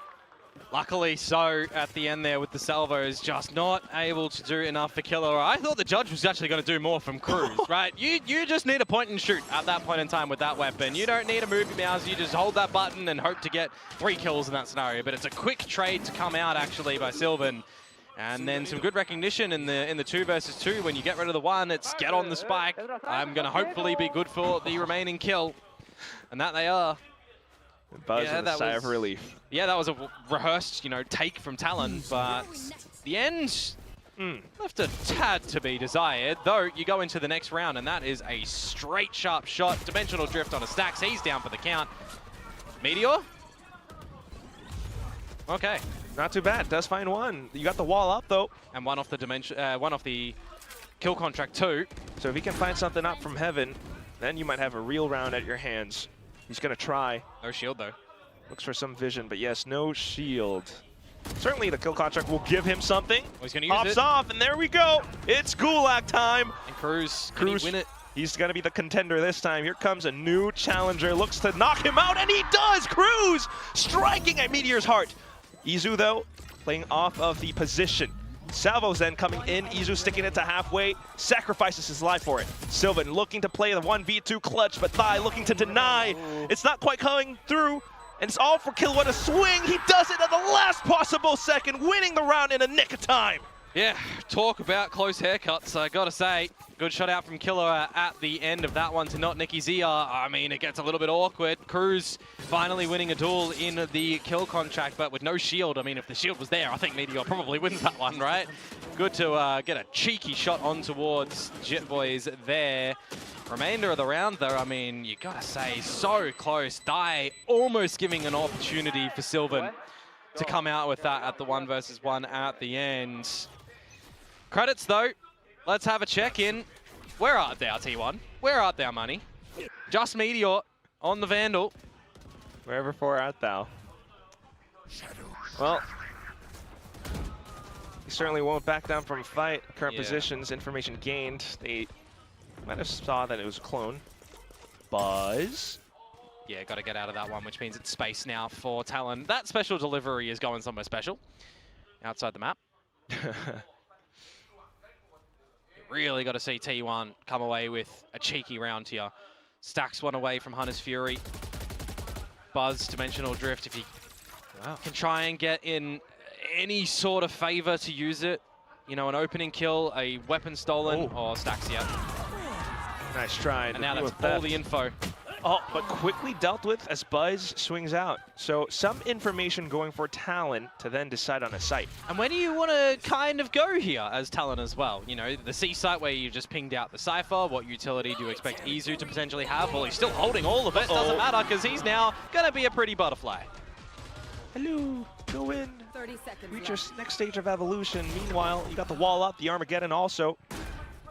You got some rifles retreat for T1, so a possible runway for them to launch this retake. Oh, but you've already used the Dimensional Drift, remember? Which makes it a little bit more difficult. Still got to work against this wall. Blindside out from Buzz, but oh, quickly dodged by Thai, who finds the double kill to bring Talon back up to, well, 11. Yeah, Talon's game plan against T1 has certainly been thoroughly researched and counted for, but there's also just a lot of requirements on the players hitting their shots, comboing this utility in amongst the mid rounds as well, and altering around that, right? When they get the neural theft in this sort of round, someone needs to make a quick decision to pivot towards C, to get the spike plant down, to still have guns up and not play on the back of full utility as well. They've got a great recognition on how they kind of want to be playing these agents as well, and who's playing pivot, who's switching to lurk, who's catching T1 off guard. And now this time out, I mean, it's an important one. So important. T1 at least safety that they're in the playoffs, right? Sure. But for Talon to come away with this dominating fashion, if these are both, you know, 12, 13 sixes, right? You're thinking, all right, are Talon really learning? Are Talon really a big contender? Or is T1 maybe just taking a bit of a step back here? And, you know, who knows? You know, also thinking about the playoff top seed, but apart from that, if Talon wins today, you know, Zeta's definitely going to have to win their match against Longshim if they are looking to qualify. If Zeta also want to get into playoffs, yeah. And I mean, T1 RRQ. All said and done, though, right now, as we head back into the game off this timeout, right now, if T1 are to make a comeback, it has to happen now or never. Buzz got an operator that's going to be sat over towards the A side of things with Stacks there to assist as well. So if you're wanting to try and contend with anything over towards this C site, you're going to have to meet with, well, 3 members. Whoa. Through Garage on site itself. Talon, though. The spams in the Garage. Buzz gone unaccounted for, however. And all of a sudden, the Hunter Sphere from Stacks confirms information, then for Buzz to spring out. And now you got a 4 versus 4 scenario, where you've lost a Senti on both sides. Comes down to the timing, I think, right now for Sylvan. What are you going to be able to do? You're hungry for it. You found one, looking for another one, but the hunt is on. The trade eventually comes forward for Talon, and they'll take control of Garage, but they'll put on a little bit of the brakes, park up for a moment. Right, decent engagement, and now for a slight reset. Jit Boys looking for something else around Cubby. Unfortunate then as Meteor swings. You got Buzz, who is in position now to cut Kilo at his torso. Just Thigh left. And a 1 versus 3. Going to be pretty difficult, you may expect here. 30 seconds to go, full Omen utility. Wouldn't be surprised if T1 are okay with this one to just go into a post plant. You've got Stacks that's going to be able to flank from mid. And the other 2 members come from C-Link. Question is, though, then, where does Thigh play? What's he looking for? Well, it's the gap. And that's what he's got right now. Paranoia in play available. Trying to get into position to send that out once he has clear information. Right now, no real idea, just the drone. Oh, the slow convergent shield as well. At some point, you got to send it over. Meteor almost sticking it all the way through, but Buzz watching the angle. T1 able to claw their way back just by a round. Yeah, pretty calm from them at the end there as well when the drone clears nearly every angle on the site and the rest of the squad does as well. There's only really one position that he could have managed to escape to, right over towards the A-Link side of things. Good amount of effort done with the operator in there as well as that Hunter's Fury to try and get something. And then it's just by the timing around the round, right? Making sure that the gap's kind of accounted for and expected. A little late alert towards C-Long. Good adjustment from T1 on the back of a timeout to stave off Talon from getting number 12 on the board, but they're still all right. They still have another purchase to come forwards here. And having said that, already seen the operator, an immediate adjustment to try and flush Buzz, get him a little bit awkward, hot under the collar, has to get out. Yeah, good pressure. Meteor, though, coming back in to assist the team. And that's some good leaning, but on the flip side, camera destroyed over at C long. Gate crash from Buzz back towards the C side as well. So do you really feel like you want to stay around A? Do you feel like you need to gate crash over towards the C side at the moment? You don't have a picture-perfect idea on where Talon are looking to end things. Yeah, not fully, not yet. Primi gate crashing out as well. Not truly audible until the trap gets broken, but Cruz all of a sudden with the lurk. Man, what more is he going to be able to do here at the moment? Izu is a little bit stuck. He's got a lot to do. Good gate crash by Buzz as well, so both online, but Primi with the sudden gate crash towards the backside. He lines them up. Jitboy's now finding the frag, and then the spike plant. Stax has to save or has to come out with a miraculous 1 versus 4. It is Stax after all. A fragging IGL if nothing. It's been known to find huge clutches before. Currently just spotted by the other IGL. Even with the grab net, Stax able to fire back. This is not impossible, but it will be difficult. 1v3 and everyone from Talon, a huge firing squad lined up around C long. Stax doing as much as possible to clear all of it out. Spotted out now by the camera. That's it. It's and done. yep, takes too much time. Unfortunately, you can't stack them up. And that is going to be the 12th round for Talon, which gives them 5 map points. Again, you know, the kind of question we were asking at half time, right, was 5 to 7 going to be enough for Talon on the flip side? At least enough to put us into an overtime scenario now with how they're coming out on this attacking side. I mean, this is something new, something fresh, right? We haven't seen a deadlock be picked on this map in quite some time. None of the current teams in any of the regions are using deadlock on this map. We're kind of seeing how useful it can be at times as well, but ultimately, For sure. a lot of the effectiveness comes from Primi. You know, I mean, it's concerted effort from the team, but being able to fake all across the map like that. Yeah, I mean, the amount of space that they've just kind of given in towards this map now, they can really have a good amount of breathing, right? It's 5 map points. It's time to build up another ultimate to just have one of those rounds where an ult can carry you the way. These are the sort of moments, though, where it can put a little bit of a hamper on any momentum for Talon. Can give T1 some time to think in their own heads as well. You never quite know. T1, they did pull off some miraculous comebacks back over in Bangkok, but right now, Talon is comfortable in the lead.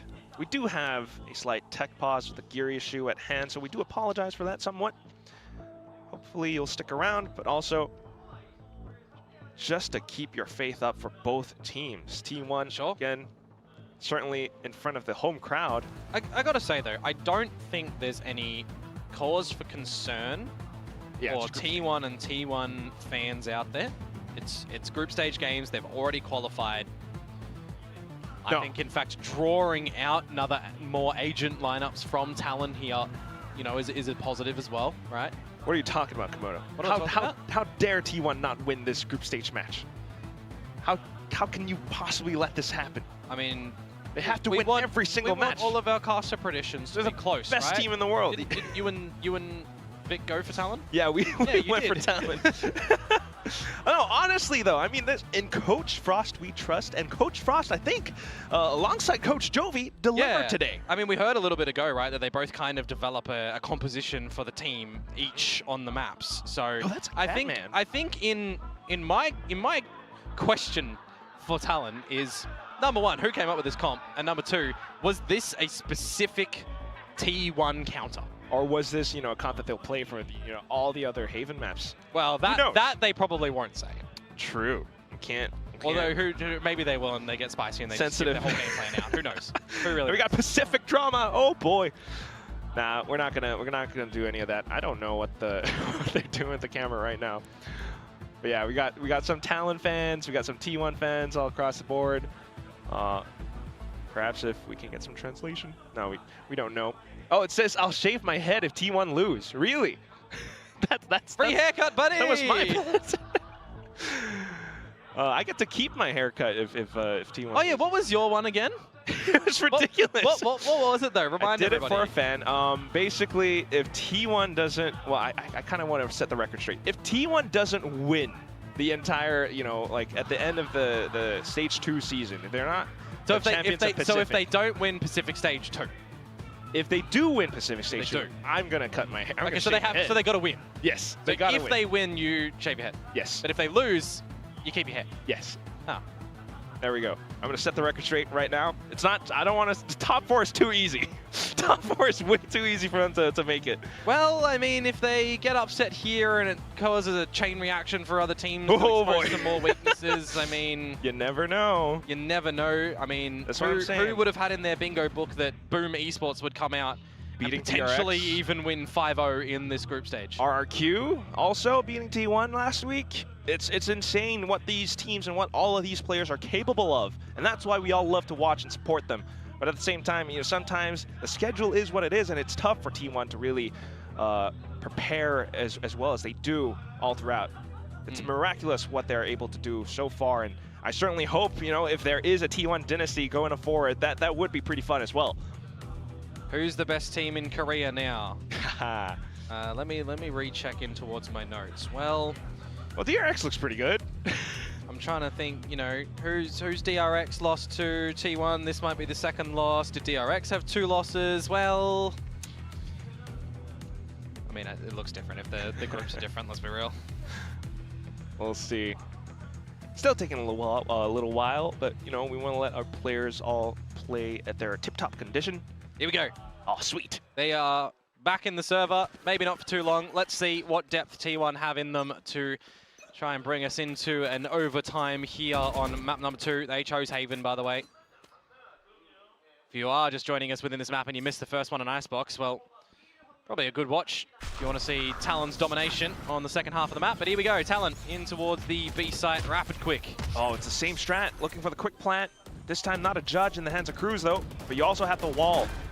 T1 quick to destroy it, but here comes Thai with the spams. Good flash. Flashes over, and they're all fully blinded, have to hold back. This could be it, 3v5. Slow shield push, and Izu goes undetected. Buzz then finding the shot. Cruz still staying tucked in. The sonic sensor does trip. Neural theft coming over, and now they've seen Cruz. Buzz watching the angle, trying to lock it in. He does get the shot. Possible for T1 to turn this back around on its head until Primi lands the burst. Just a 1v3. Buzz, he's trying to stay alive. Primi's trying to mark him. He's trying to block him. Buzz looking for the defuse. Oh, but he gets this crazy flick. Not to any avail though, because Kilo and Gang able to swing on a dime, and it's 13-7 at the end of it. Talon make it through the playoffs. Talon have come out today with a great idea on what they want to deliver in the server, and it feels like what we have witnessed here in the first map of a 13-6 variety, and that one ending in a 13-7 variety, that their game plan has worked a treat. They have not had this season now left in the hands of another team. They have brought it into their own grasp, and they will make it to playoffs. But where they will end, in what number, 1, 2, 3, or 4, in the seed department, who knows? We have more games to play before we see that. Absolutely, it's tough to say. T1 did put up a pretty strong performance as well, all things you know, considered. Talon, it's impressive what they were able to cook up in the span of a week. Yep. Just finding these comps, definitely a bit of a surprise for T1, because you had these crazy strats, you had individual artistic expressions as well for a lot of these Talon players. Well, they're able to express now in towards the playoffs and have a chance to get over towards Masters Toronto as well. A different look, a change in players. They're trying to build their own supremacy here. We definitely feel a lot of Thai supremacy coming up, but we do wonder, what was this composition about, possibly for Bella to come in with the winning interview?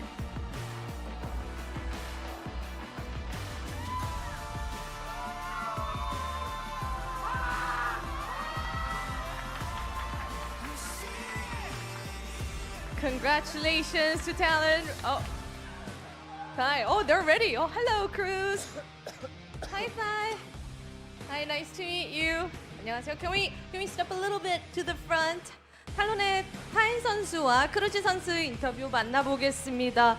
와, 오늘 타이 선수 처음으로 인터뷰를 모셔보게 됐는데 뭔가 커리어 시작하고 나서 퍼시픽 조인하자마자 이렇게 탄탄한 경기력을 보여주면서 얘기를 직접 아직 못 들어봤었거든요. 그래서 한번 퍼시픽 적응하는 그런 이야기나 오늘 승리 소감 한번 직접 들어보도록 하겠습니다.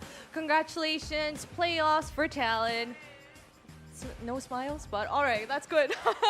Thai, so soon into your career, you joined Pacific, and you seem like you really adjusted well. So can you talk about your Pacific journey, how it's been, how today's win feels like?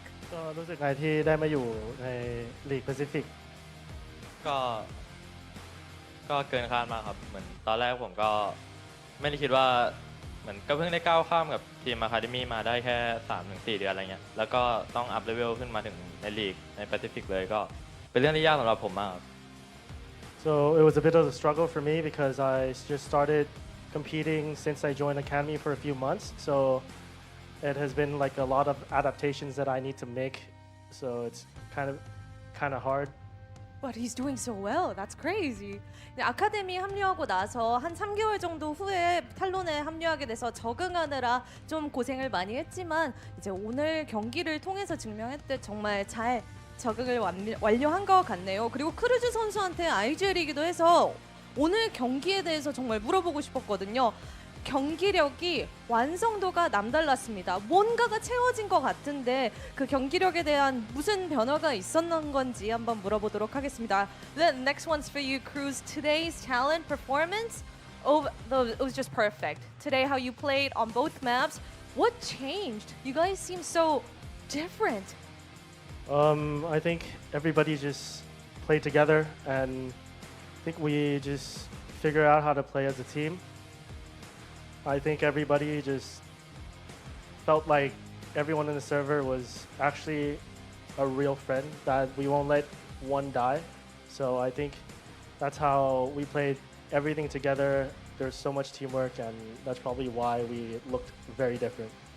서버에서 어느 하나도 죽으면 안 된다 이렇게 한 팀으로 경기를 풀어내다 보니까 오늘 완성도 높은 경기를 전달할 수 있었던 것 같다고 크루즈 선수가 답을 해줬습니다. 타이 선수한테 마무리 질문으로 한번 이야기를 해볼게요. 발로란트의 로얄 로드, 이제 젠지의 카론 선수, DRX의 현민 선수, 새로운 선수가 등장하자마자 시즌을 우승하는 그런 로얄 로드가 있는데 타이 선수는 과연 그 합류를 할 수 있을 것 같은지 한번 물어보고 싶어요. You guys know what the Royal Road is? No. So we have Genji's Karon, DRX's Hyunmin, the new one, the hot guns a-blazing comes in, you win a champion trophy. Is Tai ready to join? พร้อมที่จะเข้าอยู่ในกลุ่มที่เด็กใหม่ที่เข้ามาถือถ้วยปะ พร้อมครับ Paola? Yeah. I'm ready. 준비됐다고 대답을 해줬습니다. Alright, thank you, Thai and Cruz. Congratulations to you both of you again. And that's all from us on the stage, but I'll be back tomorrow. 크루즈 선수와 타이 선수 인터뷰 만나봤습니다. 저는 여기서 인사드리고요. 분석 데스크 나와주세요.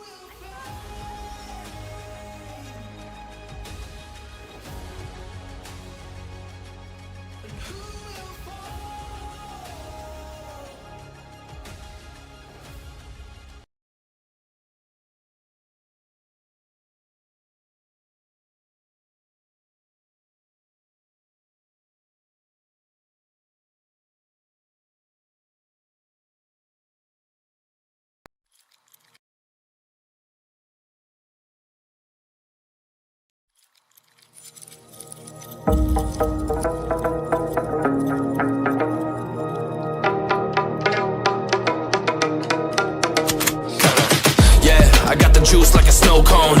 Ice in my veins and a cold flow. I'm getting cash overseas by the boatload. You wanna ride my wave? That's a no-go. Senoritas going loco. Make it bounce like a pogo. All my haters see rojo. They big mad cause they coming up short like Frodo.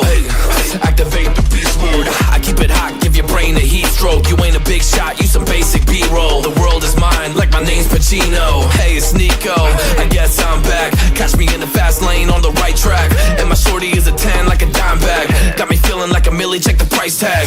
Got the party jumping like crisscross. Got the gold chain and a wristwatch. Pull up on the scene like a big shot. EDM and hip hop, ain't no time for pit stops. Got the party jumping like crisscross. Got the gold chain and the wristwatch. Pull up on the scene like a big shot. EDM and hip hop, cause my style.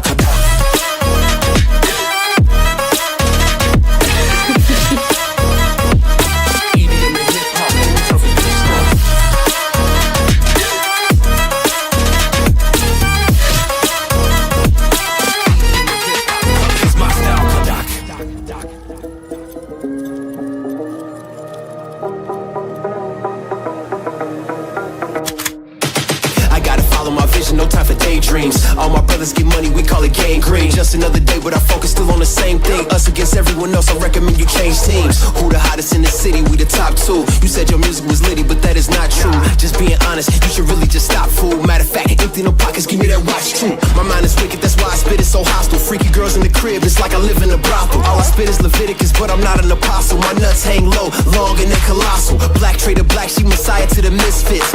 Run circles, run these rappers till my shit splits. You a little late to the party, baby, I've been lit. If you ain't on the friend list, you better mind your business. Ooh, got the party jumping like crisscross. Ooh, got the gold chain and the wristwatch. Ooh, pull up on the scene like a big shot. EDM and hip hop, ain't no time for pit stops. Ooh, got the party jumping like crisscross. Ooh, got the gold chain and the wristwatch. Ooh, pull up on the scene like a big shot. EDM and hip hop, cause my style.